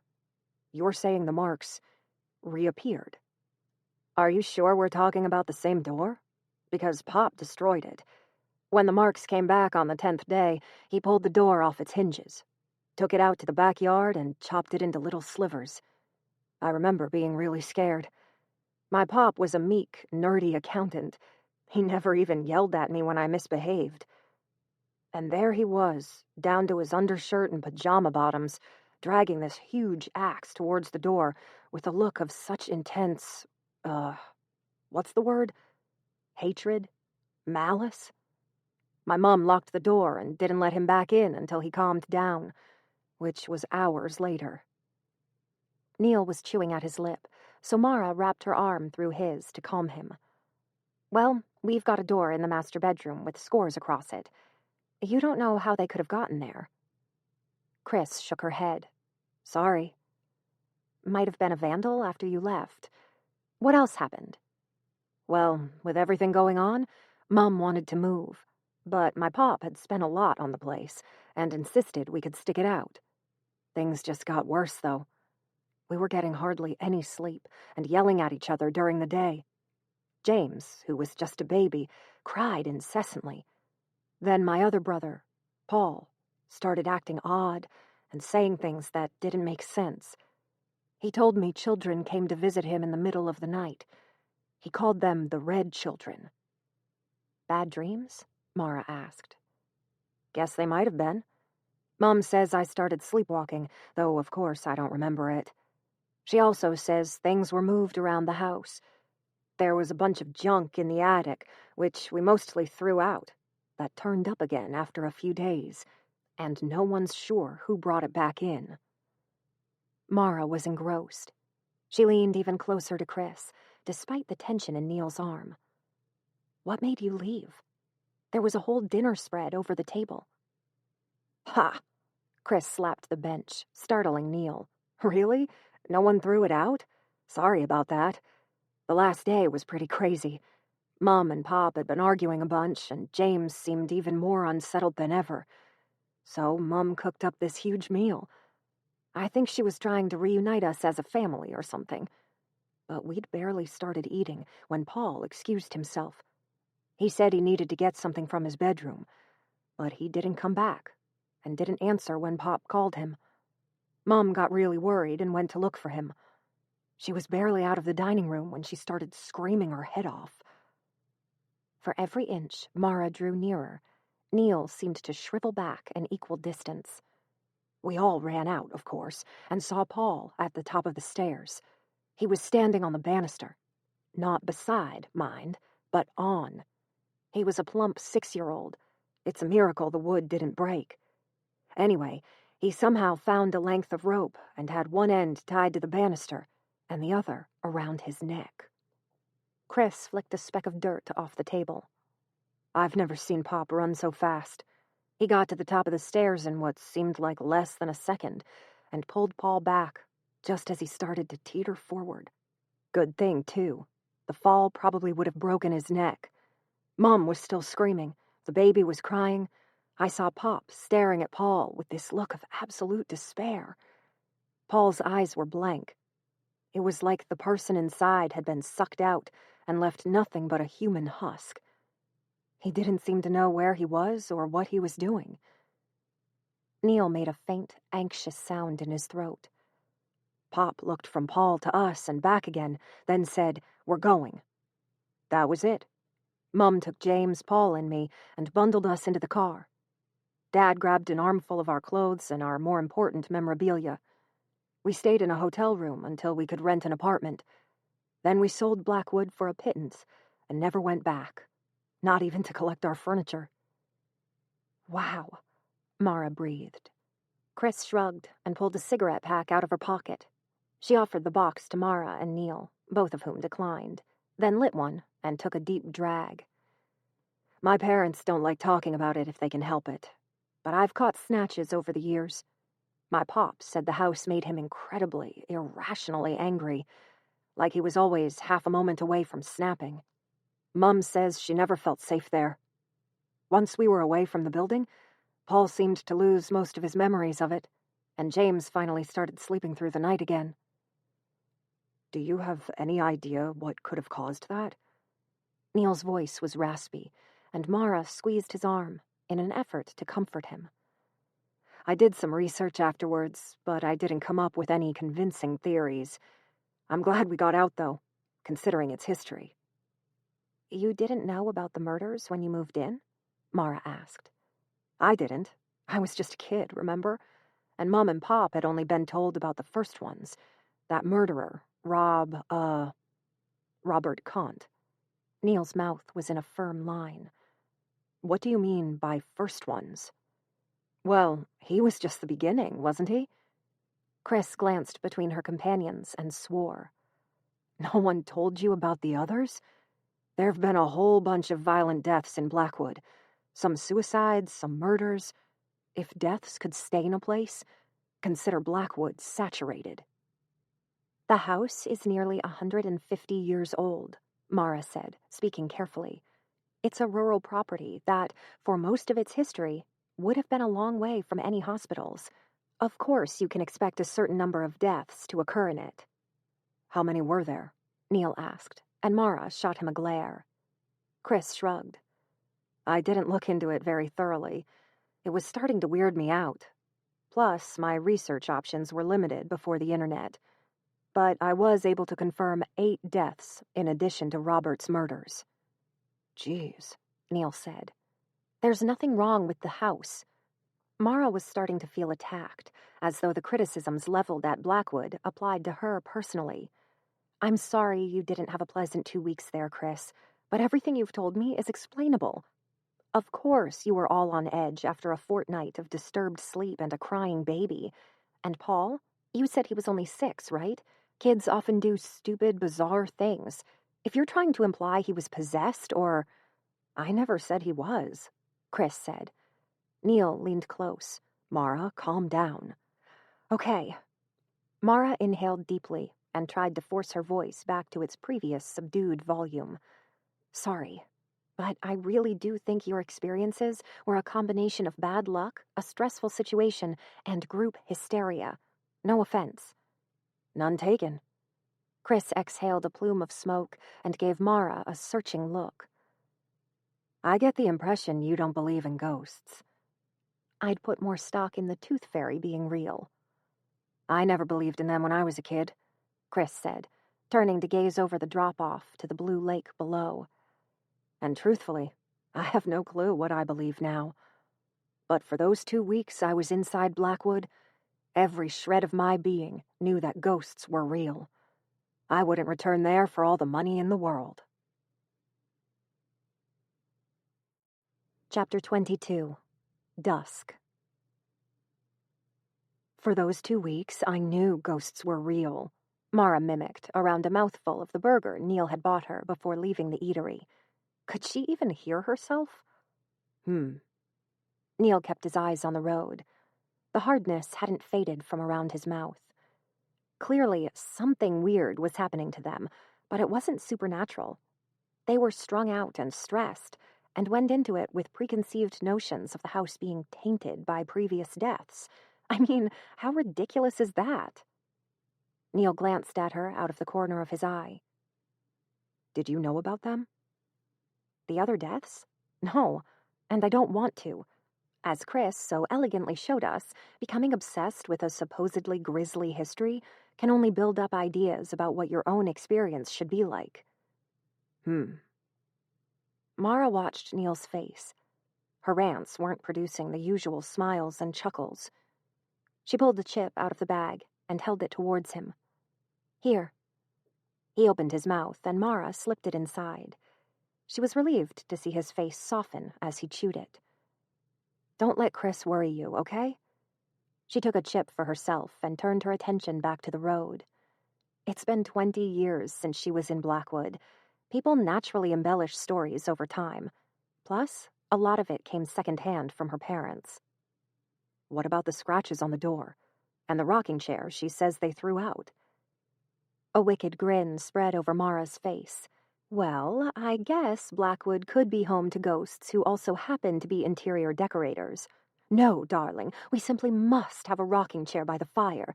Otherwise, the house's feng shui will be completely thrown off. Oh, and look how precious these bloody handprints are when coupled with the sinister wall writing. We simply have to add more. Neil finally laughed, though he shook his head at the same time. Come on, Mara. Don't joke about stuff like that. What? You can't seriously think Chris is right. He hesitated. I want to keep an open mind. Mara felt hot frustration bloom in her chest, but squashed it. Calm down. He's anxious. Let him process this at his own pace. Anyway, Neil continued quickly, we'll get your surveillance equipment set up. At the very least, that should be a solution for the footsteps, if they happen again. It was mid-afternoon by the time they arrived back at Blackwood. While Neil installed the webcam and generator, Mara moved through the house to reassure herself that the nighttime visitor hadn't returned during her absence. The strip of shirt was still tied around the attic trapdoor's lock, and the rooms seemed untouched. She stopped to examine the prints on the walls of the recreation room and pressed her hand over one to measure the size. It didn't match exactly. Her hand seemed slightly larger, but the marks were smudged and overlapping, making it hard to get an accurate comparison. Come and have a look, Neil called from her bedroom. Mara jogged up the stairs and found he'd set up their makeshift surveillance center on top of the bureau. Sweet. She bent to look at the setup. The laptop connected to a series of extension cords that ran out the window and down the side of the building to the generator Neil had installed in the backyard. A USB cord snaked out of the room, down the hallway, and up the stairs to the attic. The laptop showed a hazy, low-contrast image of the attic. It's bad quality right now, because the lighting is inconsistent, Neil said, indicating the shafts of light coming through the holes. Its night vision isn't great either, but it'll be good enough to see anyone who's up there. I'm not expecting them to be back tonight, Mara said, thinking about the indent in the grass. But better safe than sorry. Right. Now, if there's nothing else I can help you with, I'll go and fix that hole I abandoned yesterday. Mara pecked Neil's cheek and watched him leave. She then took one final look at the laptop screen, on which the cluttered furniture and decaying boxes seemed to blend into each other, before turning to follow Neil downstairs. She'd been procrastinating because she knew it would be a slow, labor-intensive task, but it was time to clear out the kitchen drawers and clean what she could. As she plucked dead insects off the cutlery, she marveled at how different it felt to know the person who had owned them. She'd had no scruples about adopting the furniture before, but the more intimate knowledge of the family that had purchased, used, and enjoyed the knives she was polishing made her feel vaguely squeamish. Relax. It's no different than secondhand, and you've owned a lot of secondhand stuff over the last few years. She could hear Neil whistling between the whine of the circular saw and the drill. It was a comforting sort of noise, and made her feel less alone. The daylight gradually turned to gray tones as the sun dipped behind the trees. The light was affecting Mara's eyes, so she set aside the still-to-be-cleaned plates and shelved the washed ones in the freshly scrubbed cupboard. Neil appeared in the doorway. Well, your dining room is officially whole, he said, as Mara wrapped her arms around him and rested her head on his chest. And I got partway through the rotten patch in the foyer, too. I can finish it off tomorrow. Heading home now? Say hi to your mum for me. Don't worry, I'm coming back. I'll have dinner with Mum and make sure she's settled, then spend the night with you." Mara frowned. The talk with Chris really unsettled him. But this is my house, and they're my house's quirks. I can't rely on Neil. I've got to figure this stuff out for myself. As much as I appreciate the offer, I'm pretty well set up here. I'll call you if there's any sign of trouble, okay? Mara.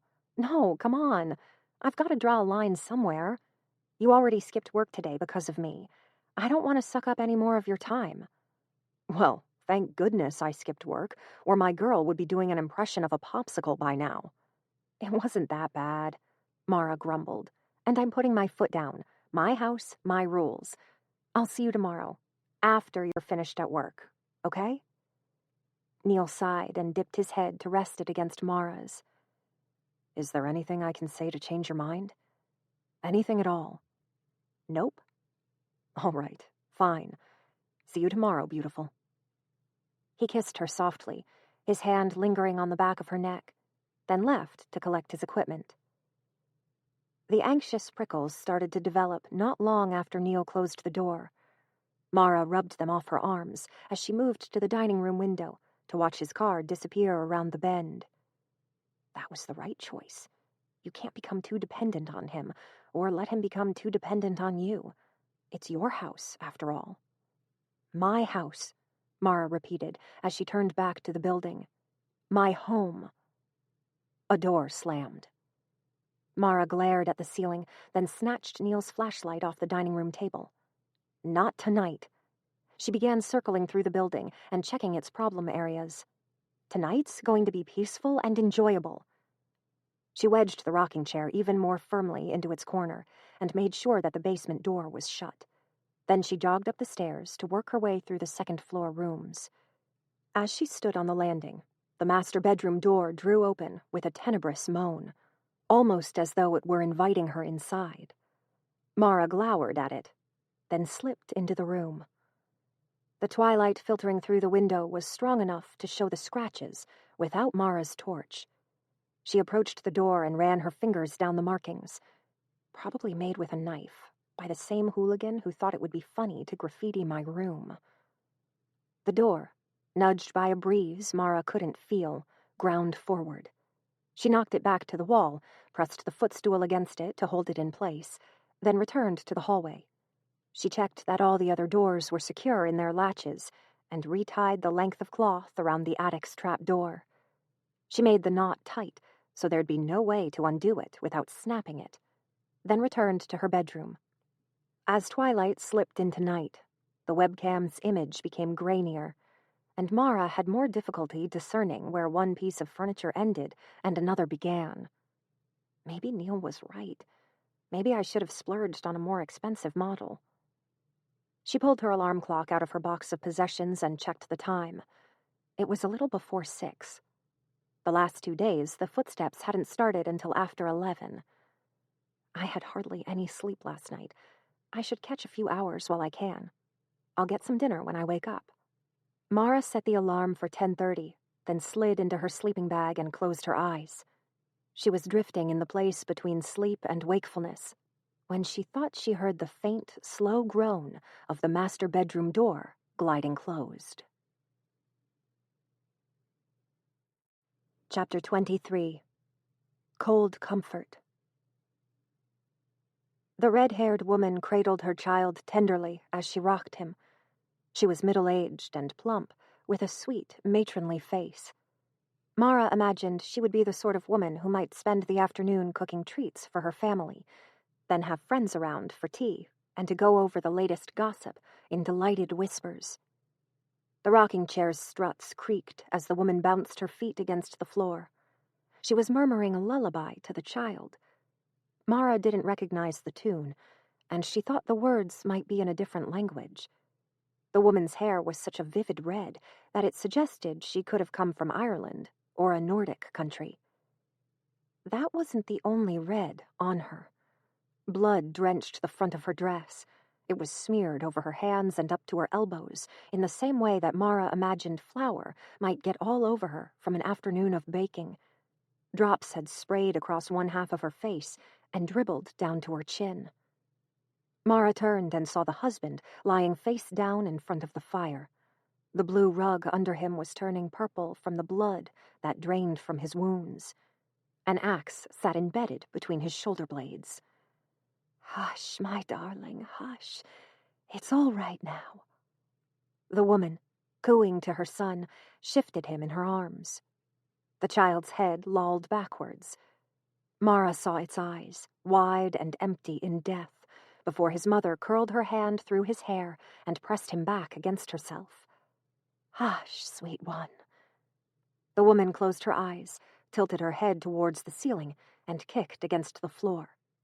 The rocking chair's struts groaned as it rolled. Mara jolted awake, gasping and shivering. She clutched at the sleeping bag behind her, half hoping that she might find Neil there, and was crushed that it was empty. She pressed her hands over her face and tried to slow her breathing. A creak, almost like a leftover phantom from her dream, reverberated from the ground floor. Mara's heart jumped. Damn it! Mara crept out of the sleeping bag and turned her torch on. The alarm clock said the time was a little after 10, and patches of moonlight filtered through the trees, painted strange designs on the floor. She went to the laptop and shook the mouse to bring it out of hibernation. The webcam still showed the attic. Its night vision had turned on, though it didn't help much. She could make out the walls and one big cabinet, but the rest of the screen was a jumble of indistinct shapes. She watched it for a moment, but there was no movement. The creaking downstairs repeated. What's causing it? The rocking chair can't be moving, and I checked that the basement door was closed. What else? Is there a person downstairs? Mara moved out of her room. She turned her torch on the trap door at the end of the hallway and was relieved that the barely visible strip of white cloth was still intact. The creak was so subtle that it almost felt like a part of the house, as though the building itself were breathing around her. It seemed to have a different timbre to the familiar rocking chair sounds. Mara crept down the stairs, her torch's light flickering over the walls and furniture, without finding any signs of movement.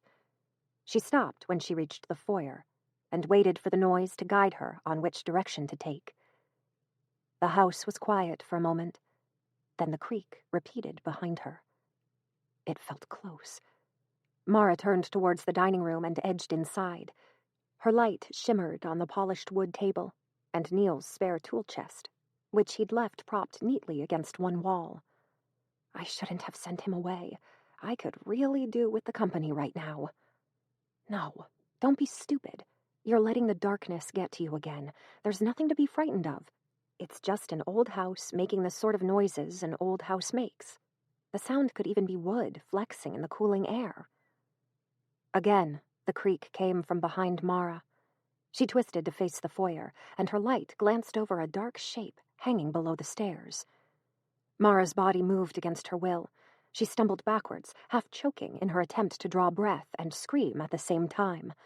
Her light jittered over the ceiling and walls for a beat, before she could redirect it towards the space below the staircase.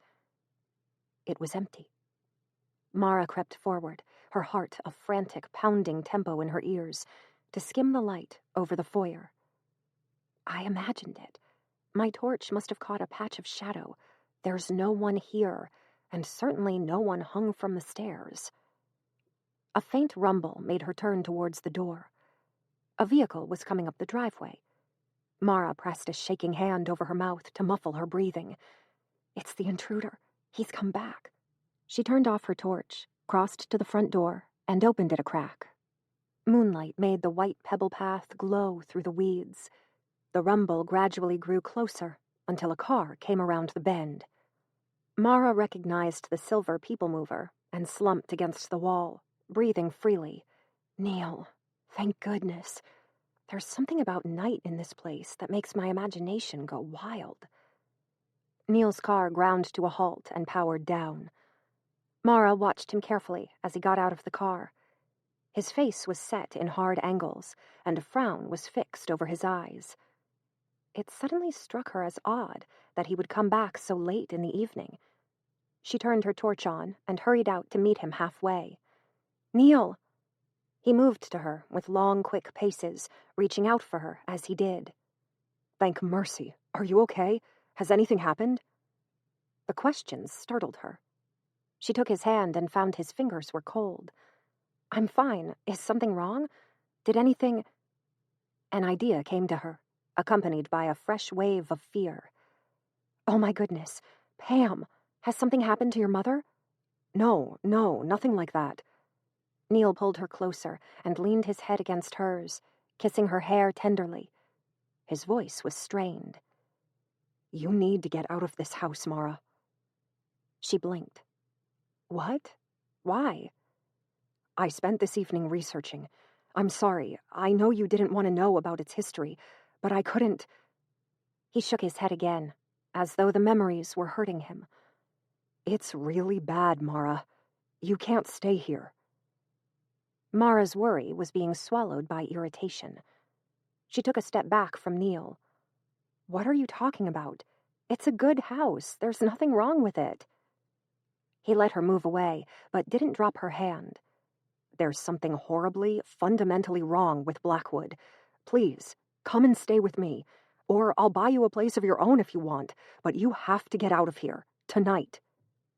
The irritation had become fully formed anger. "I like it here. I'm not moving. And if you think for a single second I would live in a house you'd bought me—" Neil dropped her hand. His voice had taken on a sharp edge. "Why not? What's wrong with that? No, don't make that face. I want to know. Why won't you let me buy you things? Why won't you let me help? It makes me feel like crap to be rejected all the time." Mara couldn't have erased her glare even if she'd wanted to. "Yeah, I bet you'd love that, huh? To have me reliant on you, living in your house, spending your money, trapped—" "Trapped? Seriously? Is that what you think I'm trying to do?" "Oh, maybe not intentionally, but that's what would happen. My house, my rules. Do you know how many times I heard that from my parents? I'm not about to put myself in that sort of situation again. I don't want to owe anyone. As soon as you owe people, they have power over you. They can hurt you." Neil made a faint, choking noise. "I would never hurt you, Mara. Never. Don't you know that?" "Oh, yeah?"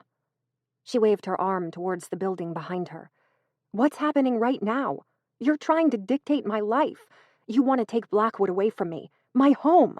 Imagine what would have happened if I'd let you give me a loan like you wanted to. Well, Mara, this house is technically mine, so now I'm selling it. But look at this. I own Blackwood. I get to decide whether I stay or not. No one else. Just me. And I'm staying." Neil sucked in a breath. She'd never seen him as angry as he was then. His face was blanched white, and his hands, clenched at his sides, shook. Mara was suddenly, sickeningly aware of how vulnerable she was. The nearest town was hours away. She didn't have the means to contact the outside world, and there were no neighbors to hear her scream. If he wanted to, he could kill me. It wouldn't take much. He's strong enough that 1 or 2 solid punches would do it. Then Neil closed his eyes and relaxed his hands. When he spoke, his voice was low and careful. "I never meant to hurt you, Mara. But I'm starting to understand I might have, unintentionally. All I want, the only thing I've ever wanted, is to make sure you're safe and healthy and happy." He sighed, and the motion seemed to deflate him a little. "I come from a family where gifts are signs of love. I didn't realize they might have a different meaning to you, that they could make you feel at a disadvantage." Instead of speaking, Mara wrapped her arms across her chest. The anger had drained from Neil's eyes. In its place were anxiety and regret, and the emotions cut through her own fury more effectively than any apology he could offer. "You're strong, far stronger than I am." He kept his eyes fixed on the ground between them. "And insanely smart and capable. I agree, I have no right to decide any part of your life. I was trying to keep you safe, but you're capable of making your own decisions." Mara held her hands out to Neil, and was gratified to see the unhappy expression dissolve. He stretched his arms wide, and Mara dropped the torch and snuggled into the hug.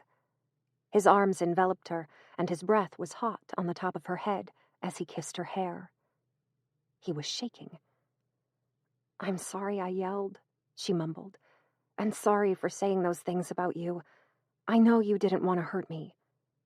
"I love you, Mara," he whispered, "so damn much." She couldn't reply, but squeezed him tighter. He rocked her as he stroked her back. "I'm not going to try to insist on anything else.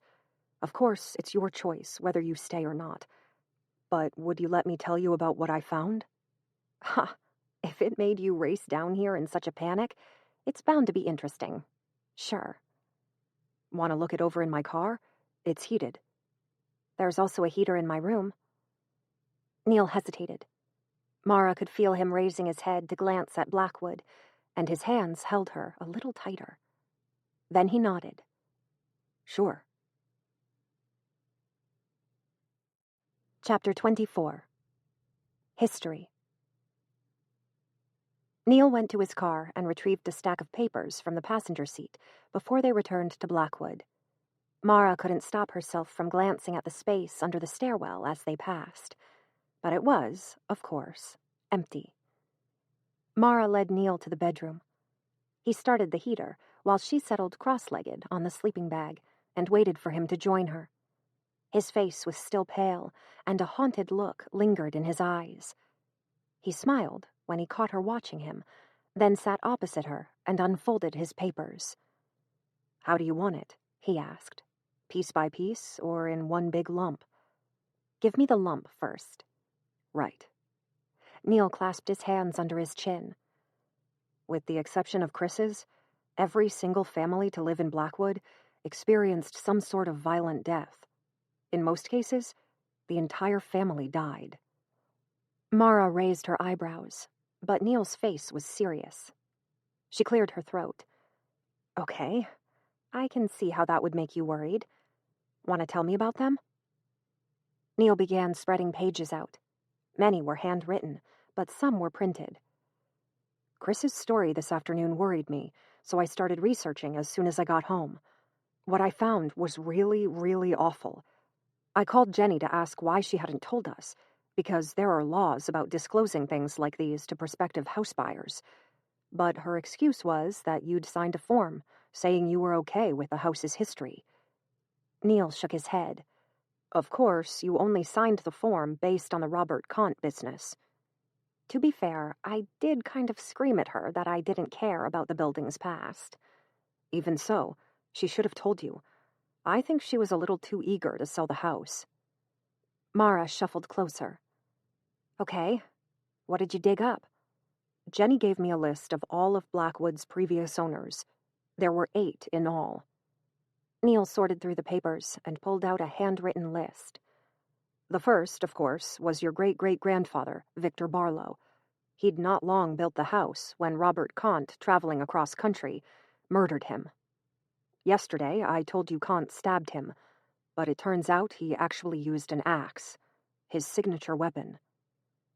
Images and voices flashed through Mara's mind.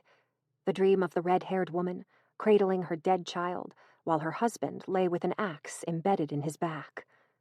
Run, run, run. The Axeman is coming. I couldn't find an accurate account of what happened to Victor's body, but it seems Robert buried him somewhere on the property. Robert then took up residence in Blackwood without anyone knowing. Over the next 4 years, he lured 5 children back to the house, where he butchered them with the same axe he'd used on Victor. Sweat stood out on Neil's forehead. Mara sensed how difficult the discussion was for him, and scooted around to sit at his side. She leaned against his arm. "Take your time." "Thanks," he murmured. He took a deep breath, then continued. "Robert's last target, a girl, managed to escape. She ran back to town and alerted the police. By the time they arrived to arrest Robert, he'd hung himself from the banister in the foyer." A chill traveled up Mara's spine. She hoped Neil wouldn't feel it. It's weird he didn't try to run away. He would have had a great head start. True. Maybe he couldn't live with himself anymore. What happened afterwards? The house was cleaned, of course. Some people talked about demolishing it, but it was a sturdy, new building and was eventually bought by a large family. They lived there for a total of 12 years. During that time, all 6 children died. 2 drowned, 1 cracked his head on a post, 1 was splashed with boiling water in the kitchen and died from a resulting infection. 1 cut her chest open on their gardening equipment, and the youngest climbed into the chimney and suffocated. Mara closed her eyes. The parents, grief-stricken, apparently killed themselves in a suicide pact. Their bodies weren't found until a full month later. Again, there was talk of destroying Blackwood, but it was sold to a young couple instead. Their story is less clear, but it seems the wife went insane, and her husband locked her in their room to keep her from harming herself. There are records of doctors visiting her and trying to cure her. The couple lived in the house for a little less than 2 years before the husband also succumbed to insanity, probably induced by the isolation and stress of caring for his wife. He killed her. Just like Robert, he used an axe. A doctor, on a routine visit, found the husband sitting beside his wife's body in the master bedroom. Neil cleared his throat. She'd apparently tried to claw her way out of the locked door and left deep scores in the wood. You're joking, Mara said. I wish I was. The house was meant to have been cleaned again, and the door removed. Mara shook her head. That lends credence to my theory. Someone was obsessed with the house's history and replicated some of its more noteworthy attractions. Neil moved on without agreeing. The husband was taken to an insane asylum. After that, the house was empty for a while. It was next bought by a couple with a young child. That was shortly after World War II. They lived here for a year. The wife killed her husband with, believe it or not, an axe. She then smothered her child. They found her dead in the rocking chair, holding her baby. No one's really sure what killed her. She wasn't injured in any way and had no poison in her system. The main theory is either a heart attack or an aneurysm. Mara fixed her eyes on the floor. Her head buzzed. I dreamed that. How did I know? How could I have possibly known? Again, it had a long period of being empty. A new, large family took it in the 60s. Much like Blackwood's first family, the 5 children began dying one by one, a few months apart. 1 became tangled in cords and was strangled. Another fell into the water tank and drowned. A third was apparently bludgeoned to death by his sibling. That very same sibling then had a seizure and passed in the middle of the night. The family, reduced to the husband, wife, and 1 remaining child, fled the house. I can't find any records of where they ended up, or what happened to them. The heater felt far too cold for what Mara needed. She pressed closer to Neil, and he tightened his arm in response. Are you okay? Fine, she grunted. Keep going. There's not much left. Blackwood's reputation of being a haunted house was thoroughly cemented, and no one wanted to touch it. It was ultimately bought in the 80s by a man who was strongly interested in the paranormal. He, his wife, and their 2 children took up residence. Police records indicate he had diaries filled with notes about his paranormal experiences in the house. He wrote about dark impulses coming over him. He believed the house demanded violence to sate its appetite, and he was frightened that his hand might be turned against his family. He began trying to find a buyer for Blackwood. Too late, though. He killed his family, Mara breathed. Not quite. He and his family were found dead from axe wounds. The children had been killed in their beds, and the parents downstairs. It was clearly murder, but no suspect was ever identified. It's still listed as an unsolved crime. Neil, having shuffled through his notes, placed them to one side. The final family was, of course, Chris's. They all escaped with their lives, though the short duration of their stay and Chris's story are certainly concerning. That's it? Mara asked. Only one family left Blackwood intact? That's it. Neil massaged Mara's shoulders, trying to ease the tension from them. That's why I'd like you to leave. I understand you don't want to feel obligated to anyone, but if there's any sort of help I can offer that you'd feel okay with, consider it given. I just want you safe. Give me a moment to think. Mara chewed at her thumb, but her mind was filled with a rush of hectic, frightening pictures and ideas. She groaned. No, I need caffeine first. Would you mind making us some tea? Neil glanced at the door, then gave her a sheepish smile. Would you come with me? They held hands as they went to the kitchen. Neil's eyes were constantly moving, scanning Blackwood's shadows as though a monster could leap at them at any second. As they passed the banister, a pale patch in the wood caught Mara's eye. It almost looks worn away, possibly by a rope. She hurried past it and tried to put it out of her mind as they entered the kitchen and put the kettle on. Mara perched on the kitchen bench and crossed her ankles. Neil leaned on the bench opposite and was polite enough not to stare at her as she let her thoughts consume her. When I moved into Blackwood, I decided that a violent history was no reason to reject a house. Does it make a difference if there was 1 murder or 20? I suppose that depends on how much impact they have on Blackwood in the present. 5 out of 8 families were entirely wiped out inside this house, and another 2 lost multiple family members. Does that mean I'm in danger, like Neil clearly thinks I am?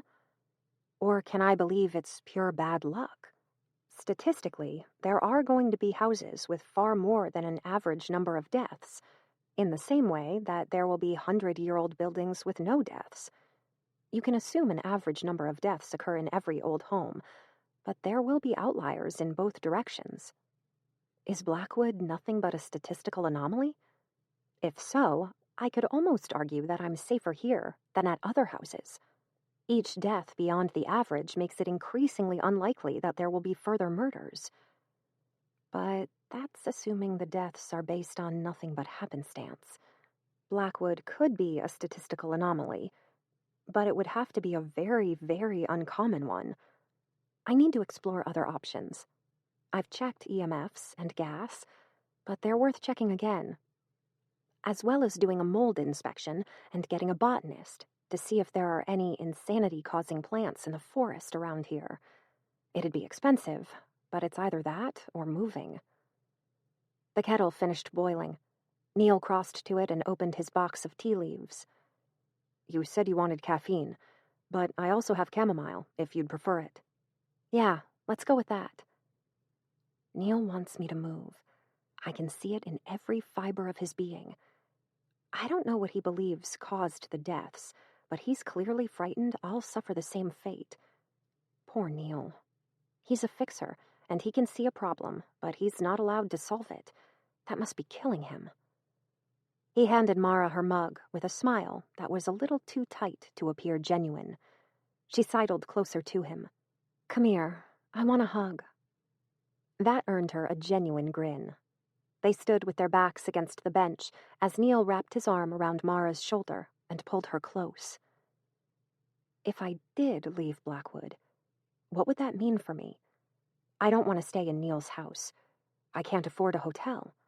I'm past the buyer's remorse grace period for Blackwood, so I can't reverse the sale. If I ever wanted to see even part of my money again, I'd need to sell this house. And it's been on the market for 20 years without any interest beside my own. Mara raised her eyes to the walls and the ceiling. The aged, dark gray wood had never looked so beautiful. I love this place. Even if I could, I wouldn't want to sell it. Despite a couple of weird nights and despite a repeat intruder, I've never felt as comfortable as I do here. Neil? Mara nuzzled against his side. You're not going to like this. Oh boy. I want to stay. No, don't try to argue, just listen. I recognize that there may be a cause behind Blackwood's repeated deaths. Don't think I'm ignoring that. But I'm going to hire inspectors and experts until I either find the source or I'm certain that Blackwood is safe. Mara placed her cup on the bench and wrapped herself around Neil. His heartbeat was quick. She rubbed his chest in an effort to comfort him. This is a good house for me. I don't want to lose it because of some gnarly history. Neil didn't speak for a moment. Then he chuckled. Gnarly. That's a word I haven't heard in the last decade. Oh, shut up. His arms circled around Mara as he dipped his head to kiss hers. Damn it, Mara. I'd give anything to get you out of this place. Yeah, I know. Mara inhaled his scent and smiled. But I'm staying. An attic floorboard creaked. Chapter 25.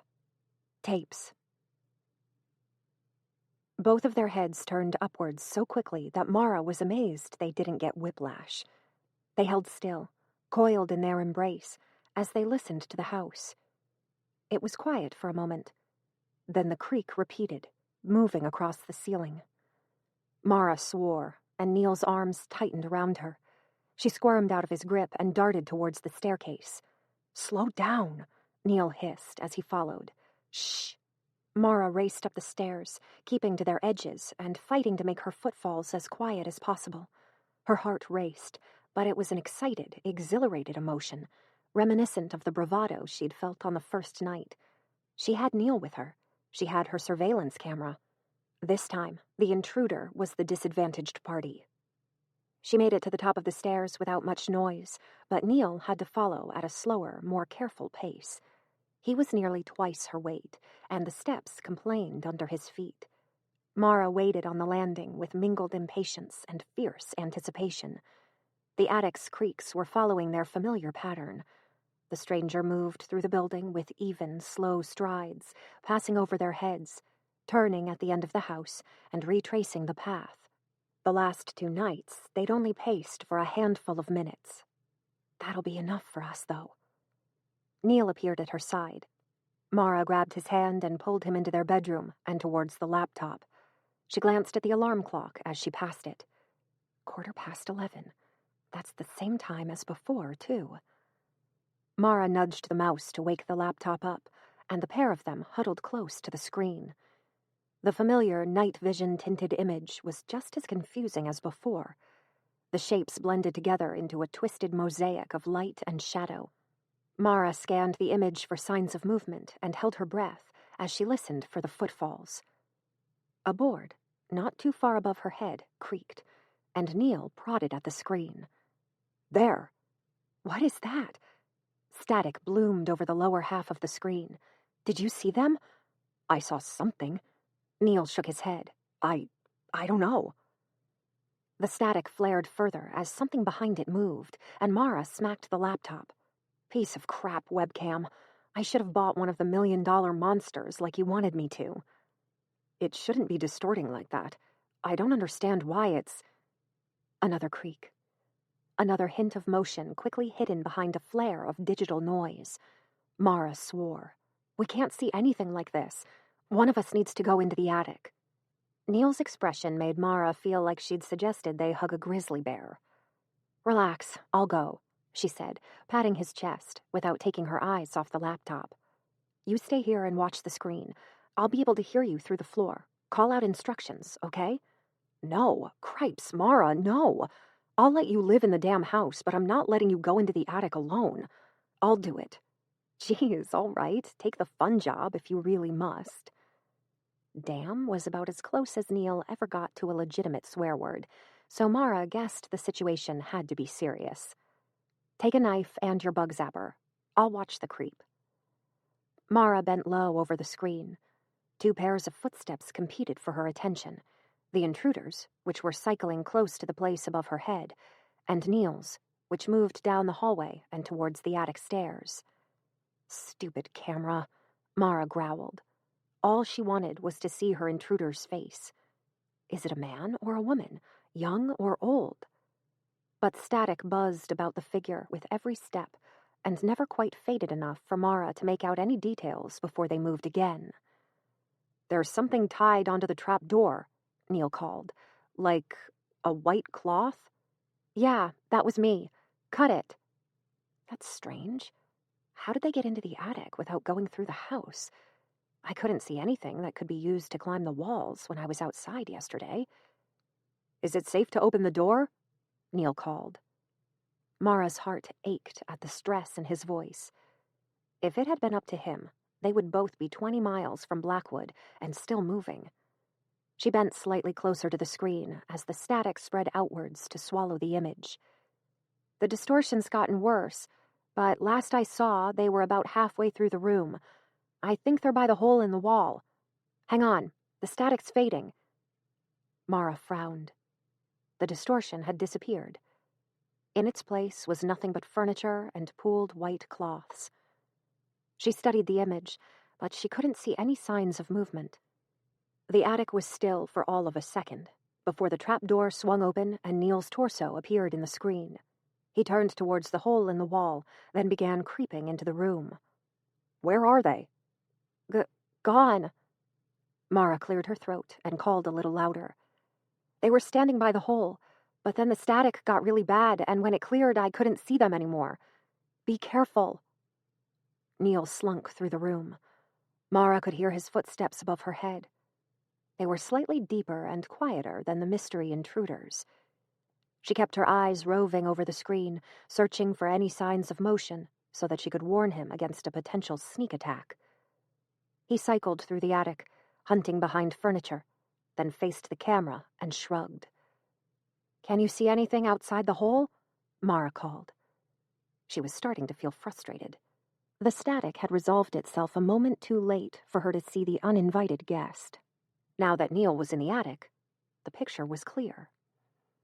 Neil moved to the hole and extended his head and shoulders through it. She could see his body twist as he looked over the ground, the walls, and the roof. Then he pulled back inside. Nothing. Hang on, I'm coming. Mara jogged down the hallway and climbed the stairs. Neil came to meet her and pulled her through the trap door. It felt surreal to see the actual attic after watching the screen. The furniture, although shrouded in darkness, was at least identifiable. Mara scanned the room, but it was clear they were alone. This guy is really starting to bug me. She patted Neil's arm. Thanks for coming up here, by the way. I know you'd rather be literally anywhere else. I want to be exactly where you are. He took her hand and squeezed. Though I'd be lying if I said I was glad you're here. Mara turned in a slow circle, skimming her torch's light over the crowded storage area. I don't get it, though. Where'd they go? Want me to search through the furniture again? There might be something we missed before. Yeah, thanks. Mara went to the hole in the ceiling, leaned as far out as she dared, and pointed her torch towards the ground. She could barely make out the indent in the grass, which didn't seem to have been disturbed since the night before. Then she turned her torch across the roof, in case the stranger had managed to climb on top of it. It was empty. Of course it is. We would have heard them otherwise. Hey, Mara? Do you have a minute? Neil was crouched next to the collapsing box of videotapes Mara recognized from her first trip to the attic. She went to him. What's up? I think these might be from the second-to-last family that lived here. Remember how I told you the husband was interested in the paranormal? Mara's skin prickled. Yeah? The police found his diaries. But what if he filmed things as well? Neil ran his finger over the fading, aged stickers. There aren't any titles on these, just dates.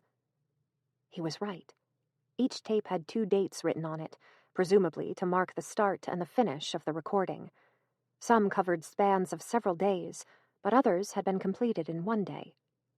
The only tape that didn't match was the last one, which was jammed awkwardly into the box's corner.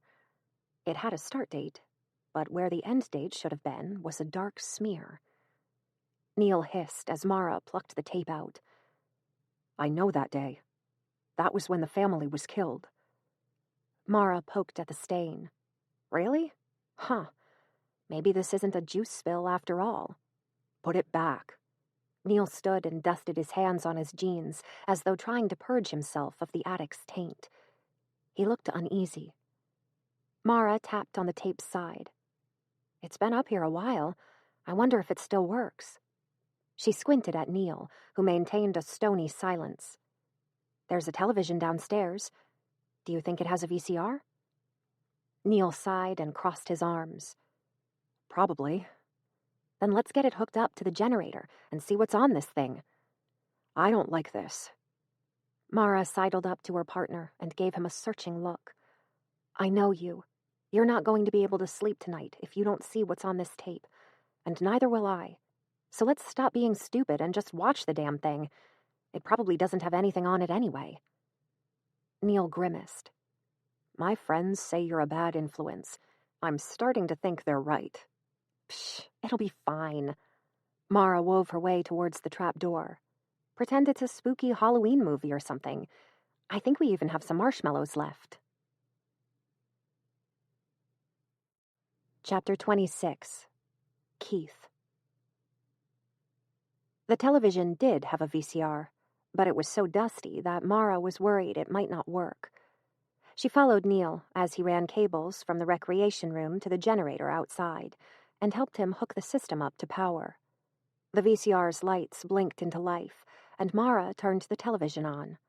It whined and flickered, and suddenly the screen was filled with thick, dancing static. The image jerked Mara's thoughts back to the webcam's distortion, and she hurried to press the tape into its slot.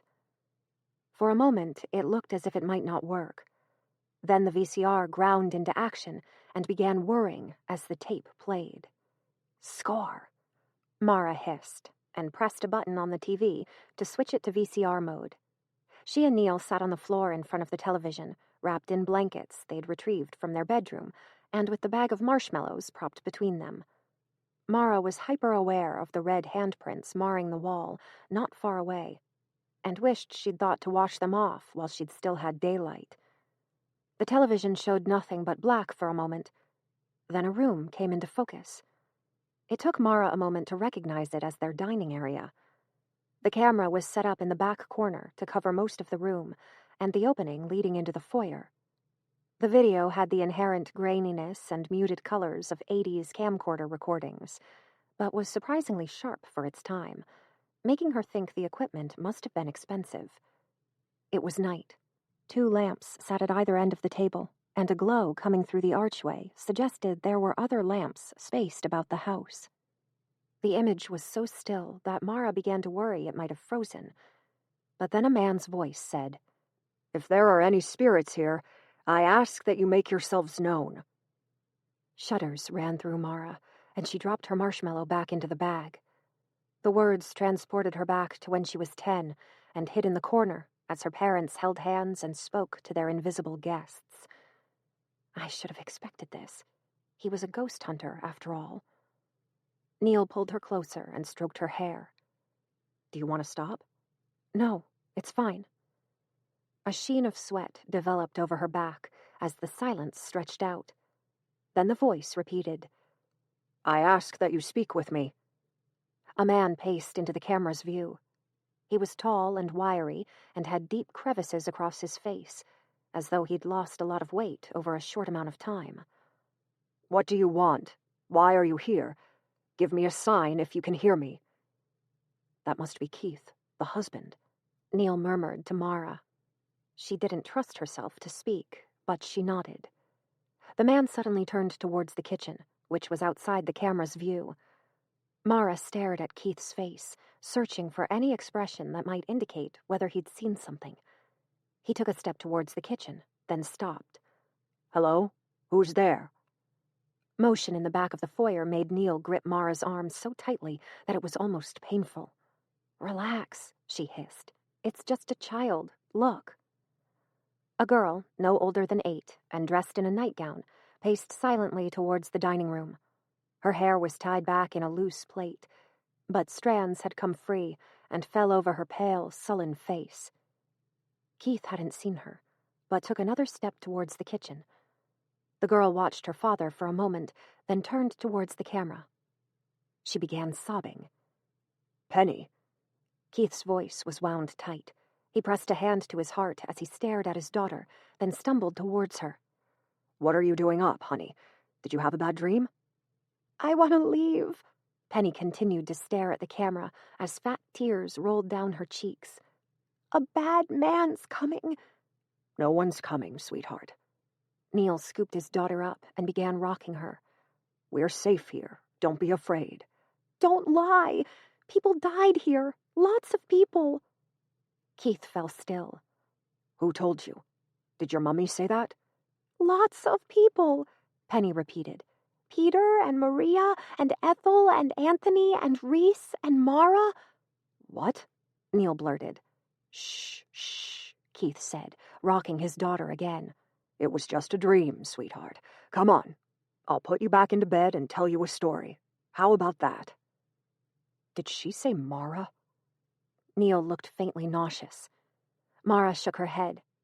"No, the audio is not clear. I think she said Nala." "Hang on."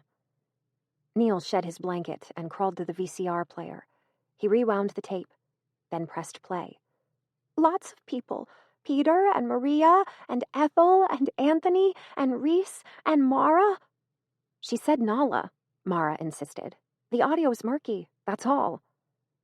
Neil groaned and rubbed a hand over his face as he settled beside her. "I don't like this." Keith, still holding Penny, returned to the camera. He disappeared behind it. Then there was a scraping, crackling sound, and the image turned to black. The recording resumed in a new location. Mara thought it was one of the upstairs bedrooms, but she couldn't tell which one. The decorations were simple but tidy. Paintings hung on the back wall, and a half-visible shelf was stacked full of recording equipment and binders. Mara thought it might be Keith's hobby room. Keith himself sat in front of the camera, rubbing one hand over his stubbly, craggy lower jaw. He was scowling and didn't speak for several long minutes. When he finally inhaled and began talking, it was in a monotonous rush, as though he'd said the words hundreds of times in the past. "Keith Spiegelman, 20th of March, 1984. It's..." He checked his watch. 11:49 at night, and this house is sending me crazy. He turned his palms outwards and shrugged. "I don't know what to do. In every other haunted house I've been in, the spirits all wanted something. Justice, company, sympathy, reassurance that it's safe to pass on to the next life. But here..." He licked his lips. "Here, I'm starting to think there's only one thing they want. More deaths." He stood and began pacing across the cramped room, gesticulating aimlessly as he did. "I don't understand why. Usually spirits are focused on having their needs met. They don't care about what happens to their human companions, though you will occasionally find a ghost that wants to protect a living relative or similar. But a soul that's so malevolent, so evil, that all it wants is to perpetuate suffering. How can you even begin to remove that? I've already tried the usual, burning sage, seances, holy water. But this energy is far, far too deeply ingrained in Blackwood. It's going to take someone with abilities much greater than my own to purge it." He stopped walking and let his arms flop to his sides. "I'm about ready to call it quits and leave this mess to someone more capable. My wife cries all the time. Penny hardly sleeps. It's a mess. And I'm tired." He broke off abruptly and turned towards the door. It took Mara a moment to realize why. The camera's audio equipment was barely able to pick up the faint creaking of the downstairs rocking chair. Keith swore and snatched up the camera. The screen turned to a jumble of indistinct shapes as he ran down the hallway and the stairs, and then the blur resolved into a fuzzy image of the rocking chair rolling on its struts. Keith adjusted the lens to focus it on the scene. "Mary, is that you?" The chair continued to move. Mara had to tap Neil's hand to tell him to relax his grip on her shoulder. "Mary, I want to help," Keith repeated. "I know what you did, but it's okay. I'd like to help you move on to the next life if you can. Your husband and baby boy are already there. Wouldn't you like to see them again?" The rocking chair slowed, then stopped. Keith took a step towards it. "Mary, are you still with me?" The camera swung back towards the foyer, and Keith swore again. What was that? He moved to the foot of the stairs and panned the camera up their length and across the landing. Then he turned back to the living room. Mary? The rocking chair remained still. Keith's breathing was raspy as he edged through the room and towards the library beyond. The shelves were filled with a jumble of books, many with titles that hinted at paranormal subject matter. Keith slunk into the room. The camera shook as he focused on the walls and then the doorway to the recreation room. There was only one lamp inside, and it filled the area with just as much shadow as light. Mara felt a jolt of discomfort at the sight of the same television they were watching. She half expected to see herself and Neil huddled on the ground, but the area was empty. Hello? Keith called. Everything was still for a moment. Then a quiet thud made him swing towards the library. Hello? Keith broke off with a horrified choke. The image turned into a blur of shapes as the camera tumbled to the ground. When it settled, Mara was able to make out 4 of the library's shelves and the entrance to the living room. Sal. Keith choked. Sal, what? Are you bleeding? What happened? There was no reply, but Mara heard a soft footstep. A low, heavy scraping accompanied it, and Keith's voice rose in terror. Good God! Where's Penny? What have you done? What have you done? Sal! A dull thwack. Keith's words deteriorated into a scream. Another thwack. The screams cut out. A drop of something dark hit the lens and dribbled down the glass. A final thwack. Then a beat of silence followed by the resumption of the scraping, grating noise. A barefoot woman appeared in the camera's view, walking towards the living room. One blood-stained hand gripped the handle of a large, vicious-looking axe, which she dragged along the floor to produce the grating sound. Her white nightdress was splashed with red. She paused inside the living room and turned towards the camera. Mara remembered how Chris had referred to her brother's eyes as dead, like the person inside had been sucked out and left nothing but a human husk. At the time of Chris's story, she'd passed it off as a fanciful embellishment, but staring at the long-faced woman, Mara thought she had never heard such an apt description. Sal's eyes were dead. The woman knelt on the wooden floor and placed the axe ahead of her.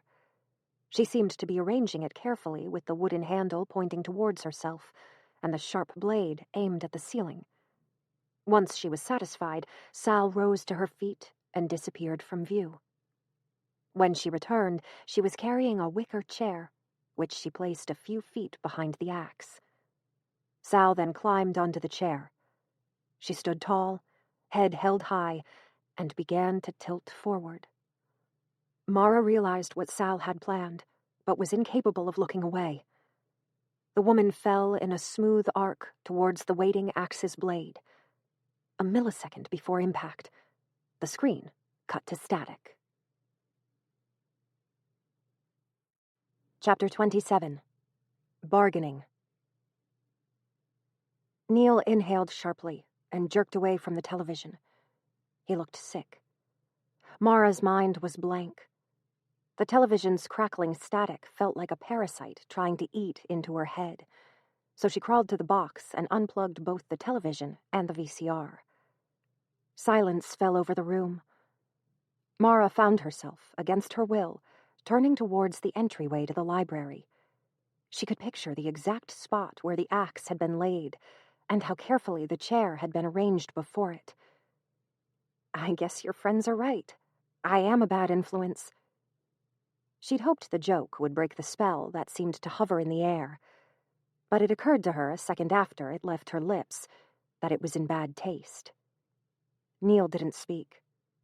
She turned to see him on his knees, eyes still fixed on the empty television screen, with one badly shaking hand pressed over his mouth. She reached towards him, then hesitated, afraid that he might no longer want anything to do with her. But when he turned his blue eyes on her, there was none of the dreaded hatred or revulsion, only grief and shock. He took Mara's hand and pulled her against himself.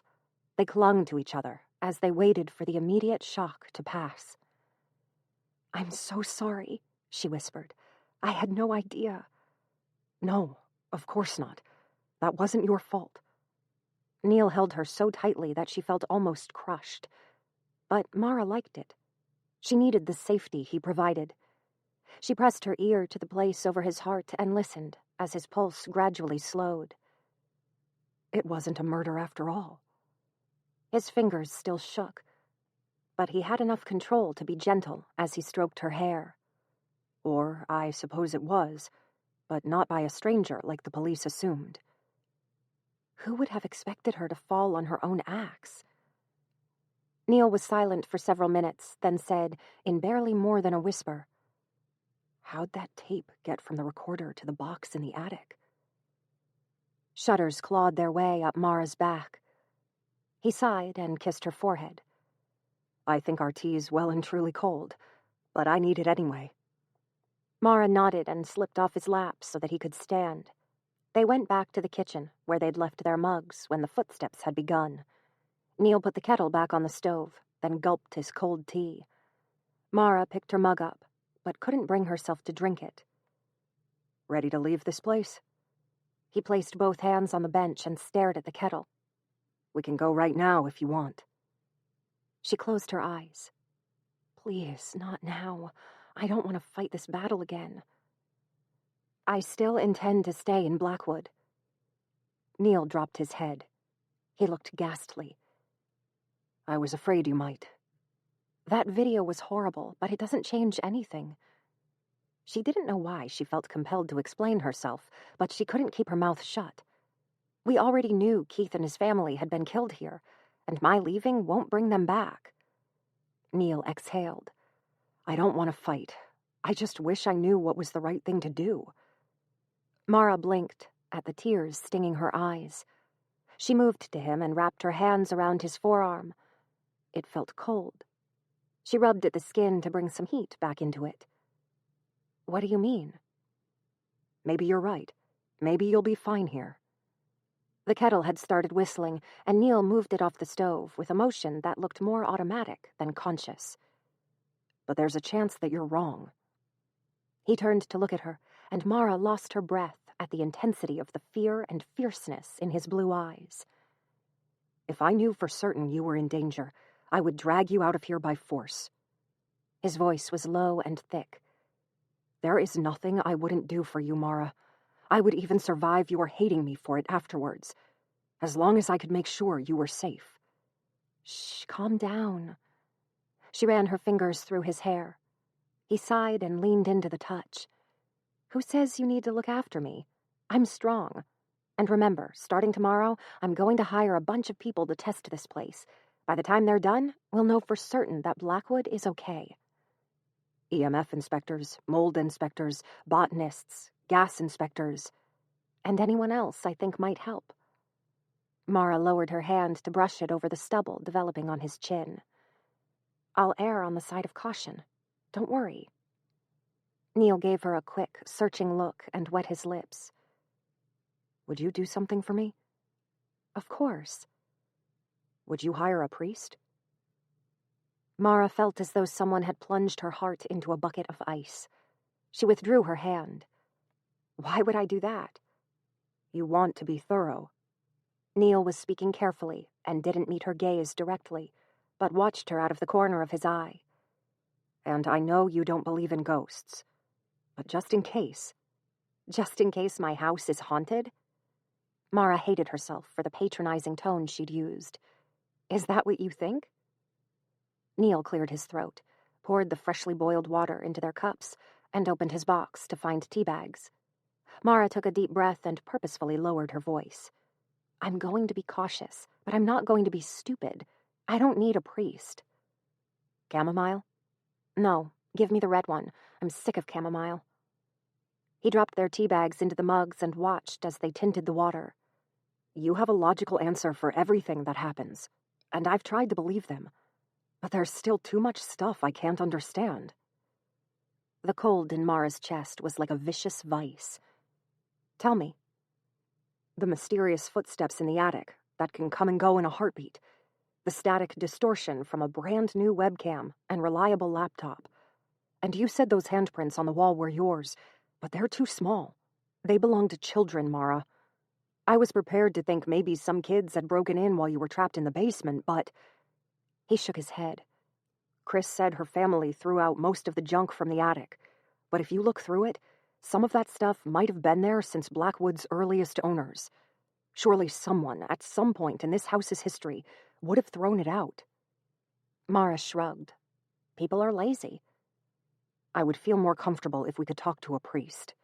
Well, I hate to break it to you, but I don't give a crap about your comfort.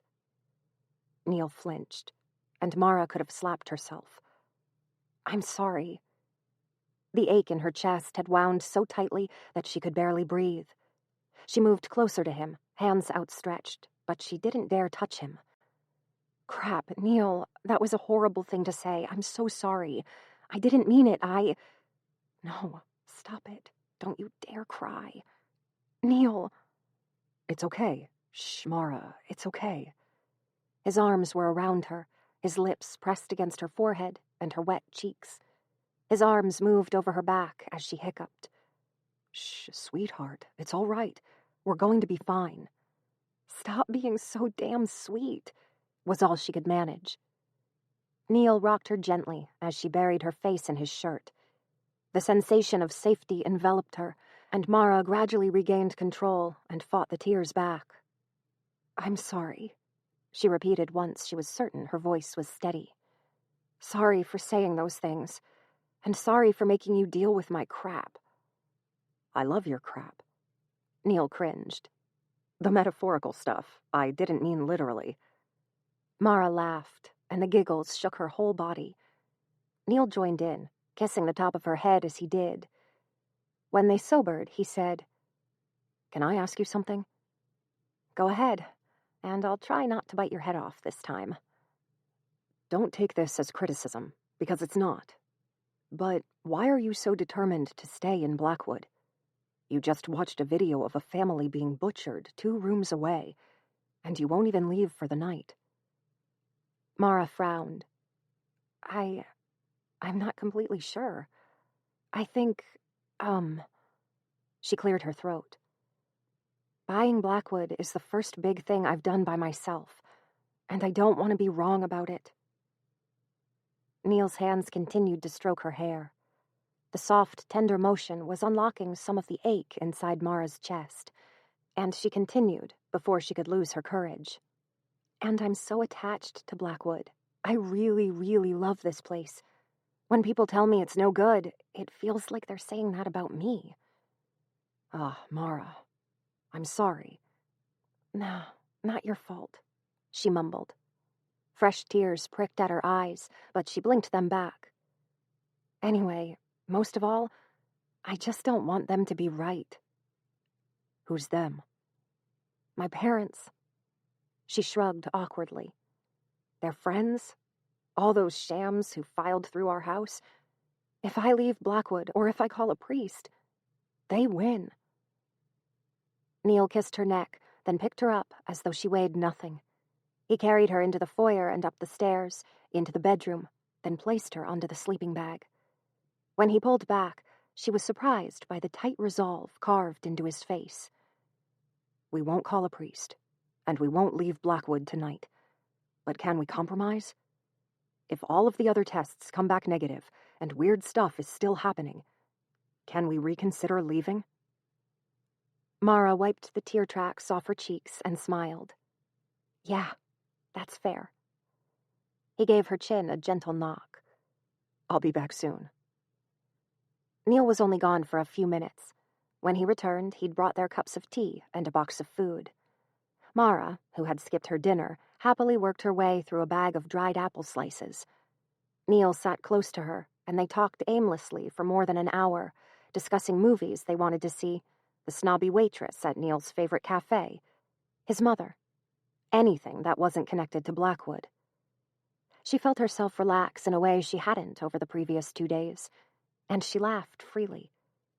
When exhaustion began to grind her down, Neil collected his taser, pepper spray, and knife, laid them beside his bed, and turned the torch out. Mara fell into an uneasy sleep. She woke twice through the night, and each time, Neil stroked her hair until she fell asleep again. Chapter 28. Hot Chocolate. Mara leaned on the window frame and watched dappled sunlight flicker over the vegetable garden in Blackwood's yard. But I don't have a garden. This is another dream, isn't it? She turned back to the room and found she wasn't alone. A man was pacing its length, one hand pressed to his lips and the other clutching a black top hat against his chest. He was dressed in formal clothes from what Mara guessed was the early 20th century, and he didn't seem to care that his heavy sweat would soak into them. Mara looked around and saw they were in a child's bedroom. A toy box sat at the foot of the neatly made bed, and bright paintings were hung on the wall. The room was a little too orderly and clean for Mara to feel comfortable in it. "Are you in here, my love?" A woman appeared in the doorway. She looked drawn and pale, but smiled when her husband turned towards her. "Did the funeral upset you so much? I thought it was beautiful." A funeral, and a room that's been scrupulously cleaned. They lost their child, didn't they? The man held his hand out to his wife, and she went to him and embraced him. There was a flash of deep, violent grief in the woman's face, but she quickly smoothed it over.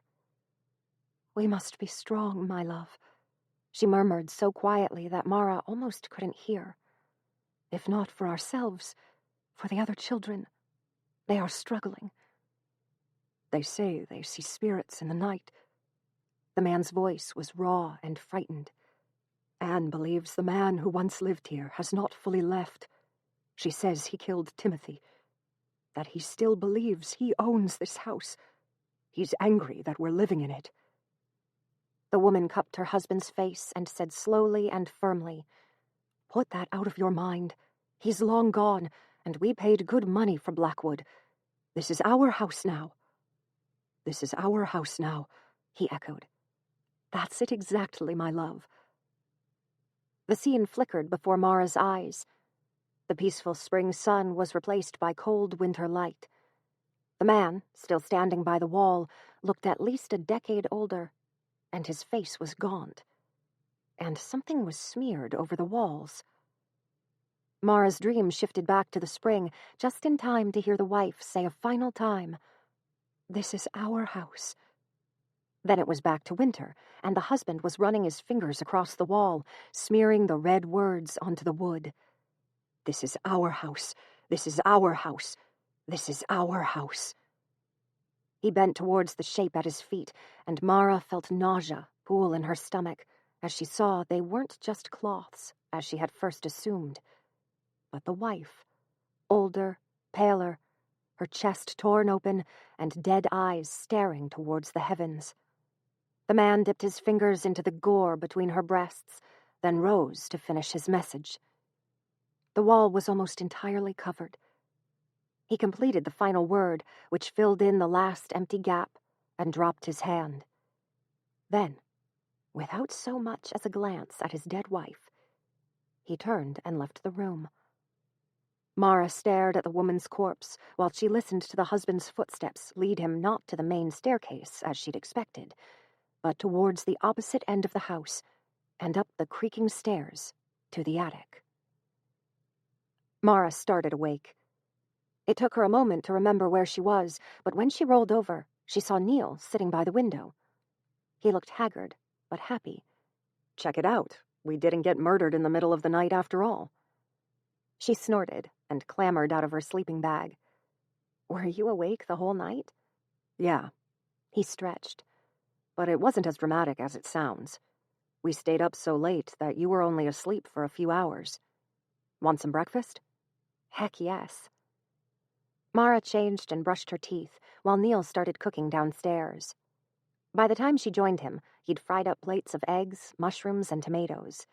She pecked his cheek, then helped carry their plates to the dining table, where she attacked her breakfast eagerly. "I'm going to call in sick to work today." He passed a spare egg onto Mara's plate. "Don't do that." she objected through a mouthful of food.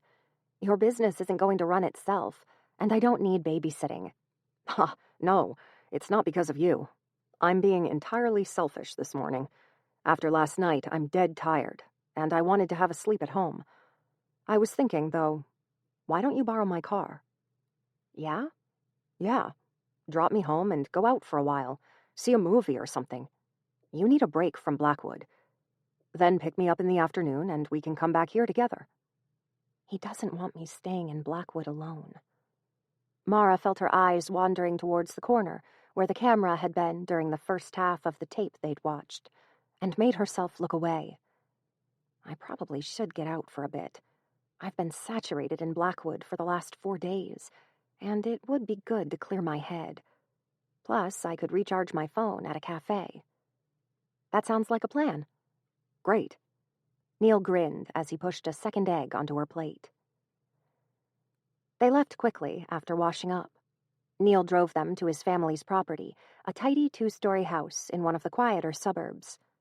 As they turned into the driveway, Mara caught sight of the short, pastel-dressed Pam watering the front garden. "She's looking a bit better," Mara said as they pulled up outside the garage. Yeah, I think it's actually helped her to have some extra independence these last few days. She cooked dinner for the first time last night. Mara got out and greeted Pam briefly, then kissed Neil goodbye. "What time do you want me back?" How's around 3 sound? "Good for me." As she returned to the car, she watched him pick up a spare watering can to help his mother. Part of her wanted to linger in the pretty suburban yard, but she'd already absorbed the bulk of Neil's attention over the previous few days, and didn't want to intrude any further, so she reversed out of the driveway and drove towards the town center. Her smile faded before she'd traveled farther than a block. Neil believes in ghosts. The idea made her feel sick. She knew it shouldn't be a big deal. She'd learnt to be comfortable with his religious leanings, after all. But his acceptance of the supernatural, in particular supernatural at her home, felt tantamount to betrayal. He's mistaken, not stupid, she reminded herself, as the suburbs gave way to clusters of shops. Once this settles down, once I've had Blackwood checked out, once I've lived in it for a few months without anything bad happening, he'll have to realize he was wrong. Right? "Drop it," she told herself as she took a corner too fast. "I need something to distract me, and I've got nearly 6 hours to fill. What's not too expensive?" She stopped by a budget movie theater, but the only film screening within the next hour was a haunted house flick, and Mara figured she'd had enough of that already. Next, she stopped at a museum, hoping for some quiet, but a gaggle of schoolchildren came in shortly after her, and she ducked out before the chatter could drive her crazy. Across the street was a small coffee shop that seemed to cater to the hippie population. The name, "It's Been a While," made her smile. They should have outlets, right? She fetched her dead mobile and its charger from Neil's car, then crossed the street. The drinks were overpriced, but the heavily tattooed barista was friendly, so Mara ordered a hot chocolate, found a small corner seat near a wall socket, and settled in. She had a good view of the large windows looking onto the street, and Mara leaned against the wall as she counted the pedestrians and tried to guess where they were going. A young couple, probably on their second or third date, based on how carefully they're dressed. An older, suited man. Might be taking an early lunch break from his work. Ha! One of the school kids managed to sneak out of the museum. He's going to be in trouble when they find out. Then a middle-aged couple stopped outside the coffee shop to read the menu posted in the window. Mara choked on her chocolate. No, no, no way, no how. The man, stately and with deep gray hair, tapped the menu and said something to his wife. She smiled and nodded. Her long hair, once a rich brown, was developing gray streaks at the temple. They can't come in here. They can't see me. Mara snatched her phone and charger off the wall and abandoned the hot chocolate. She strode towards the door in what she hoped was a casual, brisk pace. If I keep my head down and move quickly, I might make it out of here before they notice me. Please, please, please. The door pulled away from her hand just as she reached for it. Mara jolted backwards, and against her better judgment, raised her eyes to the middle-aged couple entering the coffee shop. Elaine had always been a beautiful woman. Even with the soft wrinkles her 44 years had given her, she was stunning. Her husband, George, had put on weight since Mara had last seen him, but not enough to hide his strong jaw. To a stranger's eyes, they could have been a power couple, high-flying attorneys or professors at a respected college. Only their clothes gave any hint that they deviated from the mainstream. George still wore his skull talisman, barely hidden under his shirt, and Elaine's skirt was too full and colorful for her to fit in with the Stepford wives. There was no avoiding their notice. Mara made eye contact and found herself unable to look away. "Mara," Elaine gasped, eyes wide. She stretched a hand forward as though she didn't completely believe what she was seeing. "Excuse me," Mara blurted and pushed between them. "She still wears the same perfume," she thought, as she dashed across the street, heedless of the car horns and screeches of brakes around her, and fumbled Neil's car keys out of her pocket. "Mara, wait!" Elaine yelled. She'd snatched up her skirt and was running across the street, but her shock had given Mara a head start. Mara dove into the driver's seat, slammed the door, pushed the keys into the ignition, and managed to turn them, despite her trembling hands. She pressed on the accelerator, narrowly avoided colliding with another car, and sharply veered down the road. She tried her hardest to pretend she couldn't hear her mother's grief-filled cries. What are they doing here? It's nearly an hour away from their home. Unless they moved. Crap, they'll know I'm local now. Do they have any way to find where I live? Did they get the number plate? No, it's okay. It's Neil's car, and he knows not to give out my address. Once she was certain she'd put enough distance between herself and her parents, Mara pulled into a sheltered side street. She slumped against the wheel, half gagging as she drew air through her tightened throat. Her clothes stuck to her sweat-slicked skin, and her chest ached. "You're okay. It's fine. You'll just need to stay out of town for a while. Or shop at the next town over or something. They won't be able to find you again. It's fine." Crap. Mara propped herself upright, blinked the panicked haze out of her eyes, and tried to figure out where she was. "I can't stay around town any longer. I could wake Neil up. He wouldn't mind. No, he didn't sleep last night. He needs the rest. I'll go back to Blackwood. It's quiet and safe, and that's exactly what I need right now." This time, Mara had enough control to get back onto the street without a single honk from the cars around her. She drove carefully, keeping below the speed limit, as though that would atone for her earlier recklessness, as she circled back to Blackwood. Hints of uneasiness began to prickle over her back as soon as she turned into the long, potholed driveway, but she dismissed them as leftover anxiety from her encounter with Elaine and George. It wasn't until she reached the clearing and saw a black van parked in front of Blackwood that she suspected anything was seriously wrong. Chapter 29. A Spirited Encounter. The large black van was unfamiliar, and it didn't seem occupied. Mara parked near the edge of the clearing so that her engine's rumble wouldn't attract the notice of whoever had visited. The prickles running down her spine became stronger as she got out of the car. Strangers were inside her home, and Mara hated it. "This is my house," she thought, echoing the sentiment scrawled across the wall upstairs. "This is my house. This is my house. This is my house." She rounded the black van and caught sight of the sticker on its side. "Spirited Encounters," written in swirling cursive, sat next to a cartoon ghost. "Hell no," she mouthed, backing away from it. The prickles turned into a buzz. A light glowed in Blackwood's windows. Strains of esoteric music floated to her as she climbed the porch stairs. She twisted the handle of the front door with meticulous care to keep the metal from whining. She felt as though a dozen tiny threads were wrapped around her, barely holding her together, and they could snap at any second. She looked left into the dining room and frowned. The large wooden table was gone, and 6 of its 8 chairs were neatly arranged by the wall. Mara walked into the sitting room. The rocking chair had been pulled away from its corner and sat in its usual place under the windowsill. Feeling numb, Mara turned towards the library, the source of both the music and the golden light, and stopped in the doorway to absorb the scene. The dining table had been brought to the library and placed in the center of the room. 3 candles were arranged along its length.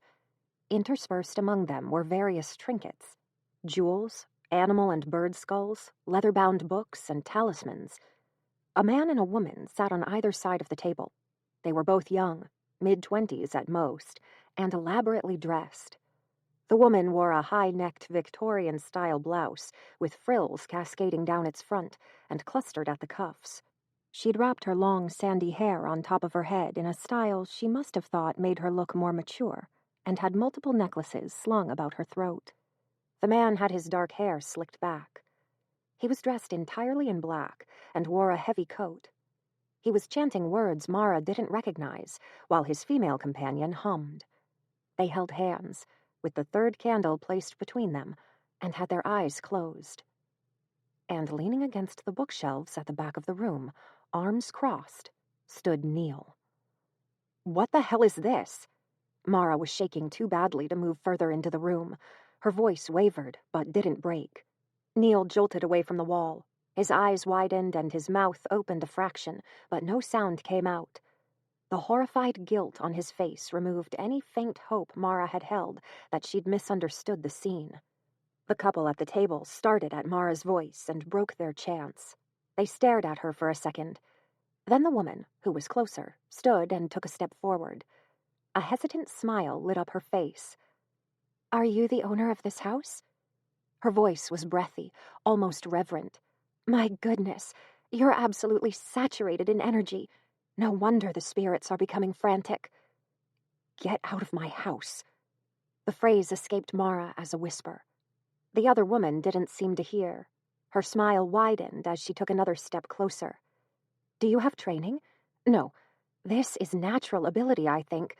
Probably from a relative who was highly in tune with the other realm. A parent? A grandparent, maybe." "Get out of my house." Darkness edged in at the corners of Mara's vision, as the tension inside her built like a typhoon, and threatened to break the flimsy threads that held her together.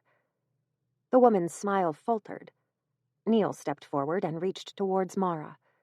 "Sweetheart, don't be angry at Everica or Damascus. I called them. This is my fault." Mara held her hand palm out to halt Neil. Her voice was a deadly whisper. "I'll deal with you in a moment." She turned back to the woman and her frowning companion. "Get out of my damn house." "It's all right." The woman's bright smile had returned. "I know this sort of thing can seem strange or confusing at first, but we're here to help purge your house. We're attempting to communicate with the spirits in order to—" The threads snapped. "Get out! Get out! Get out!" "Mara, no!" Neil grabbed her around the waist and dragged her back before she could claw at Everica's face. Mara screamed and elbowed him in the stomach. He grunted and dropped her, and she turned on the table as she unleashed her fury. "Get out!" She sent the candles clattering to the floor, where their flames fizzled and died. "Out!" The antique books were thrown at Everica, who ducked just in time. "I said out!" She placed her hands under the table and lifted. Fury gave her strength, and the table flipped over with a deafening crash. "Let's go." Damascus snatched up an armful of their equipment and grabbed his companion's wrist. Everica seemed to be trying to speak, but Mara couldn't listen. She lifted one of the chairs and hurled it after the mediums as Damascus physically pulled his companion out of the room. The chair smashed into the wall and tumbled to the ground, a fracture running down the wooden back. Mara kept her feet, listening to the van door slam and the wheels screech as the spirit mediums sped off the property. Then she staggered. Neil appeared at her side, and his arms moved across her back to support her, but she smacked him away. "All right." Neil stepped back and raised his hands in peace. "I know you're angry, and you have every right to be." "Honestly?" Breathing made her chest ache, and her vision was nearly blotted out. She stumbled to a wall to hold herself up. "It would hurt less if I'd found you entwined with a hooker." Neil flinched. How could you? Burning tears bled into the black patches at the edges of her vision, and Mara didn't try to check them. You bastard! Neil swallowed thickly. His lips were twitching, but he kept his voice soft. This place is sick, and I can't watch you live here any longer. Yesterday morning, the morning I skipped work and found you locked in the basement, I was woken by my phone ringing. You know the first thing I thought? That it would be the police calling to tell me my girl was dead. He blinked furiously. I'm frightened for you all the time. I can't lose you, Mara. You bastard, she repeated. Her voice had dropped to a whisper, and malice coagulated in it. You know how I feel about people like that, and you invited them into my home. That's why I called them while you were out. He took a half step towards her, and Mara bared her teeth at him. I thought if they could get rid of whatever presence was here, and you wouldn't have to know. There's nothing wrong with Blackwood! She took a long, shaking breath and pressed a hand over her aching chest before continuing in a lower voice. There's no such thing as ghosts. I had the first 18 years of my life to saturate in those toxic lies, and you knew how much I hate mediums, and you invite them into my home. Not yours, my home. She moved her hands to her head, where a stress headache was blooming over the temples. You're scum, Neil. Lying, manipulative, backstabbing scum. He didn't speak, but his eyes were red. Mara thought he might be trembling, but it was hard to tell with her own vision so erratic. She was too drained to yell, so she said, as clearly as she could manage, Get out, and don't ever contact me again. Neil broke his cardinal rule and swore. Mara, I wasn't trying to hurt you. I only wanted to help. It wasn't wanted, and it wasn't needed. The ache in her chest burnt almost more than she could endure. This was unforgivable. He took a deep breath and stepped closer. Let's talk about this. I'll make you a cup of tea, and we can... No, I'm done talking. I hate you, Neil. I hate you so much. Hot tears ran down her cheeks as hysterical laughter mixed into her words. I think I might even hate you more than I hate my parents. We're over. Stay away from my house and stay away from me. Every time she said hate, Neil flinched. The hurt in his face would have crushed her the day before, but at that point, all she felt was relief. Then his beautiful blue eyes narrowed as anger rose to mingle with the pain. You're horrible, he said at last. You think you're so superior to your parents, but you're twice as deluded as they could ever be. You've been given so many signs, so many clues, so many warnings, but you do nothing except close your eyes and block your ears. There are evil spirits in Blackwood, living in plain sight, and you're willfully oblivious. Shut up! Mara threw herself at him. She beat against his chest and kicked at his legs, doing everything in her power to cause him pain. He hissed and shoved her, sending her reeling backwards. I hate you! Mara screamed. Bastard, get out! With pleasure. He kicked at the chair that lay by the door, sending it skittering across the room. Don't date crazy, people told me. Now I know why. Neil disappeared through the living room, through the foyer, and out the front door, slamming it in his wake. Chapter 30. Broken. Mara, feeling numb and cold, followed Neil's path into the foyer and stared at the closed door. His car's engine roared, then faded into the distance. She stood there for far longer than she should have. A cold, cutting realization slowly wormed its way through the shock. Neil's gone. She hated him, but when she tried to untangle the anger from her heart, she found that another emotion still survived underneath. Despite the cutting betrayal, the cruel words, and the screams, she loved him desperately. He's gone, and he's not coming back. Ugh. Mara crumpled to the floor and wrapped her arms around her torso. Everything hurt. Her head pounded. The black had faded from her vision, but her eyes were blurred by tears she couldn't stop. Hate and love danced a violent tango inside of her. She wished he were dead. She wanted to see him smile again. She craved his suffering. She wanted him to hold her and kiss her and tell her everything was all right. All gone. Mara bawled unashamedly. She slumped to her side and rested her cheek on the dusty floor as she painted the wood with her tears. She'd thought she'd known pain before, when she'd walked into the library and seen the seance Neil had arranged, but it was nothing compared to what she was experiencing afterward. She'd lost her companion, the one person she'd learnt to trust above all others, the one person who had been her ally against the world, and the kindest man she'd ever known. She felt as though she were being torn apart. Time blurred. One moment it was early afternoon. When she next looked out the window, twilight painted the sky a violent red.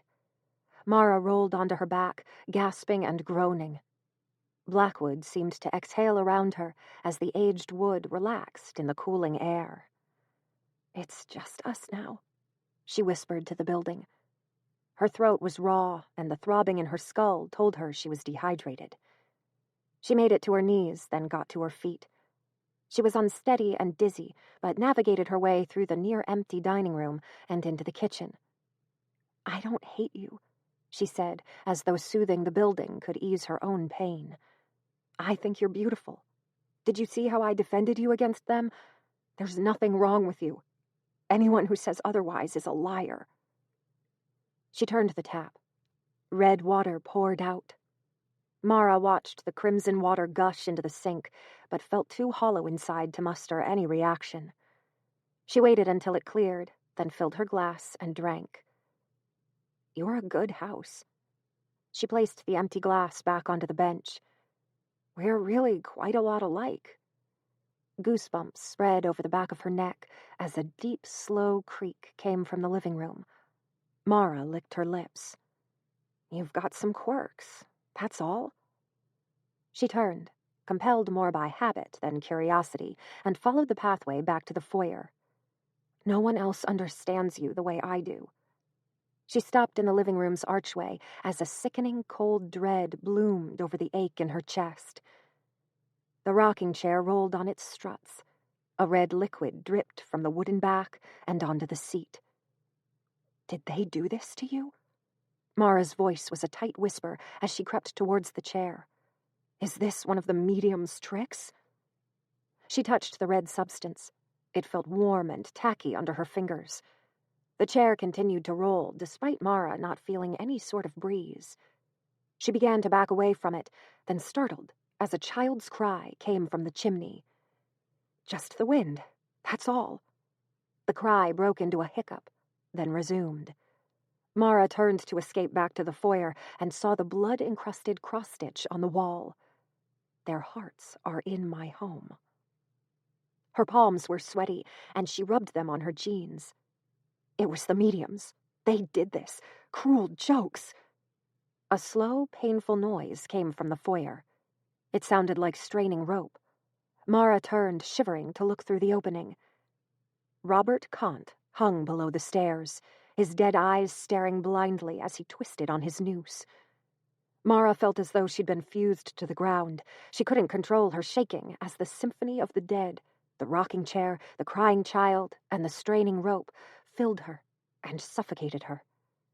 Robert's body continued to twist as though he'd only recently leapt from the banister. He looked human, but was made of a strangely fluid, smoky substance. It reminded Mara of ink dropped into a glass of water.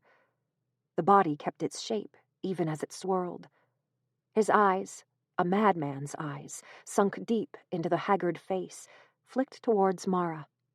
She clasped her hands over her ears and screamed.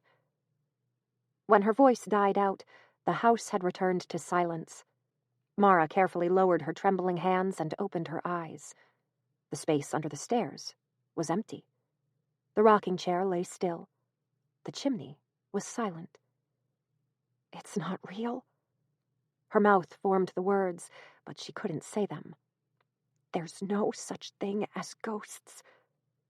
The basement door slammed. Mara gasped and began running, tearing up the stairs, tripping over her feet and crawling the last few steps until she could press her back to the hallway's wall. The Axeman is coming. Run, run, run! No! Mara turned towards the master bedroom door as it creaked open. She caught a swirl of motion through the opening. Run, run, run! The figure slipped into view, its eyes bulging with insane fear as it paced, white gown and tendrils of pale smoke fluttering in its wake. No! Mara bent double, began edging down the hallway towards the safety of her own room. The figure reappeared in the doorway, her pale face frantic as her crazed eyes fixed onto Mara. The Axeman is coming. No! Mara fled past the specter. Bloodied fingernails stretched through the opening and scratched at her arm, leaving stinging scores in their wake. Mara dove into her room and slammed the door. Panicked sobs shook her. What's wrong with me? Have I gone insane? She pressed a hand to the place where the nails had grazed her. Blood welled at the sight. She was able to touch it, feel its viscosity, and smear it away. This cut is real. The pain is real. It's not a dream. It's not a delusion. And I don't think I'm insane. Not quite yet. A crackle made her turn towards the bureau, where Neil's laptop stood open. The screen flickered into life, showing the attic's jumble of indistinct shapes. And a man. He stood in the center of the room, almost directly above her head, and stared at the camera. The figure was slightly hazy, as though it had been constructed out of a congealed mist. Long-dried, opaque blood streaked the remainder of his face. The left half of his head was crushed. Sweet mercy! Mara pressed her hands over her mouth. The man swayed, turned, and began pacing. Static buzzed over him with every step. The distortion obscured him, but not as wholly as it had the previous night. This can't be real! Mara fell forward to kneel on the ground as the footsteps echoed over her head. A small trail of dust spilt from one of the disturbed floorboards. All those years, all those seances, all those sham mediums. I can't have been wrong. The footsteps reached the end of the house, turned, and began their slow return journey down the length of the attic. They were fakes and liars. I know that with complete certainty. But then, what's this? The steps groaned above her head. A new, different sort of pain was growing in her chest. She watched the screen, which showed the static-shrouded man stopping beside the hole in the wall. He pressed his head and shoulders through it, then began creeping forward, shifting onto the roof inch by inch until the feet disappeared from view. Mara turned towards the window just in time to see the white figure plunge past. I was wrong. Ghosts are real. Mara, overwhelmed by the aches and the shock, keeled over. Hysterical, uncontrollable laughter rose inside of her, but she didn't try to fight it. If she didn't laugh, she would have to scream. Even as she crouched on the bedroom floor and held her aching chest as though it would fall apart if she released it, Mara's mind still tried to find a way to justify what she'd seen. The mediums planted tricks. No, they weren't clever enough to put together something like this. It's a hallucination brought on by stress. Am I hallucinating the cuts on my arm, too? Insanity? Not as far as I can tell. Mara tried not to throw up. Ghosts are real. What does this mean? Were my parents right? All of those tricks, all of those shams, did they hold any truth? Blackwood House is something wholly different. There aren't any tinkling bells or flickering candles here. The spirits inside these walls are tortured. They're visible. And they're constantly reliving their deaths. Sweet mercy, Mara whispered. Simply admitting she'd been wrong felt inhumanly difficult. Having to face the ramifications was 100 times worse. I don't want to do this alone. I can't do it alone. If I had Neil... The thought of Neil set the ache flaring again. He'd been right about Blackwood. More, he'd taken a risk and tried to save her, and Mara had screamed insults at him in repayment. Crap, crap, crap! She remembered his words from the night before, when he'd pleaded with her to call a priest. "There is nothing I wouldn't do for you, Mara. I would even survive your hating me for it afterwards, as long as I could make sure you were safe." Mara shook her head as she paced around the sleeping bags Neil had bought for her. Was he planning the seance as early as that? He knew it was risky. He knew he would lose me if I found out. I'd give anything to have him back. Mara pulled her mobile out of her pocket and gasped in relief as it turned on. She hadn't spent long in the coffee shop before seeing her parents, but it had been enough to give her battery a little bit of charge. He might not want to talk to me. The things I said were brutal. But maybe... She dialed Neil's number and raised the mobile to her ear. The call ended without any way to leave a message. Crap, he's turned his phone off. Mara passed her hands over her face. Where does that leave me? I'm stuck at Blackwood until it's light enough to walk to town. Whatever's happening in this house is magnifying, and the night's still very, very young. Mara tried to remember the seances and meetings her parents had participated in when she was a child. She deliberately tried to repress those memories in the hope that they would eventually be forgotten, and returning to them was like reopening scabbed wounds. She saw the scores of faces, many weathered with age, of the mediums who had been invited into their home. She saw the candlelight wavering over a small collection of trinkets from lost loved ones as she, her family, and a collection of strangers and acquaintances had held hands and participated in a seance. She saw Miss Horowitz, the spirit medium her mother had wanted her to train under, bellowing a garbled message as thunder cracked outside the room. But none of that was helpful. George, Elaine, and the spiritualists they were friendly with all sought contact with the dead, never the opposite. Mara knew a half-dozen ways to begin a seance, but not a single method for exorcising an unwanted ghost. She looked back at her mobile. The battery was almost dead. She tried calling Neil a second time, but with the same result. There's no one else I can call. Mara prided herself on her independence. She'd lived a nearly entirely solitary life. The only exception, the only chink in her armor, had been Neil. She'd never been so close or so comfortable with another person. But without him, she felt wholly, completely alone. She didn't have friends. She'd even kept her old co-workers at arm's length. For half a second, she considered calling her parents, but they would be incapable of helping, even if she knew their number. Then an idea occurred to her, and she cringed. I'm out of options. It's them or nothing. She took a deep breath, clutched her nearly dead phone to her chest, and poked her head out of her room. The rocking chair continued to groan. Now that she could no longer excuse it as a breeze, the sound sent chills through her. She kept as much distance between herself and the master bedroom as possible as she crept along the hallway. The door remained closed. The space below the stairs was empty. Only the rocking chair remained active. Mara, her heart in her throat, hurried to the ground floor.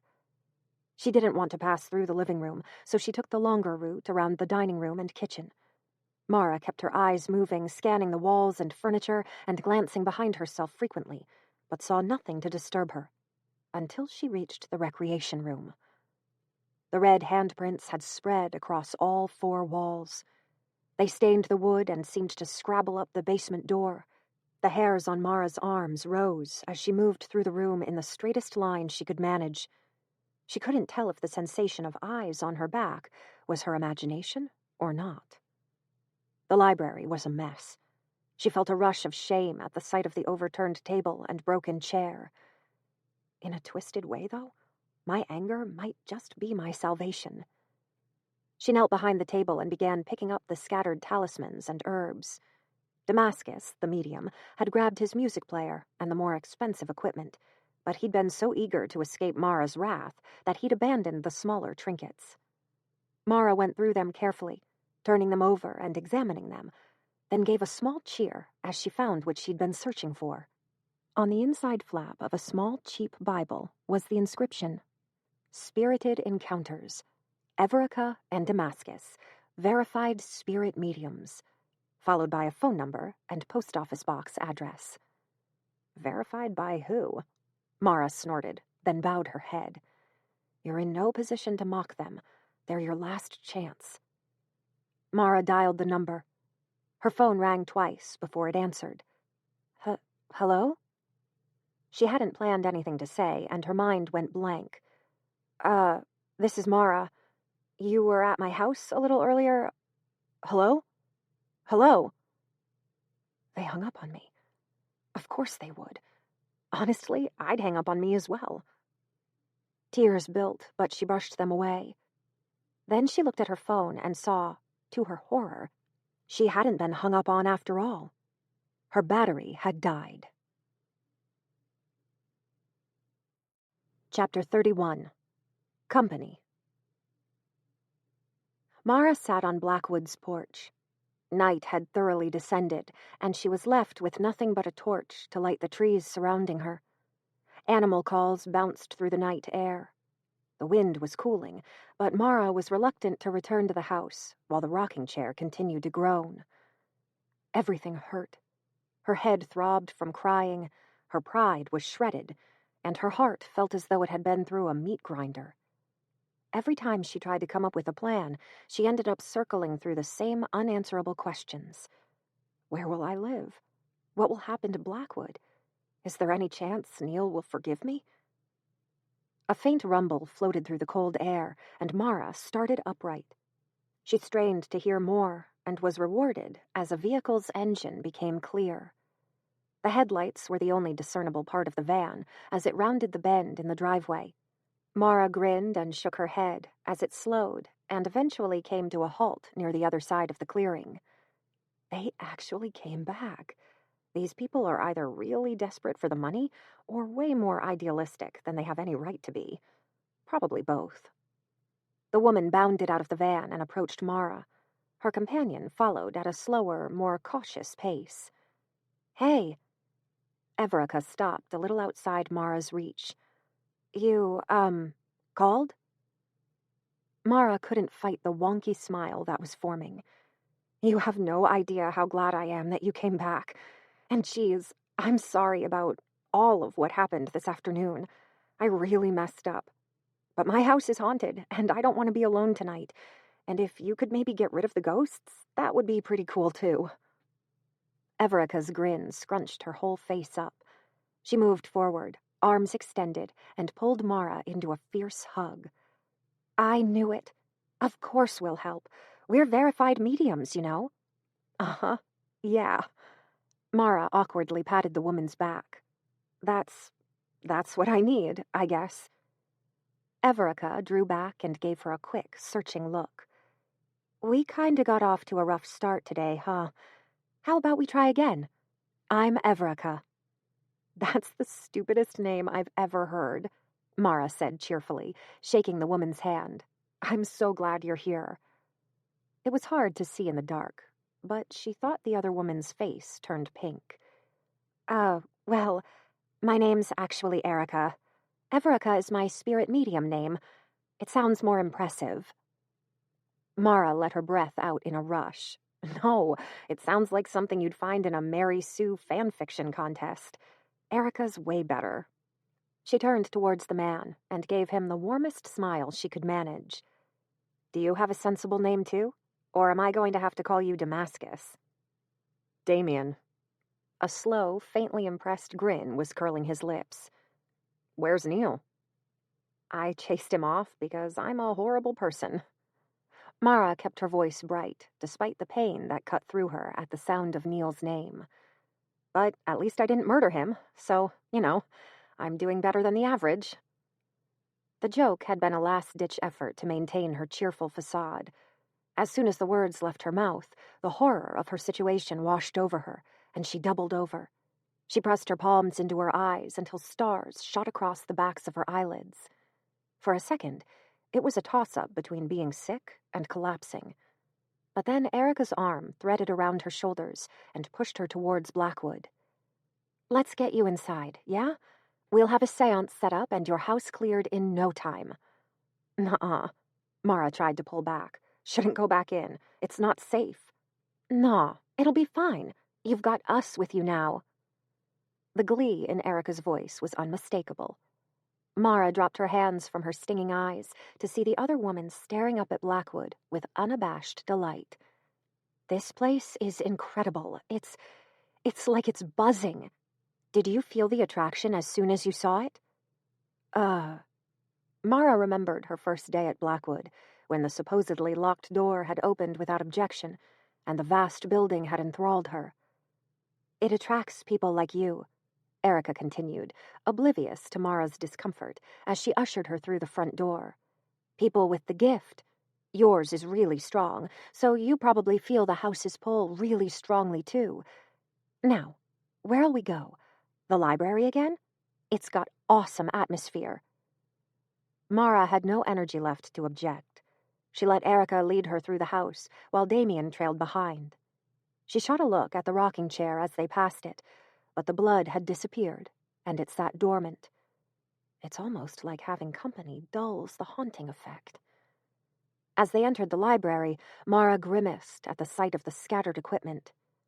Sorry about that, by the way. Erica patted Mara's shoulder. It's cool. Dame? Damien took one end of the table, while Mara and Erica lifted the other. It was heavier than Mara had expected, but they managed to correct it. She propped her torch upright on the surface to diffuse its light, and Erica cheerfully forced the candles back into their holders and lit their tips. Damien left while the women collected the trinkets. Then he reappeared with 2 extra seats from the dining room. They sat down, Mara on one side of the table and the mediums on the other. Mara sighed, breaking the silence. Okay, I want to apologize again for this afternoon. I was raised in a spiritualistic household. It wasn't a great experience for me, and I've spent the last 4 years avoiding any mention of ghosts. So, I sort of overreacted when I found out my boyfriend had set up a seance. Don't worry about it. Erica leaned forward as excitement lit up her face. Honestly, I'm pretty excited to be back here. I've never seen a house like Blackwood before. Did you know a renowned spiritualist called Victor Barlow built it? He was really quite brilliant. Damien caught the sour look on Mara's face and tapped his companion's arm. Erica obediently fell silent. Mara inhaled and held the air for a beat before saying, Yeah, he's my great-great-grandfather. Aha! Erica's eyes shone in the candlelight as she shuffled her chair closer. I knew you had to have some sort of gifted history. Did you know about Victor before buying Blackwood, or did it call you to it? A headache was growing at the back of Mara's skull. She massaged her temples as she tried to find a peaceful way to express herself. Look, today's been a really, really bad day. I don't understand half the things you're saying.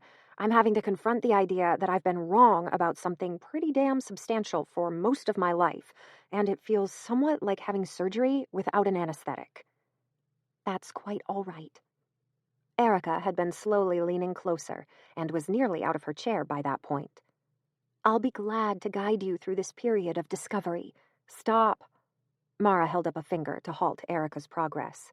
I believe in ghosts, but I don't believe in you. Not yet, anyway. You symbolize everything I've hated for the majority of my life.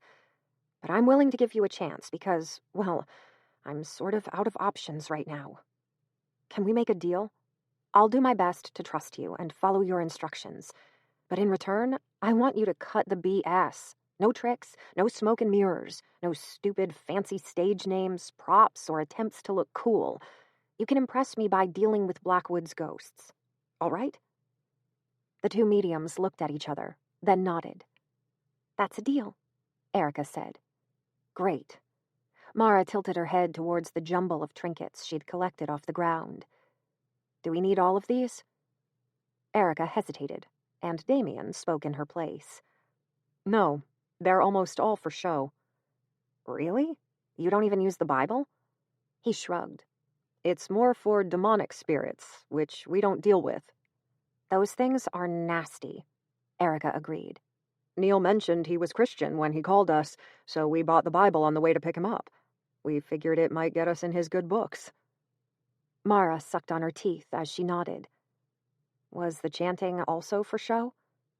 Not entirely. It creates atmosphere, but we also use it as a meditation to help Erica center in on what beings are in the house, so she can figure out how to handle them. But it doesn't do anything for the ghosts, per se. Come on, you're giving away all our trade secrets, Erica hissed. Damien gave her a patient smile. Mara swallowed and traced a pattern over the wooden table. So you can, what? See spirits? I can't, Damien said, but Erica can sense their presence and get a feel for what they looked like, how they're feeling, and when they died. She's basically really good at picking up on spiritual energy. Mara grimaced. Yeah, that sounds made up. Don't worry, it's not. Damien's mouth twitched. Everyone and everything that's alive is sustained by energy. It's what separates, say, a plant from a rock. When we die, our energy can sometimes be left behind, like a residue. With a strong enough energetic imprint, you get a ghost. Mara glanced towards the doorway to the foyer. I'm guessing violent deaths leave more energy than peaceful ones. Bingo. Murders, betrayals, insanity, that sort of thing. If the victim is full of very strong emotions when they pass, it can leave a residue. Or if they feel maligned, Erica interjected. Super strong resentment or regret can make ghosts too. Mara thought through all of the spirits she knew of in Blackwood. The mother cradling her dead child after killing her husband. The man who broke a hole in the attic's roof and threw himself to his death after losing his family. Robert Kant, a tortured soul. The insane wife butchered by her husband as she tried to claw her way out of her room. Yeah, they all count. Normally, residues will fade, Damien continued. It can take many hundreds of years, but eventually they stop being strong enough to be felt. They can also be released by someone with spiritual aptitude. Is that what you're going to do? We'll give it a try. Mara placed her elbows on the table, laced her fingers, and rested her chin on them. How much experience do you have? Heaps, Erica said instantly. Mara narrowed her eyes and let the silence stretch until Erica cleared her throat and dropped her gaze to the table. I've been practicing heaps, at least. Great. They're rookies. The van looks new, Mara observed. Damien gave a nonchalant shrug. We officially opened our business last week. You're the second house we've visited. Have much luck with the first? They shared another glance. There were some complications, Erica started. We botched it, Damien finished. Well, Mara tried to keep her voice cheerful. There's plenty to practice on here. You bet. Erica's mood was instantly restored. Like I said, this house is absolutely buzzing. It's got to be built on a massive spiritual hotspot. Explain that. Well, it's sort of like... She cast around for a moment, then snapped her fingers. Like acupuncture. Have you ever had that? Nope. Oh, it's great. I had this crick in my neck that just wasn't going away, and... Focus, Damien murmured. Right, so the idea behind acupuncture is that you have all of these energy points around your body. Sometimes they become blocked, and that causes problems. Now, imagine the Earth is like a really big body. It has all of these energy points scattered around. They're locations where spiritual energy naturally collects. The Bermuda Triangle includes a cluster of several large patches, and a lot of famous haunted locations are built on these spots. And Blackwood is one of them, Mara said. Exactly. My skin's tingling from the power. I'm guessing Victor Barlow could sense it too, which is why he built Blackwood here in the first place. He was really into experimenting with spiritual connections and getting closer to communicating with the afterlife. And he probably thought being on a hot spot would help. Except, of course, it backfired. Robert Kant stumbled on it. Robert Kant was drawn to it. Erica's voice was rising with her increasing excitement.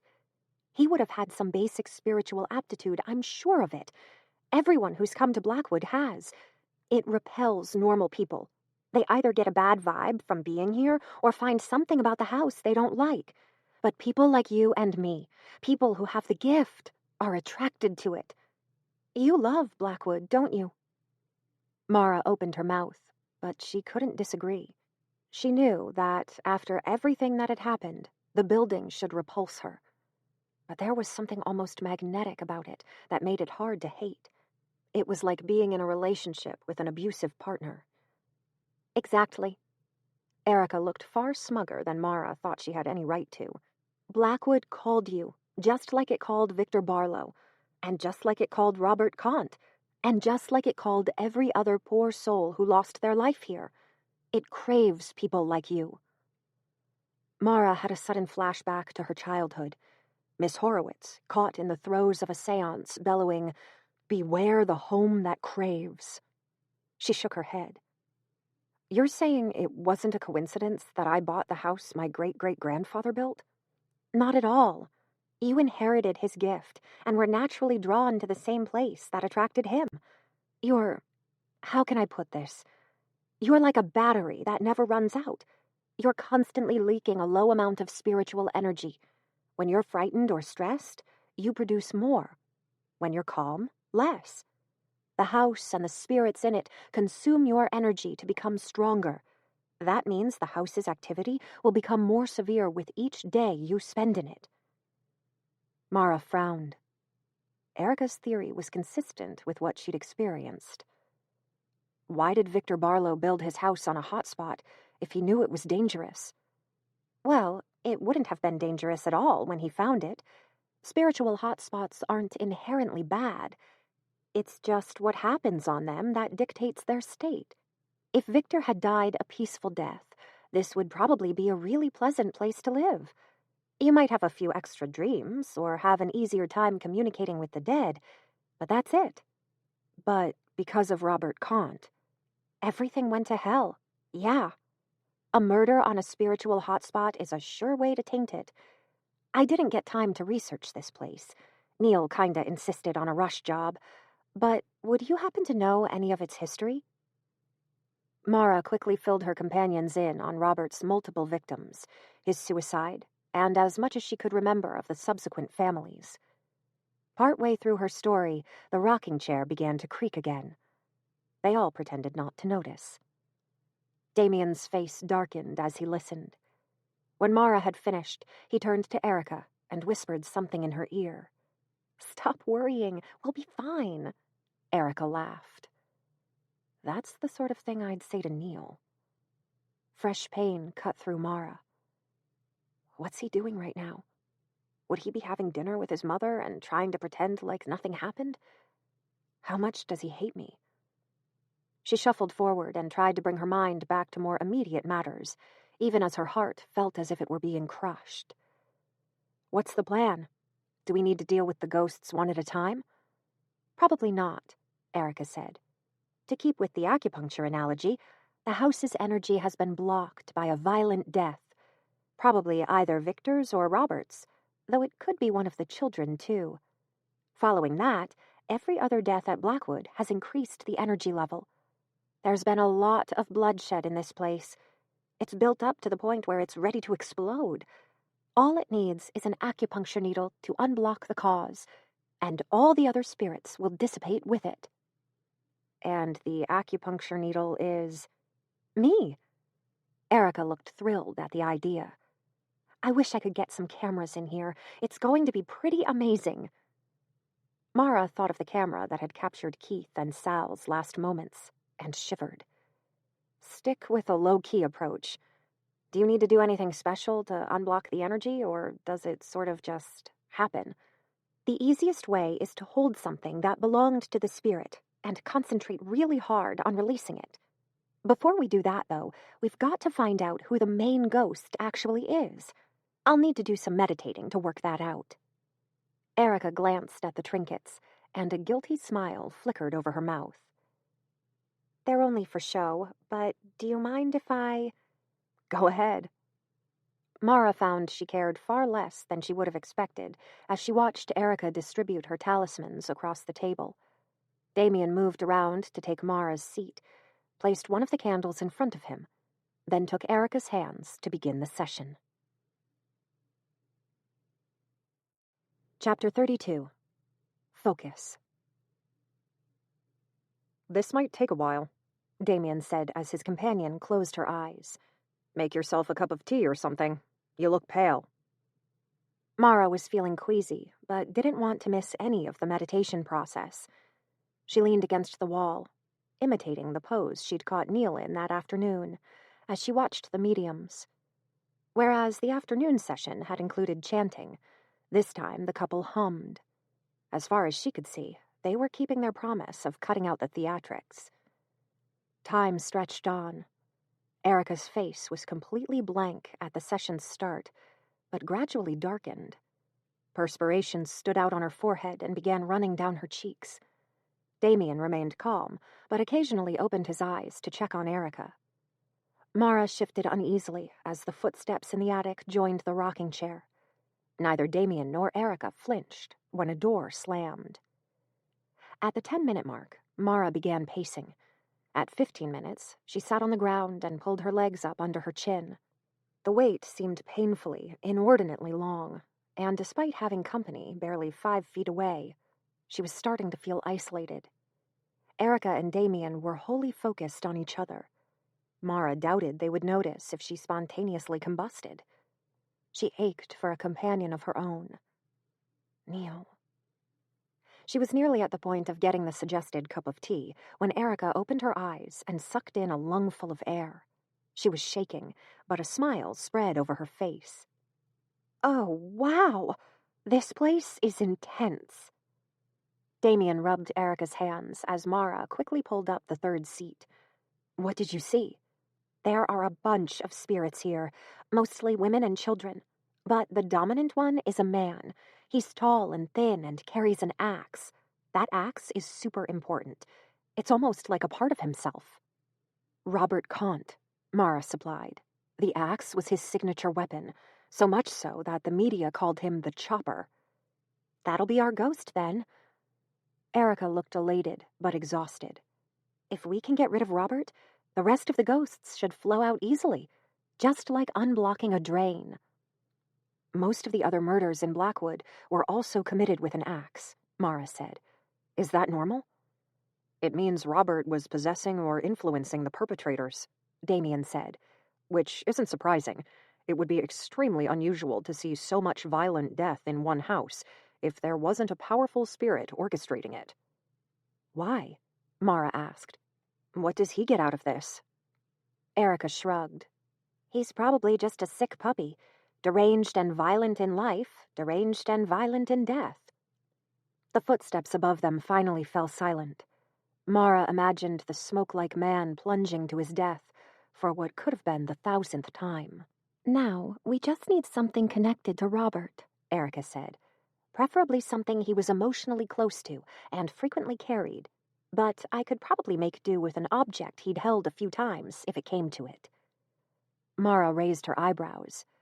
"What? Are you expecting me to magically produce one of Kant's favorite keepsakes? I don't want to disappoint, but no." "There's got to be something," Erica pressed. "Did he use the cutlery here? It'd be a weak connection, but I bet I could make it work." "Sorry, the cutlery belonged to the last people to own this house. 6 families have lived here since Robert. I really don't know how much would be left over from his time." Mara gazed about the room. "Could you use the house itself?" "You mean like touching the walls?" "Not really, unless you can identify a specific part of the wood that he was in frequent contact with. And it's got to be more than just leaning on it. I need skin contact." "Geez, you're fussy," Mara muttered. Damien snickered. He hung himself from the banister. I've seen his ghost there a couple of times." Erica almost burst out of her seat. "Really? You've actually... Wow! It usually takes years of practice to see ghosts. Not even I... Though, I guess the energy hotspot is helping a lot. Still, have you ever considered a career as a spirit medium?" Mara cringed. "Focus." Damien tapped Erica's arm, and she settled back into her seat. "Oh yeah, right. Knowing where his ghost hangs out will help us if we want to communicate with him, but it's no good to dispel him. I've got to touch something. Ugh. Mara rubbed at her face. Sorry, but I've only lived here for like 5 days.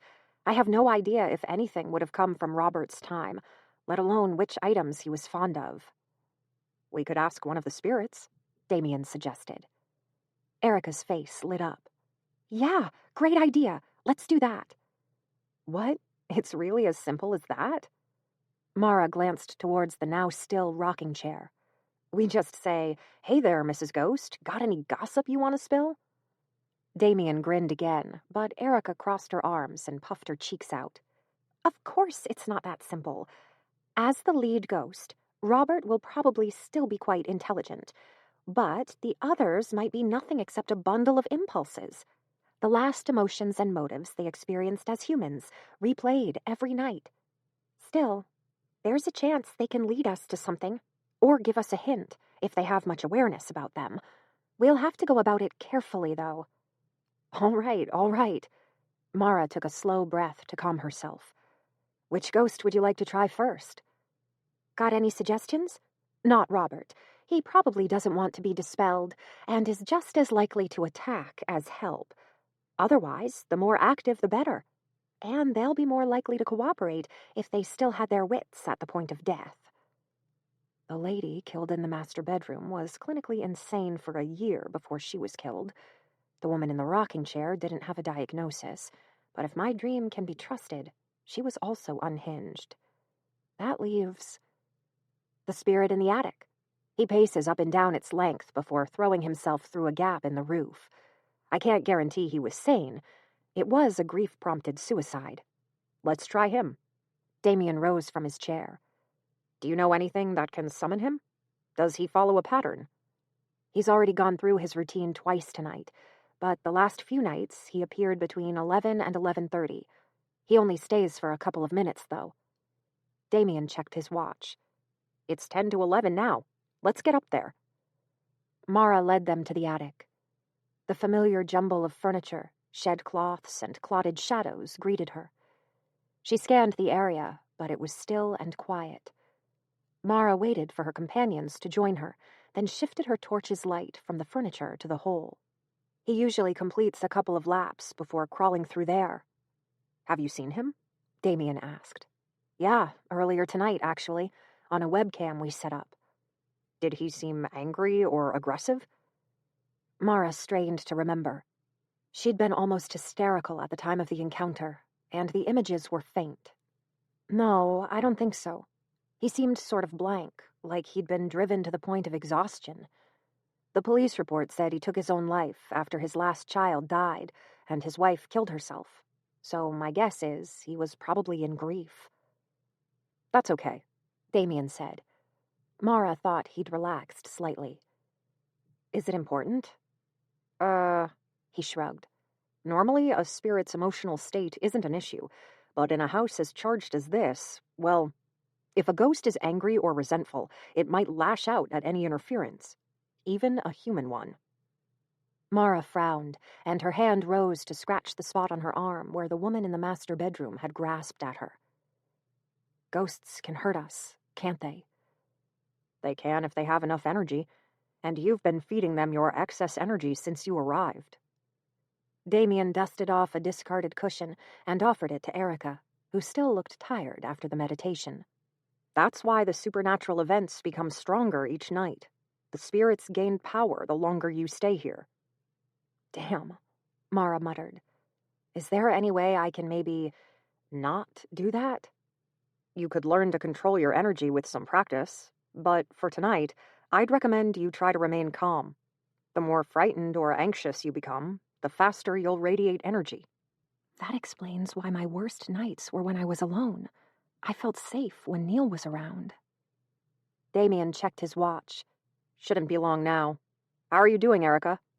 Nearly there. Mara started and turned to see the other woman crouched in a patch of floor she'd cleared. Erica had produced a stick of chalk and was scribbling strange shapes and runes on the wood. Mara took a half step away. What's this for? It helps focus her energy. Damien indicated some of the shapes. These attempt to wear down the barrier between the human world and the spiritual realm so that she can mediate between them.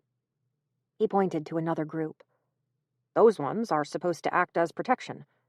And those, he gestured towards the last group, will enhance her power. Erica finished by drawing a circle around the odd collection of shapes, then knelt on the cushion in its center. Do we have everything? I'm not... the sage. Do you think you'll need it? Damien checked his watch.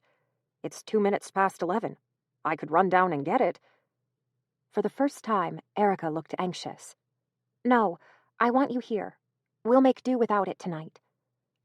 I could get it, Mara said, and Erica swung towards her. Would you?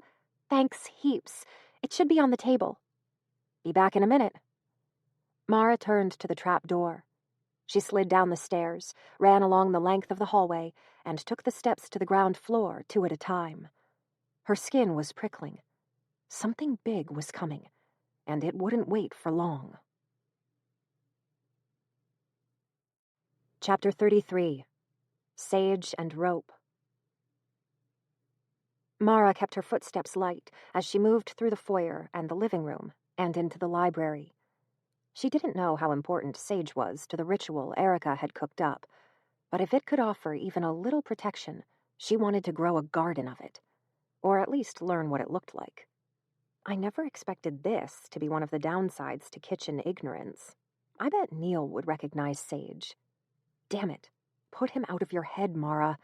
Get through tonight, so you have the chance to apologize tomorrow. The 3 candles still burning on the table cast flickering shadows about the room. The rocking chair began groaning again, but Mara ignored it as she sifted through the trinkets. Half hidden under a cat skull was a bunch of small, soft leaves. Mara raised the herb to her nose and inhaled. This better be the sage.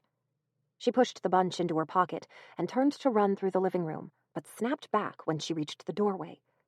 The rocking chair, groaning softly on its struts, was occupied. The large, red-haired woman faced the window as she kicked her toes against the floor. Crap, crap, crap. Mara's stress spiked. She knew she was supposed to stay calm, but her heart felt as though it was trying to leap out of her throat as she pressed her back to the wall. This is fine. You've got sage, remember? And that's probably useful, somehow. The woman didn't seem to be aware of having company. She was faced away from Mara, hiding her expression, but the pose was relaxed and the rocking gentle. She wasn't completely solid, but made up of the same swirling mist as the spirit in the attic. Mara began to slink around the edge of the room.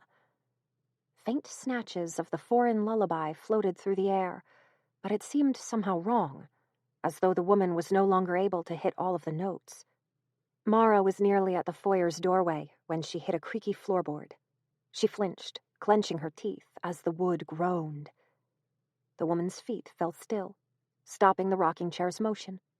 She turned slowly, and Mara pressed a hand over her mouth to smother her cry. It hadn't been immediately noticeable behind the thick hair and dress, but the woman was severely decayed. Clumps of translucent flesh had sunk around her eye sockets and sloughed free of her cheeks. She seemed to be grinning, but it was hard to tell without any lips to frame the teeth. Mara squeezed her eyes closed and stumbled backwards until her shoulder hit the corner of the doorway. When she opened her eyes again, the woman was gone. The rocking chair shifted as though it had been recently vacated, then came to a halt. Cold sweat built over Mara. She backed through the doorway, reluctant to take her eyes off the chair, and prepared to run at the slightest sign of motion. Sickness rose in her stomach, but she swallowed it. 2 stories above, someone began pacing through the attic. The steps were too even and too familiar to belong to either of the mediums. Damn it.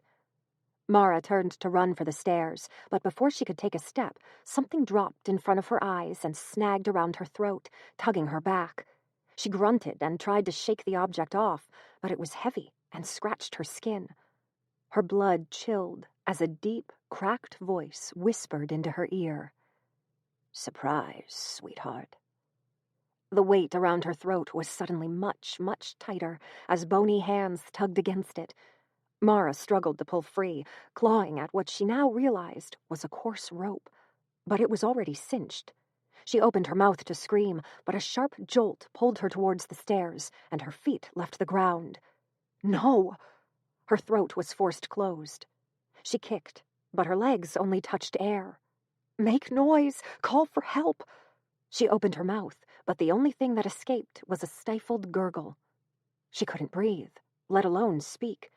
She stretched a hand out. Her fingers grazed the wall, but it was too far away to beat against.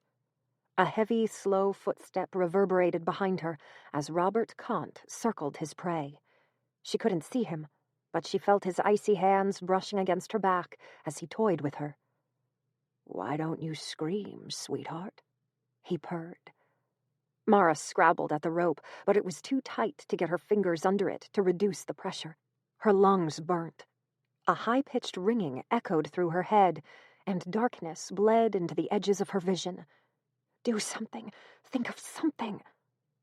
A voice seemed to be trying to break through the ringing sound, but she couldn't make out the words. She couldn't see, and her fingers felt numb as they scratched at the rope with increasing sluggishness. Then an arm wrapped around her waist and lifted her. The pressure across her throat slackened enough for her to suck a thin gasp of oxygen into her starved lungs. The voice was speaking to her, but the words seemed garbled. A blade pressed against her throat. Mara impulsively twitched back, but the knife didn't cut her. Instead, it wormed between her skin and the rope and began sawing at the fibers. "Hold still, Mara. Don't struggle. I'll have you out in a moment." I know that voice. I know these arms. He came back. "Neil," she croaked. "Shh, shh, hang on." Her hands, too oxygen-starved to hover around the rope any longer, dropped to his shoulders. She could feel the muscles taut under his shirt as he fought to hold her weight and cut the rope at the same time. Every rub of the blade against the noose increased the pressure around her throat, but there was just enough slack in the cord for Mara to breathe around it. Then the last strand broke with a quiet snap, and Mara tumbled forward. She didn't have the strength to raise her hands to brace herself against a fall, but it wasn't needed. She came to a halt, wrapped in the thick, strong arms she loved so much. Neil's calloused fingers massaged at her throat as he murmured, "Breathe, sweetheart. You're okay. Just breathe." Air had never tasted so sweet. Mara forced her eyes open and found Neil hovering over her, his face sheet white and eyes wide with fear. She tried to smile, but wasn't entirely certain what expression her face made. "You came back?" "Shh, don't try to talk." His fingers trembled as they massaged her aching throat, then moved higher to brush strands of hair out of her face. Mara tried to stroke his chest, but it turned into more of a weak pat. "Why'd you come back?" He shook his head, but his eyes never left her face. "I know.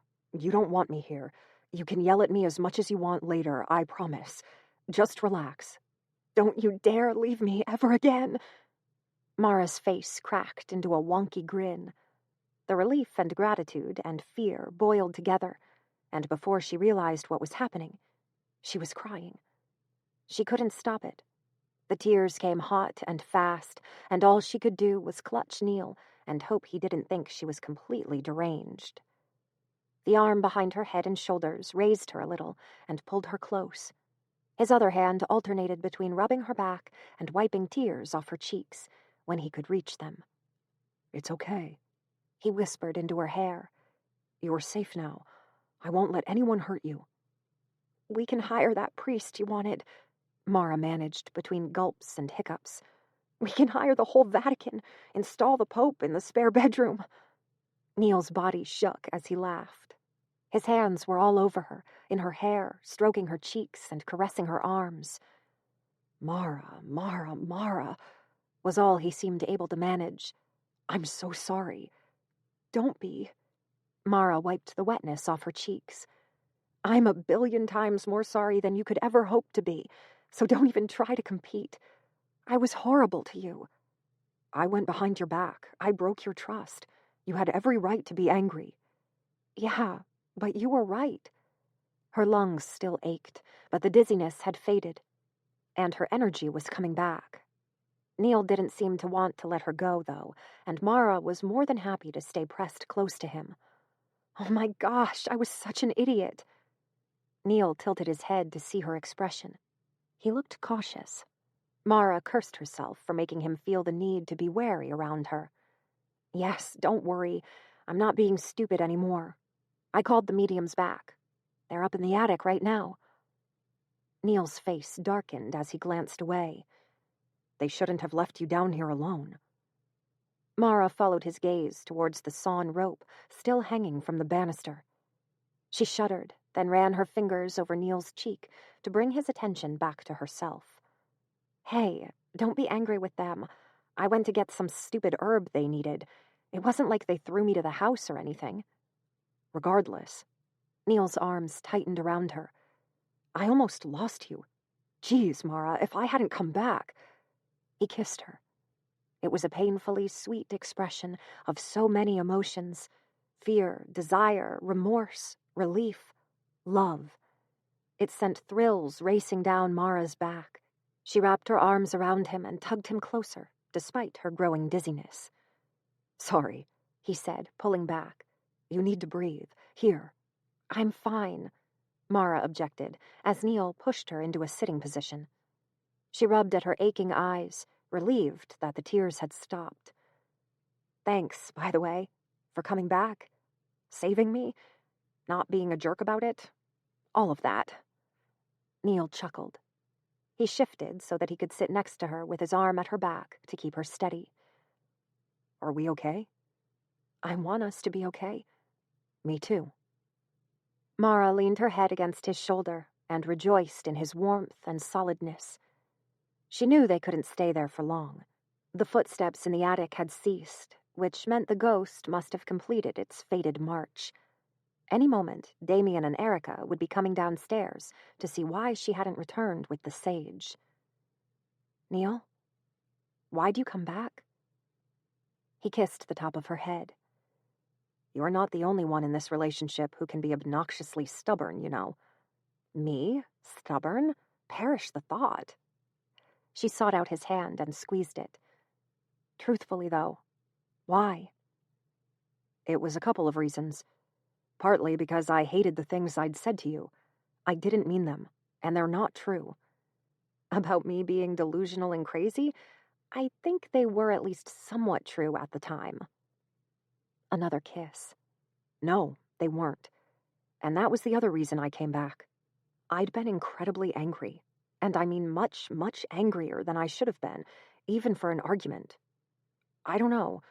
This probably sounds weird, but it was almost like the house was manipulating me. No, it's not weird at all. Mara thought of all the spontaneous, violent murders that had occurred within Blackwood's walls. Husband against wife, wife against husband, and was deeply grateful that Neil had had enough restraint to walk out of the room. Mara remembered beating her fists against his chest, desperate to hurt him, and wondered what she might have been capable of if she'd had access to a knife. The idea wasn't pleasant. She pushed it out of her mind. But the main reason was I didn't want us to end like that, especially not with you still inside Blackwood. I was going to come back and see if I could convince you to let me stay the night. If not, I figured I could wait in my car at the head of the driveway, in case you needed a getaway vehicle. Seriously? I said some brutal stuff, none of which I stand behind, by the way. How could you come back after that? Are you sure you weren't just planning to collect your laptop and leave again? Neil laughed. I do want that back, by the way. As she glanced up at his profile, Mara was amazed at the change in his expression. He still looked pale, but he'd lost the tightness about his lips, and his smile was genuine. He seemed far more relaxed than he had during the previous 2 days. I can't believe I put him through that much stress. Then she thought of someone else who had suffered from her poor decisions, and felt her mouth turn dry. Be honest with him. He deserves it. Can I tell you something personal? Of course. She inhaled and held it for a beat. I bumped into my parents today. I ran off before they could say anything. Ah, Mara. His arm tightened around her. That's why you came home early, huh? I'm sorry. I've been horrible to them, Neil, and I'm starting to think they didn't deserve it.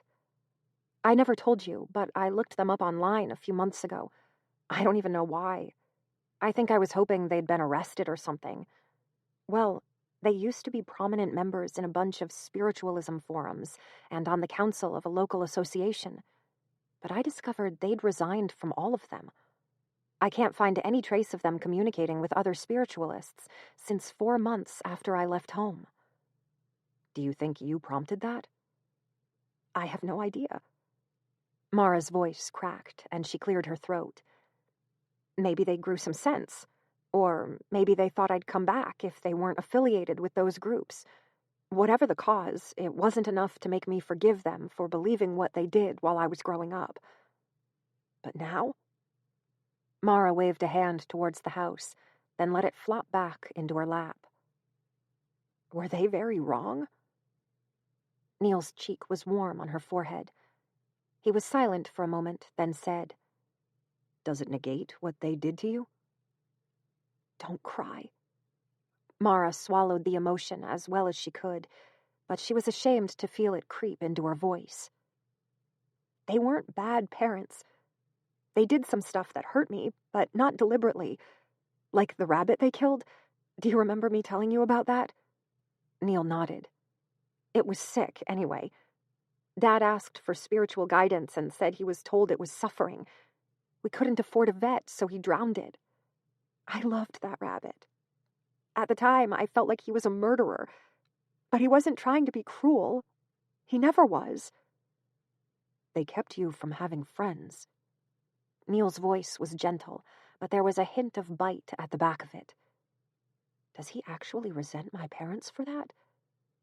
The thought simultaneously warmed Mara and made the guilt swell. She dropped her head. That wasn't their fault. They tried to organize playdates, but the other parents wouldn't let their kids visit.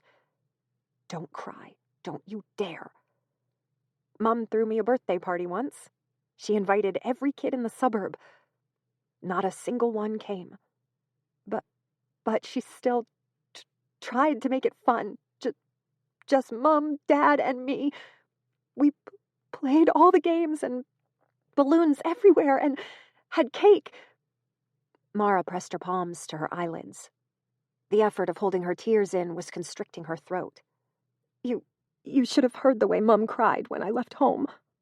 And I cut them off for 4 years because I was a narrow-minded, self-righteous, arrogant little... Stop that. Neil pulled her close. He cradled her against his chest and stroked her hair until she calmed. Once her breathing had steadied, he said, Maybe they're not monsters. They're probably not blameless either. Mistakes make us human. Don't torture yourself over a choice you made 4 years ago. If you think you are wrong, make a plan to change what you can. Action is good. Choices are good. But guilt on its own never fixed anyone's problem. You're wasted as a carpenter, Mara mumbled into his shirt. You need to get yourself a motivational show like Oprah. Fix the world's problems. The attic's trapdoor slammed. Mara twitched, and Neil tightened his grip on her. That'll be the mediums, right? Yeah. She wiped her eyes with her sleeve. She hoped they weren't too red. Where'd you find them, by the way? Neil got to his feet and carefully pulled her up with him. I called my pastor, actually. He said he couldn't help, but he suggested spirited encounters. Though I'm starting to suspect he just did an internet search for mediums for hire. I got the feeling haunted houses aren't something he has to deal with often. Or at all. 2 figures appeared at the top of the stairs. Mara was relieved to see that both Damien and Erica seemed calm. The sage couldn't have been necessary after all. Oh, hey, Neil. Erica clattered down the stairs. When did you get here? A few minutes ago. The serious note had returned to his voice. And I found my girl hanging from the stairs. Where were you both? She could have died. Erica shoved past him, oblivious to his disapproval. Wait, back up. What happened? Mara felt herself turning red. It looks like you were right.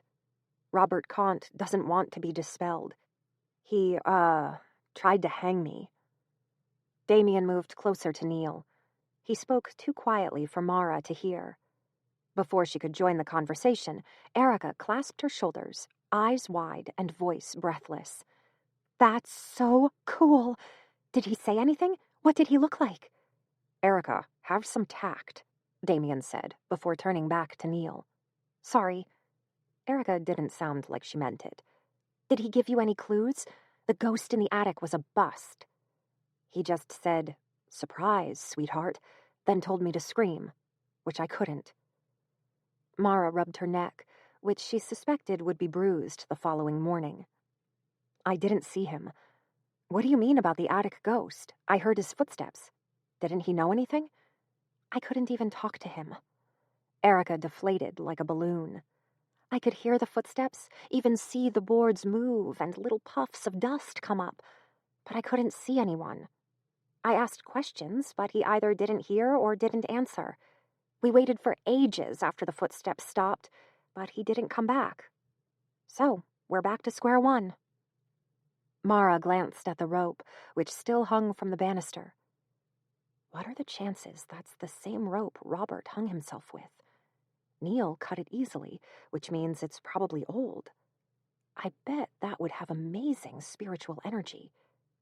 She cringed. Crap, I'm even starting to think like them. Goodbye, self-respect. Would the rope be any good? Huh. Erica approached the dangling cord, circled it, then brushed her finger over the noose section. She closed her eyes, then pulled back with a shiver. Yeah, this has a man's energy all over it. I'm pretty sure it's the right time period, too. Good work, Mara. Mara rubbed her neck again. Thanks, I guess. She turned back to Neil and Damien, but they were deep in discussion. Their faces were both stern, and Neil kept shooting looks at her. Damien had his arms crossed and was working his index finger over his thumbnail, in what looked like an anxious habit. Mara wished she could hear what they were saying. You ready for some ghost busting? Erica was turning in a circle as she surveyed the room. It's a good space for it, too. Nice and airy. She broke off as Damien, finally finished talking to Neil, approached her and nudged her arm. A word? He asked his partner. Chapter 34. Descent. Damien drew Erica away and began talking to her in tones that were a little too quiet to hear. Mara turned back to Neil, who had moved to stand next to her. He looked tense. How are you feeling? I'm fine. Erica thinks she can use the rope to summon, unsummon, extract whatever she plans to do to Robert.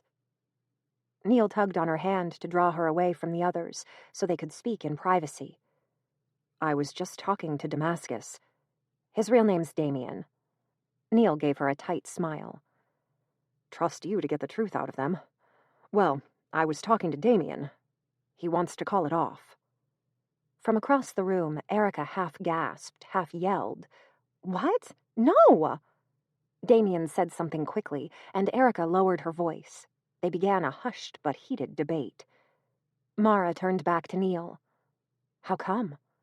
He thinks it's too dangerous. He said he's happy to work on passive spirits, but the energy here is too high to risk playing with malevolent ones. And Robert's definitely malevolent. Mara sucked on her teeth. She tried to repress the panicky sensation that was chewing up her stomach. I have everything invested in Blackwood. I can't sell it, but I can't live in it either. Neil's hands brushed up the sides of her arms, and Mara relaxed into the touch. I told him how important Blackwood is to you. Neil's voice was gentle and warm. Mara stepped closer to absorb more of it. The tangles in her stomach unraveled when he spoke like that. He's sympathetic, but he doesn't think it's worth the risk. He said maybe if you took a few years away from it and let the energy subside, it might be safe to try again. A few years? Mara pressed her eyes closed. No, don't act like a mule. Be grateful for what you have. I'll need a place to stay. I don't know if your offer is still open or... You're always welcome in my home. Neil spoke gently. I'll talk to Mum. Maybe we can put the religious stuff into storage. Thanks. Mara had been creeping closer to him and was near enough to lean her forehead against his chest. His heart, a steady, even tempo, was soothing. He wrapped his arms around her back and rocked her gently. I'm sorry. I know how much this house meant to you. I'm not dead, she said, partly to remind herself. I've got an amazing boyfriend who, against all odds, doesn't hate me. I have a house to stay in, even if it's not my first choice. She inhaled his scent and smiled. And money's just paper you exchange for stuff. I can get more of it. I love you, Mara. Neil whispered into her hair. Shut up!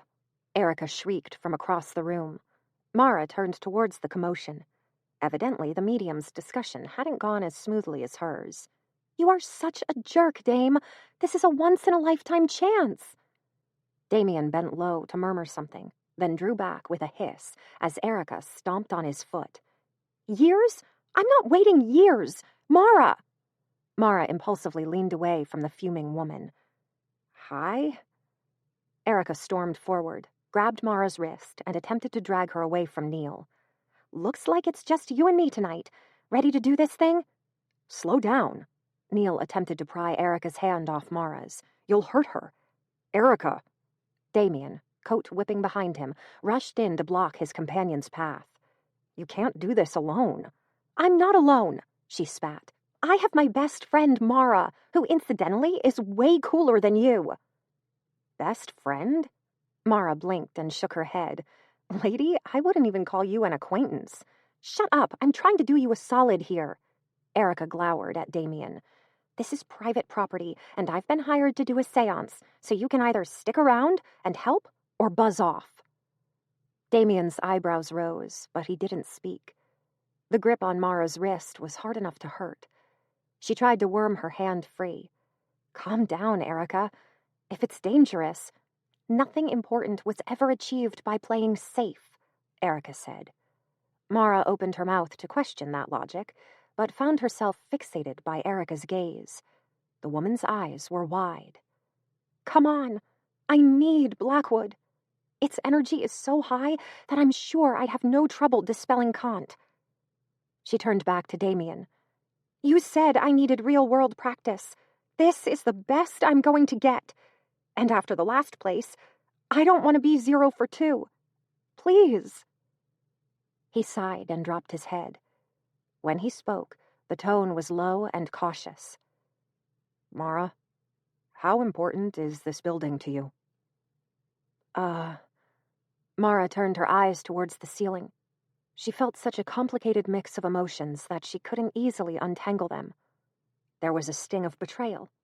The house she'd trusted, the house she'd loved, had turned against her. But there was also fondness. She'd repaired its walls, she'd scrubbed its floors, she'd fallen in love with the building, and saying goodbye would feel like ripping a vital part out of her chest. Then she looked at Neil. His brow was creased, and his beautiful blue eyes anxious. She took a deep breath. I really, really, really like the house. But I don't want anything to do with it if it's going to put the people I love in danger. She felt as though she could survive a year on a desert island with nothing except the smile Neil gave her. No, come on, Erica whined. You're meant to be on my side. Damien looked relieved.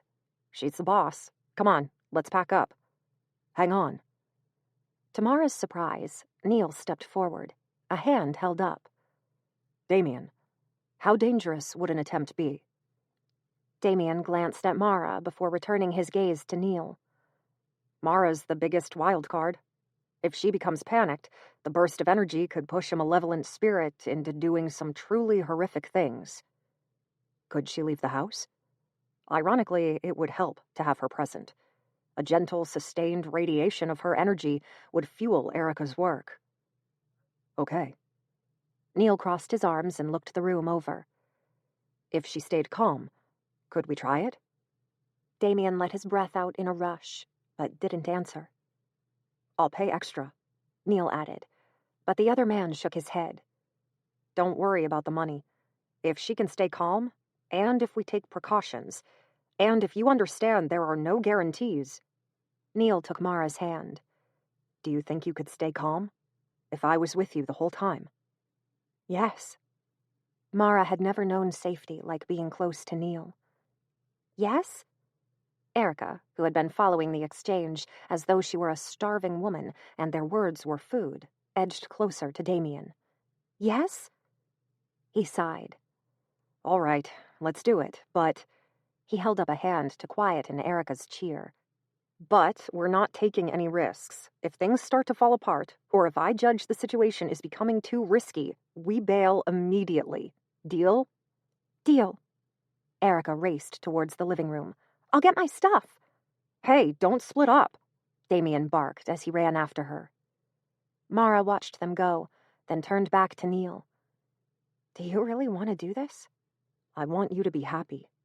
He wrapped a hand around the back of her head and kissed her before she knew what was happening. Mara's heart did a happy little flop in her chest. And this house is important to you, so I want you to have it, if that's possible. I think that's worth a little risk.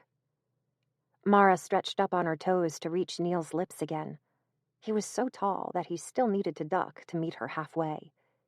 She poured all of the love and warmth she felt into that kiss, and felt giddy as he shuddered. When she pulled back, she was breathing quickly. I don't need this house. She ran her thumb along Neil's jaw. But I do need you.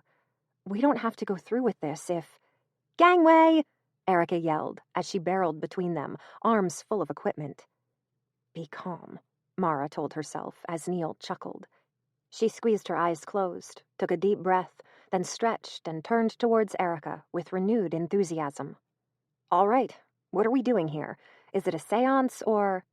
Think of it like a seance with a twist. Erica dropped her collection of trinkets into the center of the foyer. We're going to attempt to summon Robert Kant's ghost, and then dissipate him. Remember, he's nothing but energy, so we're going to set stuff up to attract that energy, untether it from the house, and disperse it. If he's no longer concentrated in one form in one place, he'll literally cease to exist. Hey, Dame, could you grab that rope? Neil passed his pocket knife to Damien, who climbed the stairs to cut the noose free from the banister. Erica opened a packet of chalk, took a fresh stick out, and began scrawling symbols onto the floor. The Mew for protection, the Aegis to call Robert to us, the Vesp to enhance my power, and most importantly, the Keynet to disperse Robert. She drew each symbol multiple times, except for the last, which she created only once, larger than the others and directly ahead of herself.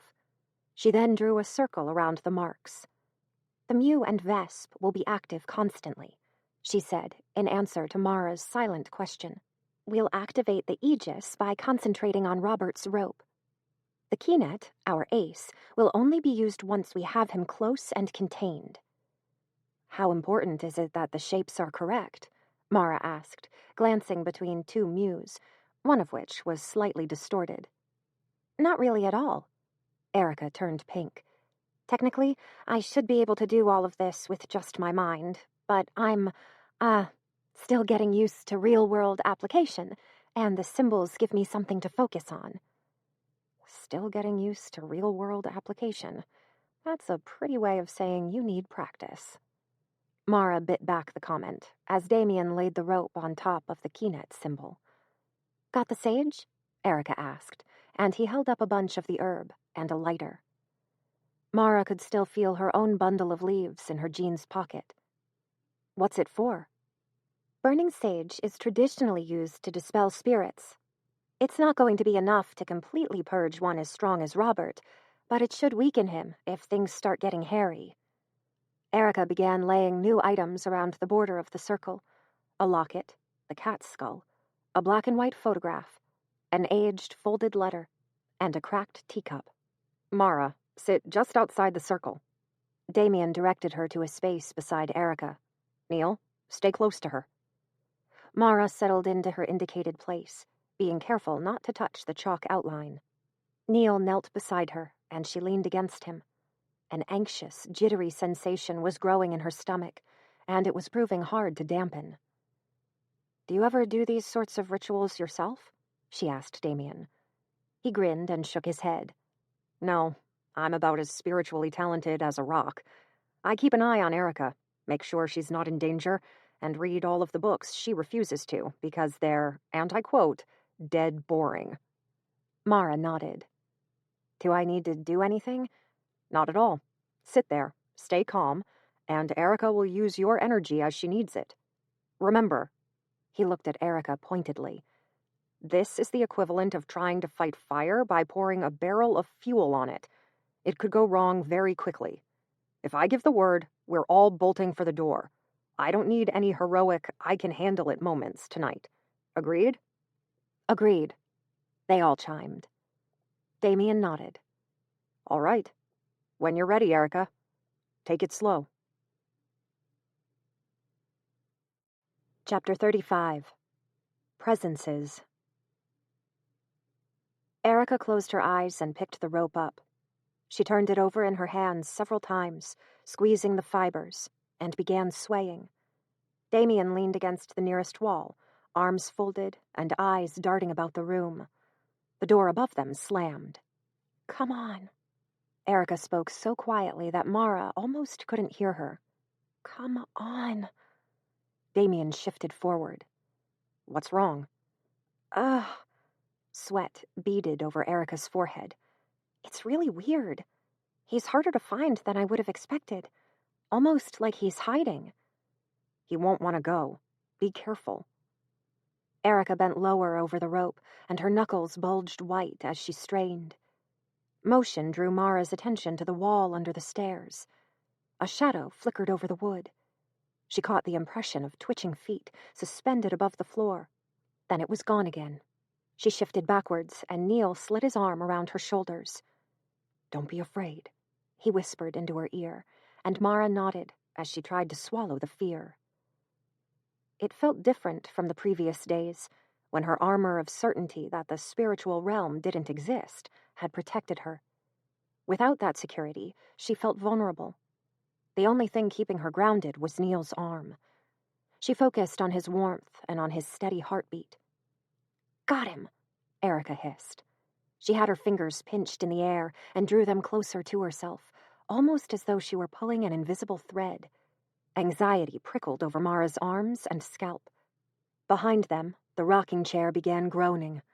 Mara didn't dare turn to look at it. She could still picture the woman, flesh sliding off her face, rolling her feet to move the chair as she watched them. "Stay calm, Mara." Damien's voice cut through the cloud of fear that was building. Mara nodded and refocused on Neil.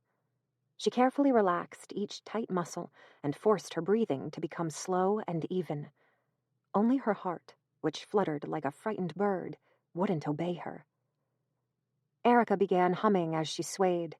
She held her pinched fingers carefully and gave quick, short tugs. With each tug, the air seemed to grow thicker, and the prickles on Mara's skin increased. She could sense something big coming.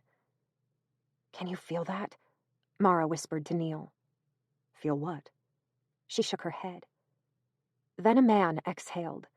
It was a deep, crackling, rough noise that reminded Mara of dead tree branches scraping together. There was something deeply wrong about the sound. Mara tightened her grip on Neil's hand. He squeezed back. "Come on, Robert," Erica muttered. She was shivering, and sweat stuck her fringe to her forehead.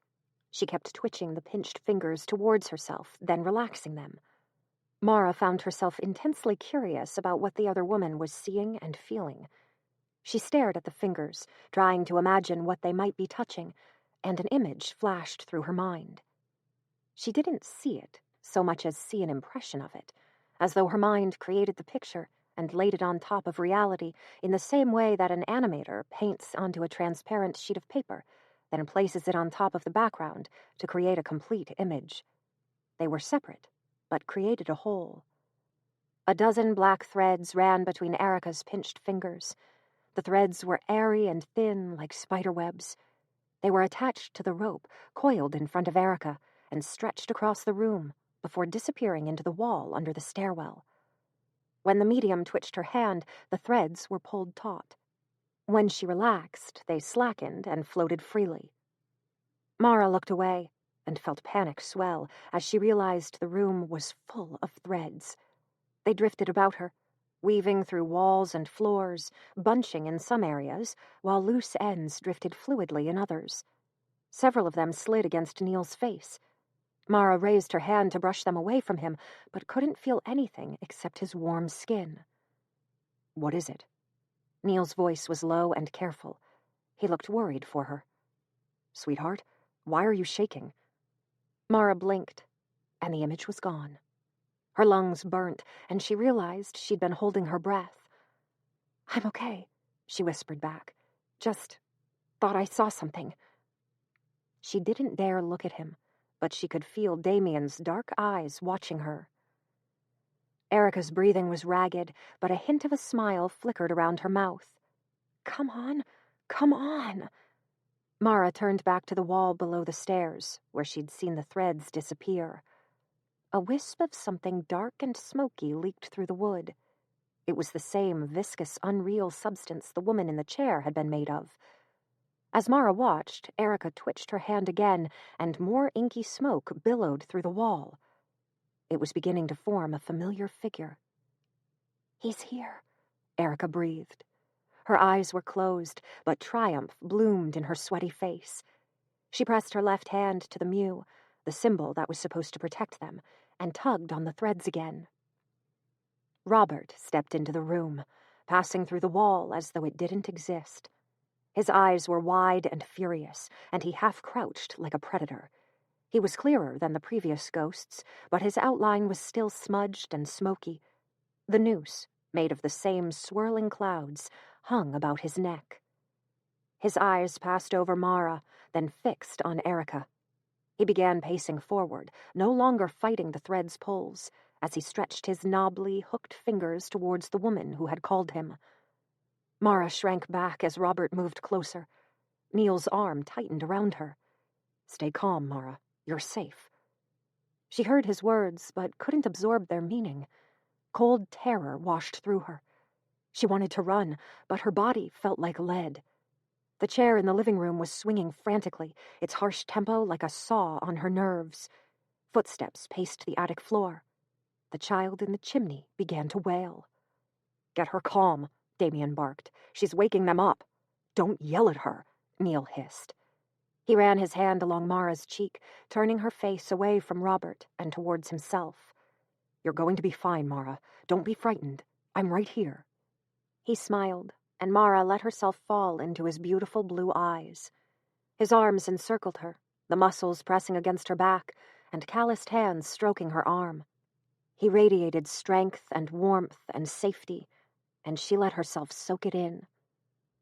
The chills still ran along her skin, but now she was able to feel them as nothing but an interesting sensation. She could hear Robert's feet scraping along the wooden foyer floor and the dry rasp of air being dragged through a damaged throat, but it no longer made her feel sick. The sounds held no more danger for her than a monster in a horror film. "Almost," Erica hissed. "Just a little more." Her breathing was thin and quick. Mara was amazed at her enthusiasm for the session. It seemed exhausting, bordering on painful. Erica switched her hand from the protective mew to the dispelling keynet. Robert Kant was almost on top of her, his madman's eyes bulging as he reached towards the medium's face. He scraped his long, jagged nails across her cheek. They didn't score the skin, but Erica shuddered as though she could feel them. With her left hand still pressed to the keynet, she dropped the threads from her right hand and plunged it into Robert's chest. The keynet began to glow. It seemed to be sucking light out of the room. Mara blinked and looked again. No, not light, but something like light. The foyer was still dim, lit only by 3 candles and 2 torches. but another sort of glow permeated the area. It was so subtle that she hadn't even noticed it until she saw it shifting towards the keynet. Mara looked down at her hands and saw that the light was being drawn from her, too. It's the energy they keep talking about. Of course. The glow was sucked into the keynet, then ran up Erica's arm in twisting, rushing spirals. It burst down her outstretched arm and poured into Robert's chest. He screamed. Mara clamped her hands over her ears. The raw, furious, pained bellow was deafening. But just as with the light and the threads, it seemed to exist slightly apart from reality. Covering her ears couldn't dim it. She shot a glance at Neil and Damien. Neither reacted to the noise, though Damien's eyes were intense as he watched Erica. He seemed ready to drag her away at the slightest sign of trouble. Robert doubled over as the light was funneled directly into him. His black form swirled, like ink in water being agitated by a spoon, as he thrashed and screamed. The glow cracked through him like lightning through storm clouds. He twisted, his limbs seeming to burst apart and reconnect in the same motion, then straightened. Erica's jaw fell open as she withdrew her hand. She looked terrified. It didn't work. What? Mara asked, at the same time as Damien dove forward. Get out, he yelled to Neil and Mara. He seized Erica around her waist and began to pull her back. She didn't respond, but continued to stare at Robert, her eyes wide and lips shaking. It didn't work, she repeated. It's like he's stuck. Then Robert lunged. He swiped Damien aside with a crack of his hand, sending the medium flying. Damien hit the wall and slumped to the ground, gasping. Erica stared blindly, as though too shocked to move. Robert bared his teeth in a feral grin as he picked the rope off the ground. Watch out! Mara yelled. But Erica didn't react in time. Robert dropped the noose about her neck and cinched it tight. Mara threw herself towards the spirit, desperate to free Erica from the rope. She punched both fists into Robert and smothered a scream at the sensation. He was cold enough to be made of ice, and had one of the strangest textures Mara had ever felt. He wasn't solid, but wasn't quite liquid either. The smoke felt somehow slimy under her fingers, but left no residue. Robert turned towards her and hissed, his hand fixed around her throat, and squeezed. Mara! Neil was at her side. He was trying to free her, but he couldn't see Robert or know where to direct his swipes. The hand tightened, and Mara gagged. Damien had scrambled to Erica's side. She'd slumped to the ground and stared dumbly at the ceiling as Damien fought to undo the rope. Her lips were turning blue. No! Mara screamed again, struggling against Robert. She kicked and clawed, trying to hurt him, but her hands were no more effective than trying to slap sunlight. Noise surrounded her as the house's restless dead roared into action. The rocking chair, the sobbing, screaming child, the footsteps, no longer pacing, but running above her head, and a multitude of pleading voices surrounded her as every door in the building swung open and slammed closed. Then Robert hit her. The sensation, just like the light, seemed to belong to a different dimension. It hurt, but the pain came from somewhere other than her skin. She fell to the floor, gasping and trying not to cry out as her vision swam to black. Footsteps moved past her. Neil yelled, then his voice was cut off. There was another grunting, pained cry. And then the room fell still and quiet. Chapter 36. The Basement. Mara raised her head. Everything was dark. The 3 candles and 2 torches had all been extinguished. She felt in her pocket for the USB light Neil had given her and clicked it on. Neil? She whispered. The light was too weak to illuminate more than a few feet ahead of her, but it caught the glint of silver near her side. She crawled to it, picked the torch up, and was relieved when it flickered back to life. She turned it over the room and felt her blood run cold. The carefully constructed chalk circle had been blown outwards, as though someone had swept hands through it. Erica lay half in it, the rope still tight about her neck. Mara scrambled towards her as she continued to pan the room. "Neil?" She caught sight of him, standing near the back of the room. His face was impassive as he watched her, but he didn't seem hurt. She sucked in a relieved breath. "Neil, see if you can find Damien." Mara dropped the torch as she knelt at Erica's side and began to worm the noose free. Erica was white as a sheet and didn't move. Mara managed to pull enough of the rope through its knot to slip it over the other woman's head, then pressed her fingers to her neck. There was a pulse. Thank mercy. Mara then raised her fingers to Erica's mouth and felt the gentle flow of air. "Neil, did you find Damien?" She turned back to her partner with a flutter of anxiety. He hadn't moved, but continued to watch her with unnatural calmness. Is he in shock? Did Robert hurt him? "Neil, what's wrong?" He turned and began walking. Mara snatched her torch off the ground and ran to follow him. He didn't seem to notice her presence as he stalked through the dining room and into the recreation room. Mara hesitated in the dining room's doorway, shaking and gasping in thin breaths. She turned back to the foyer and turned the light over the room. Erica lay still, her chest rising and falling, but Damien was still nowhere in sight.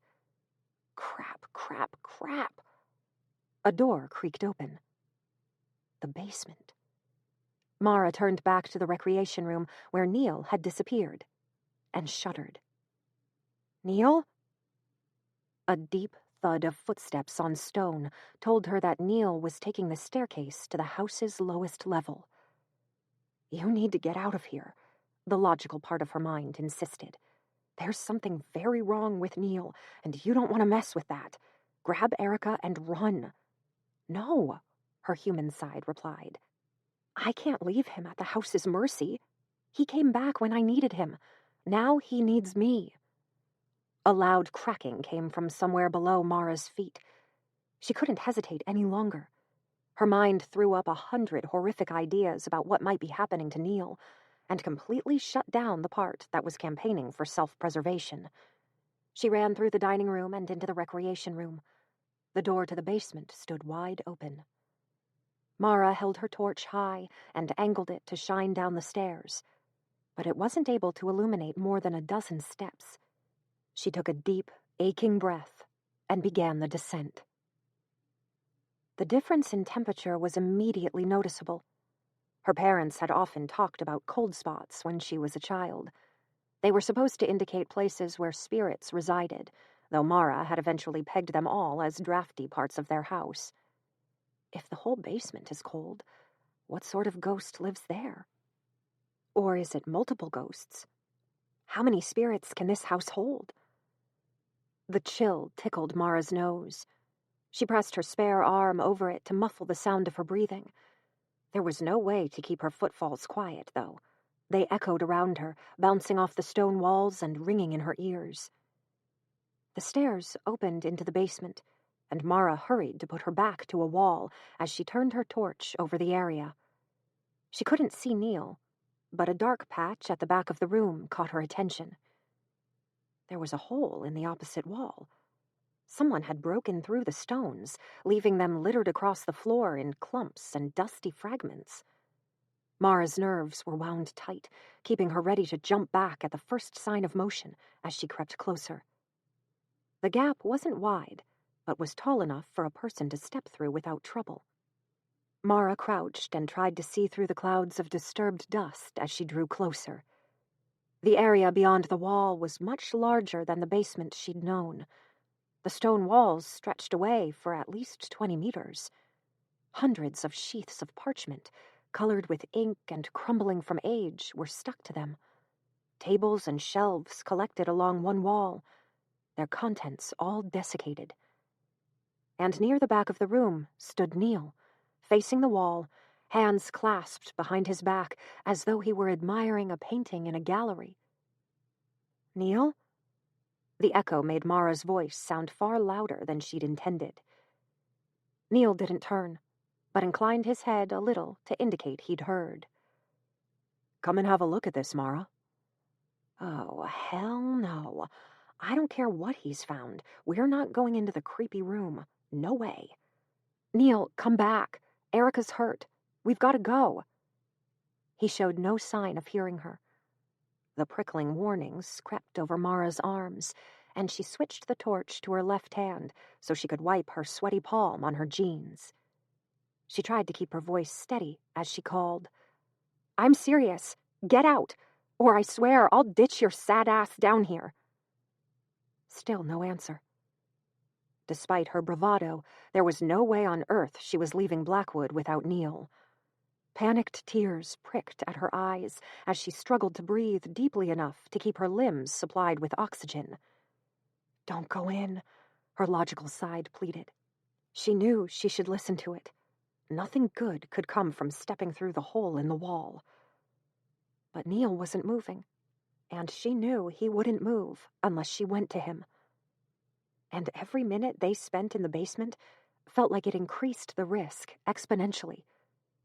This is a bad choice, but I would make 1,000 bad choices as long as they kept him safe. Mara climbed through the hole. Chapter 37. Supplanted. Broken rocks crunched under Mara's feet as she sidestepped through the hole. When she'd first discovered the basement, she'd been bothered by how small it was. There was nothing to disappoint about the extended room, however. It would easily stretch the length of Blackwood, possibly farther. I wonder when it was bricked up. The paper looks ancient, so it must have been around the time the first couple of families came here. But why? Mara glanced at some of the sheets pinned to the walls. They held diagrams, scribbled drawings of dark figures, and cursive that was too intricate for her to easily read. She didn't stop to examine them. All she wanted was to get Neil out of the basement and into their car. He continued to face the wall and showed no sign of awareness as Mara drew closer. She hoped he was in shock. There weren't many other explanations for his behavior that didn't carry horrible implications. "Neil." She kept her voice low and gentle. Only a few paces separated them, but he still hadn't turned. "Take a moment to think. You said the house can affect you. If you're feeling, angry or negative, or like you want to do something bad," she cleared her throat. "Remember that it's just the building. Come outside with me. I love you, Neil. I want you to be okay." "Love." There was a strange lilting tone to Neil's voice, like an accent she couldn't place. He finally turned to face Mara, and his smile turned her blood cold. "Do you think love can save you? Do you think it will grant you any more mercy than my other guests?" This isn't Neil.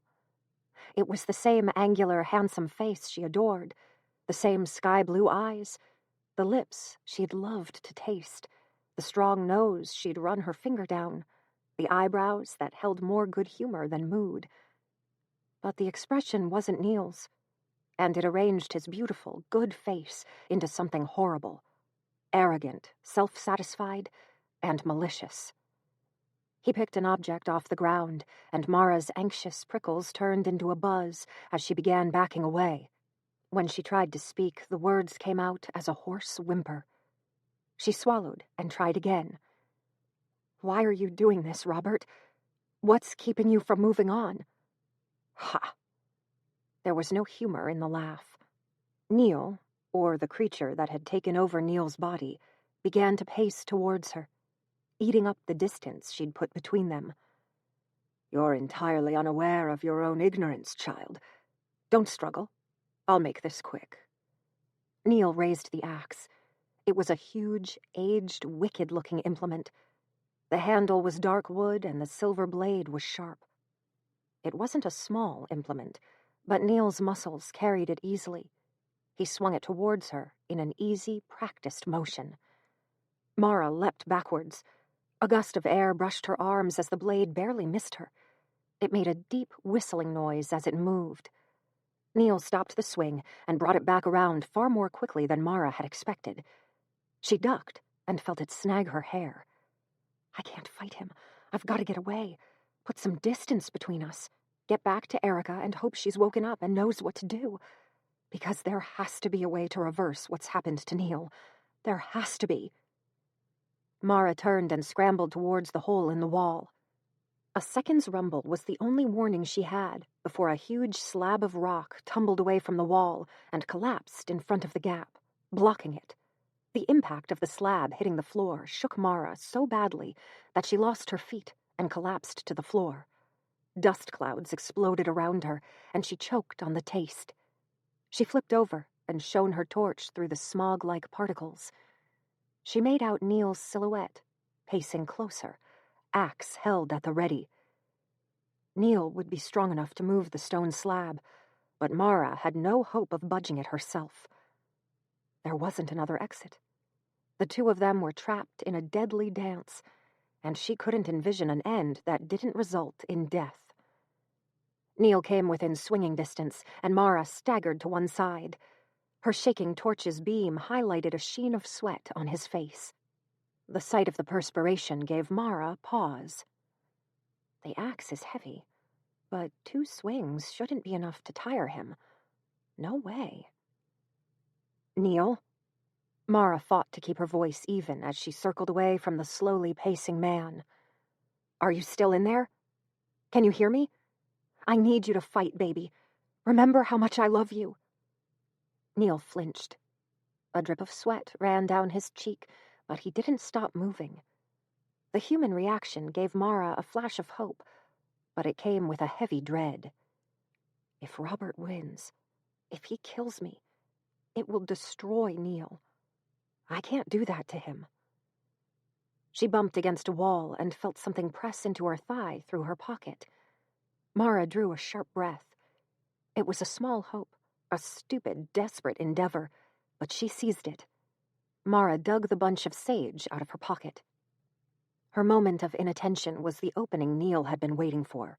He pitched forward, moving far faster than she'd expected him to, and this time Mara wasn't able to avoid the blade. It cut her arm just below the shoulder. The blow was glancing, and not deep enough to disable her, but the pain was unbearable. Mara screamed and dropped the torch. She fell back as Neil raised the axe for the killing blow. There was no time to think. Mara stuffed the herb into her mouth. Damien had said its smoke was supposed to weaken and dispel spirits, but Mara had no way to light the plant. Instead, she chewed furiously as she threw herself towards Neil. Being close to him was risky, but at least he couldn't bring the axe down on her. Mara got as near him as she could, pressing herself against his chest, and glimpsed the fury and malice in his eyes as she spat the herb at him. Neil roared and staggered backwards. He wiped a hand across his face, trying to smear the crushed plant fragments away, then collapsed to the ground. Mara backed against the wall. The roaring pain from the cut made her vision swim, and she could feel hot blood running down her arm and dribbling off the elbow. She knew she should apply pressure to stop the flow, but was frightened that touching it would make her pass out. The torch had fallen in such a way that it threw its light across the left half of the room. She could see Neil crouched on the ground, shaking his head. Brief glimpses of his face showed 2 sides. The furious, cruel face of Robert, but also her Neil, frantic, desperate, and struggling with everything he had. Neil, fight him! Mara's voice was cracked, but the words made Neil's shoulders shake. Don't let Robert win! Not... Neil gasped, then threw himself backwards, his face contorted in agony. He spat the phrase through gritted teeth. Not... Robert! Not Robert. Mara's mind, dulled by pain, fear, and shock, struggled with the words. Is he saying he's not going to let Robert win? No. Wait. Neil's hand fluttered to his jacket pocket, then he contorted again, straining as though he'd been run through with a knife. A pained cry escaped him. Then he fell limp. Mara pressed herself against the wall, barely daring to breathe, as she watched Neil's still form. He lay motionless for so long that Mara began to fear he was dead. But then, his hands twitched, and he drew himself into a crouch. "Neil?" she whispered. He pulled himself to his feet before turning to look at her. It wasn't Neil. And it wasn't Robert Kant, either. The clues fell into place as Mara stared at the face that was simultaneously so dear and so repulsive. Robert Kant wasn't Blackwood's dominant ghost, as they'd thought. He was only a pawn for the house's true master. That was why Erica hadn't been able to dispel him. When she'd sensed the spirit that had held control over Blackwood, Erica had described a tall, gaunt man who carried an axe. Mara had simply assumed that it was Robert, who'd favored the axe as his primary weapon. But the axe hadn't been his choice, had it? Instead, it was imposed on him by the entity that used him as a puppet. The truth was so obvious that Mara wanted to hit herself for not seeing it sooner. Blackwood's true master was its original owner, the renowned spiritualist and Mara's ancestor, Victor Barlow.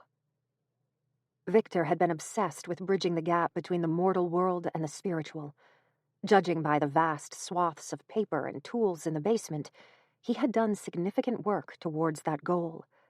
He'd chosen Blackwood's location carefully and built a house that was far larger than what a single man would need, in anticipation of the families that were destined to live in it.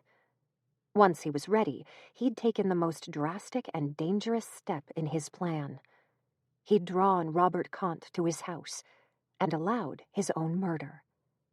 From then, Robert had been Victor's puppet to pull additional lives into Blackwood. Robert had killed 5 children before he had slipped up and let one escape, possibly even deliberately, Mara thought, to put an end to his miserable existence. Then, instead of fleeing Blackwood, he'd hung himself from the banister.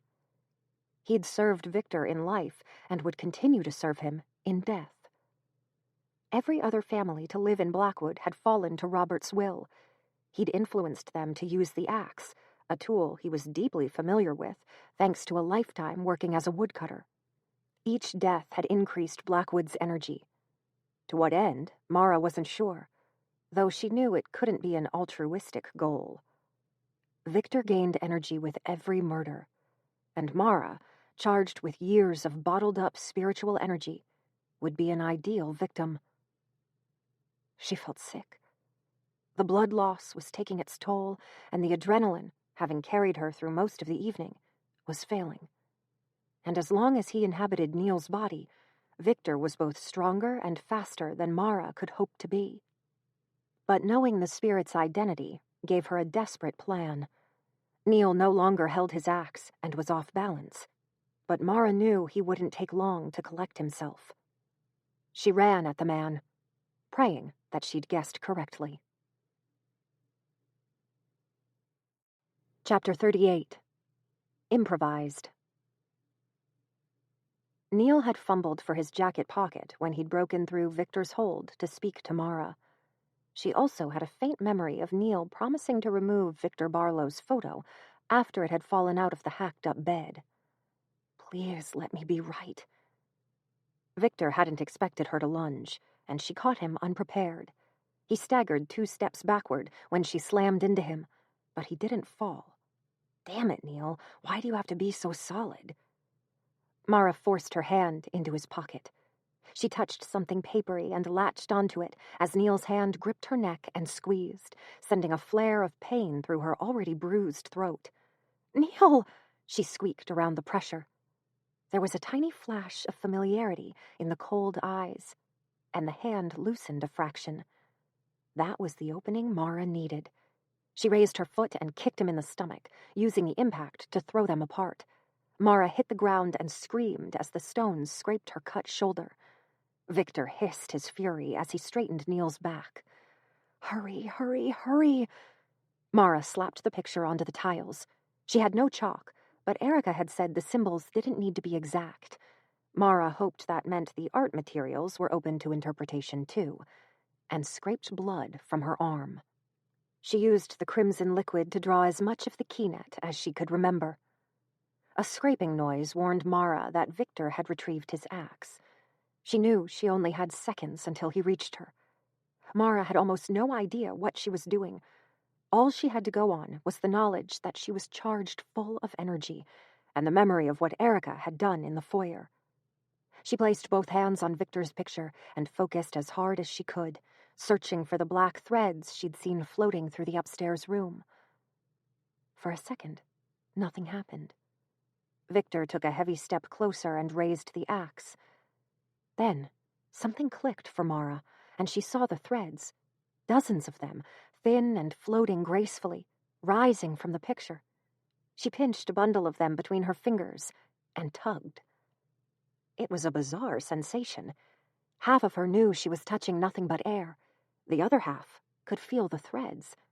They sent tingles through her fingers as though they were filled with a very low electrical charge. She was aware of how fragile they were and innately understood that if she pulled too hard, they would break. Gentle tugs. Draw him out slowly. She gave a soft pull and felt the tension run through the threads. Neil, axe raised above her exposed back, shook and took a staggering step backward. Mara risked another tug. A wisp of ink-like smoke floated out of Neil's chest. The cold malevolence on his face distorted into shock, then horror. She pulled a third time and slowly, carefully, drew the ghost out of Neil. They split like oil and water dividing. Neil fell backwards while Victor's smoky spirit form was dragged forward. Mara saw her partner collapse, but couldn't risk diverting her attention from Victor to see if he was hurt. He didn't move, and that frightened her. The thought that it might be possible to kill a human by forcefully splitting a spirit crossed her mind, but she repressed it. Focus. You're so close. Victor stood before her. He was both clearer and more cultured than Robert Kant. While the serial killer had been scruffy and low class, Victor radiated intelligence and confidence, from his sideburns to his expensive clothing. Anger flared across his face as he reached for Mara. Now, hurry! She dropped the threads, pressed her left hand to the keynet, and threw her right hand into the spirit's slimy, unnatural, swirling form. She pictured light rising from the keynet, just as she'd seen it in the foyer. On command, energy rose through her, burning up her arms and stinging the cut. It was powerful, hot, and overwhelming. She felt as though she'd stepped off a ledge and was in a free fall. Her stomach flipped, her heart stopped, and she couldn't have drawn breath even if she'd wanted to. The power roared through her, out of her core, out of the room, out of Blackwood, and flooded Victor. The black form swelled, and Mara felt a cut of doubt. What if this feeds him? What if this is what he wanted? But she couldn't have stopped even if she'd tried to. The energy moved through her like an electric tornado, pouring into Victor, causing his inky self to billow out as he tried to contain the power. She caught a glimpse of his eyes, filled with uncontrollable fury. Then he exploded. That was the only way Mara could describe the sensation. An explosion. Victor burst outwards, his black smoke form sizzling into nothing as the golden light surged through Blackwood. Mara felt pressure on her skin, though it didn't even ruffle her hair. It stole her breath and sent blood rushing to her head. In that moment, she saw Blackwood as it truly existed, a matrix of black threads, the spiritual form of memories and emotional connections, crisscrossed the room and shrouded the walls like cobwebs. They disintegrated, shriveling like sponge sugar threads under heat as the energy wave blasted through them. The energy hit the walls and ceiling, then washed back, running down the building in rivulets. It coursed towards the ground, pouring along invisible paths on the wooden beams, and disappeared through cracks in the stone floor. More light followed in the wake of the explosion. It dripped through the ceiling, slipping through every crack and pinprick hole. Mara felt it slither under her hands, which she'd rested on the floor. To her horror, there were emotions in it. Grief, fear, anger, and she snatched her hands away as the golden light passed. It's the other spirits. They're flowing out of Blackwood now that Victor's gone. How did Erica put it? That's right, like unblocking a drain. The last of the energy slithered down the walls and through the floor. As its glow faded, Mara was left with nothing but the torch. The man-made light seemed woefully inadequate in comparison to the previous glow, and Mara blinked against the pressing darkness as she turned towards Neil. No, I don't think I can blame the darkness on the torch. Mara's dizziness rose. She didn't like to think about how much blood she'd lost. She stretched a hand towards Neil's still form, but even that effort was too great. The ground tumbled up to catch her. Chapter 39. Clean Slates. For the first time since moving to Blackwood, Mara's sleep wasn't troubled by dreams. She wished she could enjoy more of it, but her surroundings conspired to drag her towards consciousness. The biggest annoyance was her arm. Put simply, it hurt like hell. The sharpness of the fresh cut had faded, but a dull, spreading ache took its place. Light pushed against her closed eyelids. She thought it was probably still night, which meant she would have to yell at whoever had turned the lights on. Doesn't anyone respect bedtime anymore? Then there was the voice. It wouldn't shut up. Shortly after leaving her parents' house, Mara had moved into a flat with 2 Russian students. They'd woken up at 4 every morning to go to the gym. They would use the blender, slam doors as they got their gym clothes, and chatter incessantly in their heavy accents. The experience had been enough to convince Mara that she never wanted to room with someone she met on the internet again. And yet, the Russians might have actually been less annoying than the voice that was bothering her at that moment. "Mara, please, wake up. Can you hear me? You've got to wake up, sweetheart." Why is Gregory calling me sweetheart? And what happened to his accent? And why is he so upset? Mara forced her eyes to open a crack. A headache roared through her skull, and she squeezed them closed again. "Mara, thank goodness."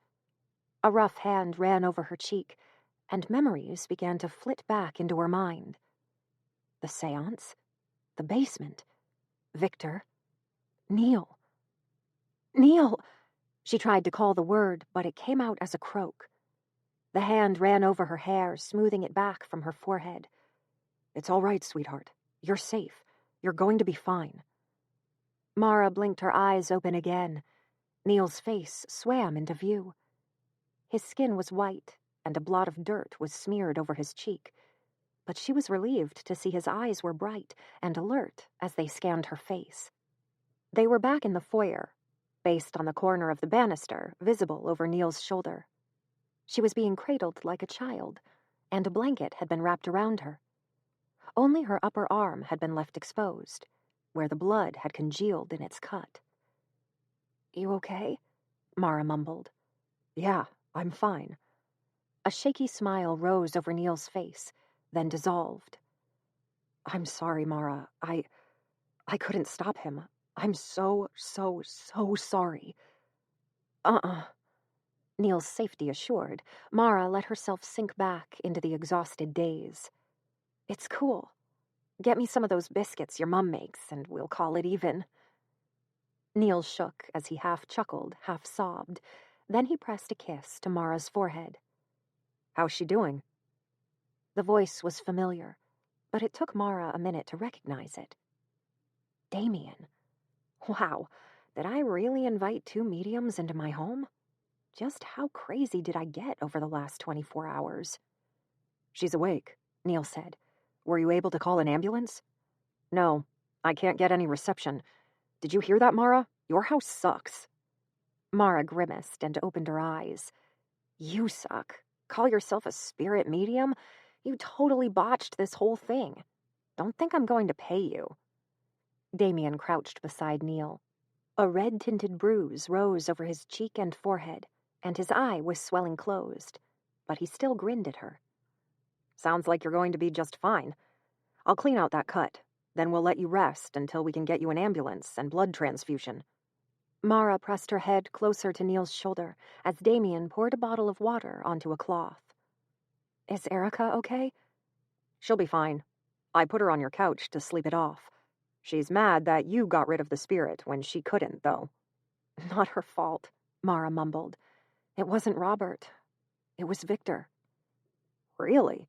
Huh. That makes a lot of sense." Damien moved the cloth towards her arm. "Hold still. This will sting." Out of respect for his preferences, Mara normally tried not to swear around Neil, but all self-restraint left her as the damp cloth touched the cut. She screamed every bad word she knew and invented a few new phrases in the process. Neil bore it well. The following hour was a blurry haze. Damien bandaged the cut despite Mara's stream of threats. She slipped back into unconsciousness shortly after. When she woke again, she was in the upstairs bedroom, wrapped in the sleeping bag. The heater was on, and she had what she thought was every blanket in the house draped over her, but she still felt cold. "Hey, you awake?" Neil's voice was soft. Mara mumbled some sort of reply, and Neil slipped his hand under her head to lift it. "Here, drink this." It was one of his herbal teas. Mara realized she was parched and drank deeply. When she finished, she tried to sit up, but Neil nudged her back down. She was annoyed at how little resistance she could put up. "Stay still, sweetheart. You lost a lot of blood. Damien's driving to get an ambulance." "No, I'm good," Mara grumbled. "Tell him not to bother. I'll get up in a moment." "Not a chance." Neil stroked her cheek tenderly. "You need rest." She peeked up at him. He'd regained some of his color, but anxious lines still creased his eyes.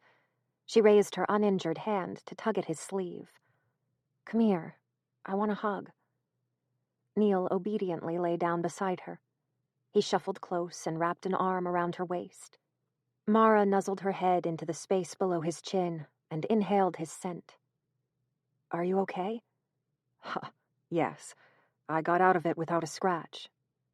He spoke lightly, but she could hear a crushing grief lingering in his words.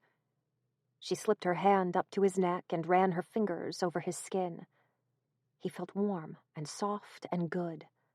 "It was all Victor," she said. "Don't you dare hold on to any of what happened in that basement. It wasn't your fault." "I wasn't strong enough to stop him. I tried, but—" "Shh, I know." She hated hearing the pain in his voice. "It was my stupid house and my stupid great-whatever grandfather. You got roped into this mess. I'm just grateful you stuck with me." She hesitated. Failed seances, possession, and attempted murder were all things an average relationship wasn't expected to endure. Don't presume. What if he can't move past this? Tonight could have permanently changed the way he feels about you. She licked her lips and shifted slightly closer. "Are you sticking with me?" "Like glue." Neil's arms tightened around her, and Mara heard a note of relief in his voice. He'd been worrying over the same thing about her. She couldn't stop her grin. "Love you, Neil." "Love you more." She closed her eyes and let her consciousness focus in on Neil's steady breathing and his heartbeat. He ran his hands over her hair and her back, soothing and comforting. "You were right, by the way." Neil's words startled Mara out of her sleepy haze.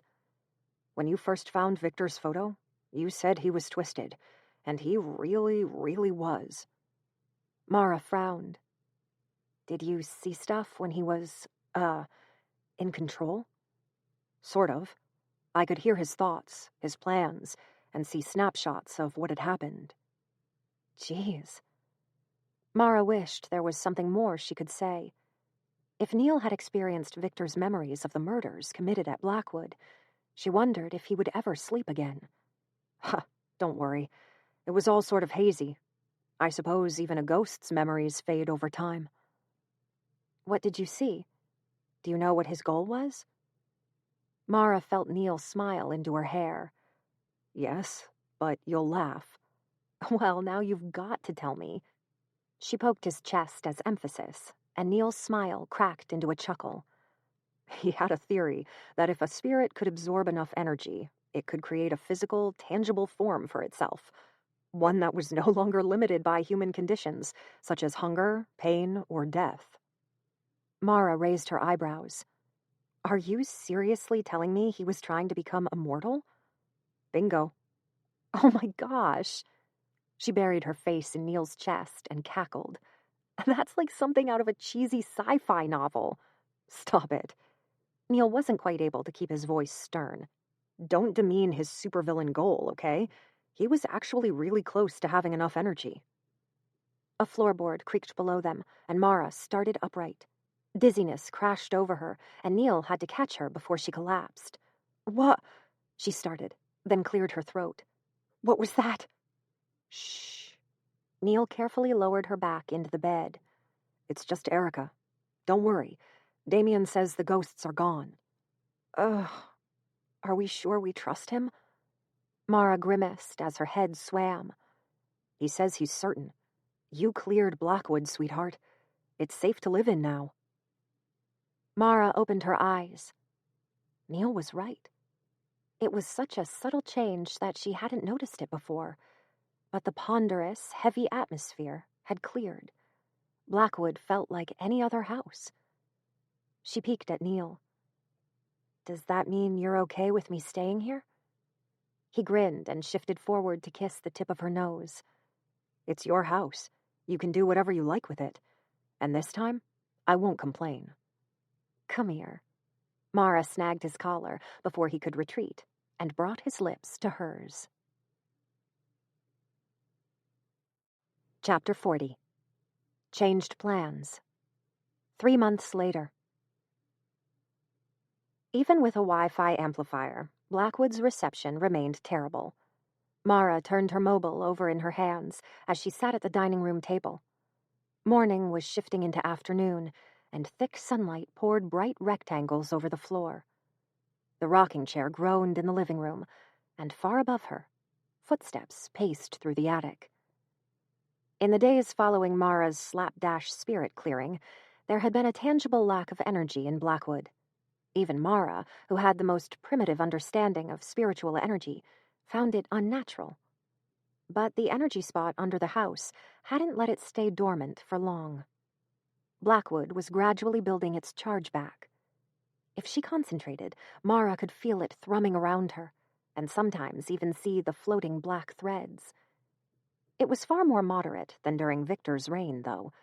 He'd charged the house until it was close to bursting. Mara turned her phone over and checked its reception. 0 bars. The footsteps above her head paused, then moved towards the trap door. Mara listened to them travel down the second-floor hallway, then she leaned back in her chair to see through the dining room's arch to the landing at the top of the stairs. Damien appeared and paused at the railing. We've got another request. A couple bought a house last month and say they can't sleep because of strange noises. They want us to check it out tonight. You in? It's probably raccoons, Mara called back. But sure, I'll come. Damien nodded and returned to the attic. 18 years spent in a spiritualistic household, 4 years of freedom. Now I'm working as a medium. I feel like a walking joke. Erica had been the first to broach the idea of renting a room at Blackwood. She needed somewhere with a lot of energy to practice, she claimed, and Damien didn't like repeatedly breaking into abandoned buildings. What the hell? It's good money, Mara had thought. It's not like I need to interact with them. But before she knew what was happening, she was being invited on their ghost hunting jobs, and enjoying it. The commissions weren't amazing, but it was enough that Mara could be comfortable without looking for a second job. And though she hated to admit it, the excitement was becoming addictive. Damien and Erica worked in the attic most afternoons, but they weren't the only people moving through Blackwood. The day after the last of the holes had been patched, Neil and Pam had moved in. The amalgamation had gone far more smoothly than Mara had been prepared for. Pam was overly considerate, almost to the point of being humorous. Mara couldn't count the number of times she'd reassured the older woman that she didn't have to hide her Bible. Pam had made the house feel like a home. She'd decorated the rooms deftly, cooked Mara's meals, and was responsible for the steady creaks of the rocking chair. They'd thrown out the original chair, of course, and Pam had replaced it with her own. She liked to sit by the window in the afternoons and work through the cartons of second-hand books she'd bought at charity events. Mara had been surprised and delighted to discover the older woman was a voracious romance reader. A door slammed, and a minute later, Neil appeared in the kitchen doorway. He was sweaty and dirty from working in the backyard, but his smile was bright enough to send a thrill through Mara. "How are you doing?" He swooped in to peck Mara's cheek, but she twisted to catch him by surprise and met his lips. They lingered for a moment before he pulled back with a self-conscious chuckle. "Sorry, I'll have a shower before I get you dirty, too." "Damien wants me to go on another ghost hunt tonight. You coming?" "Why do you even bother asking? I wouldn't miss it for the world." Neil caught sight of the mobile in her hands and nodded towards it. "Are you thinking of calling them?" "Yeah." She turned the phone over. 3 bars. That was about as good as she could hope for. "It's probably going to be horrible." "Maybe." Neil leaned against the table's edge and took his work gloves off. He tilted his head to one side as he examined her face. "But if it doesn't work out, you don't have to see them again." "Hey, Mara?" She met his blue eyes and felt her heart leap at the tender smile he gave her. "Whatever you do, I think you're amazing. Don't forget that." Heat rose over her face and she waved him off. "Get out of here, gorgeous. You smell terrible." He laughed, kissed her cheek, and left for the shower. Mara sat for a moment, listening to the faint sounds of Erica and Damien working in the attic, the gentle creaks of Pam's chair, and the running water as Neil showered. Then she took a breath and dialed a number. The phone rang 4 times before a woman's voice answered. "Hello?" "Hi, Mum." Mara's mouth was dry, but she was able to keep her voice steady. Elaine drew a sharp breath. Mara caught notes of mingled shock and hope. "Mara?" She let a cautious smile grow. "Hey, did you and Dad want to come over for dinner sometime?"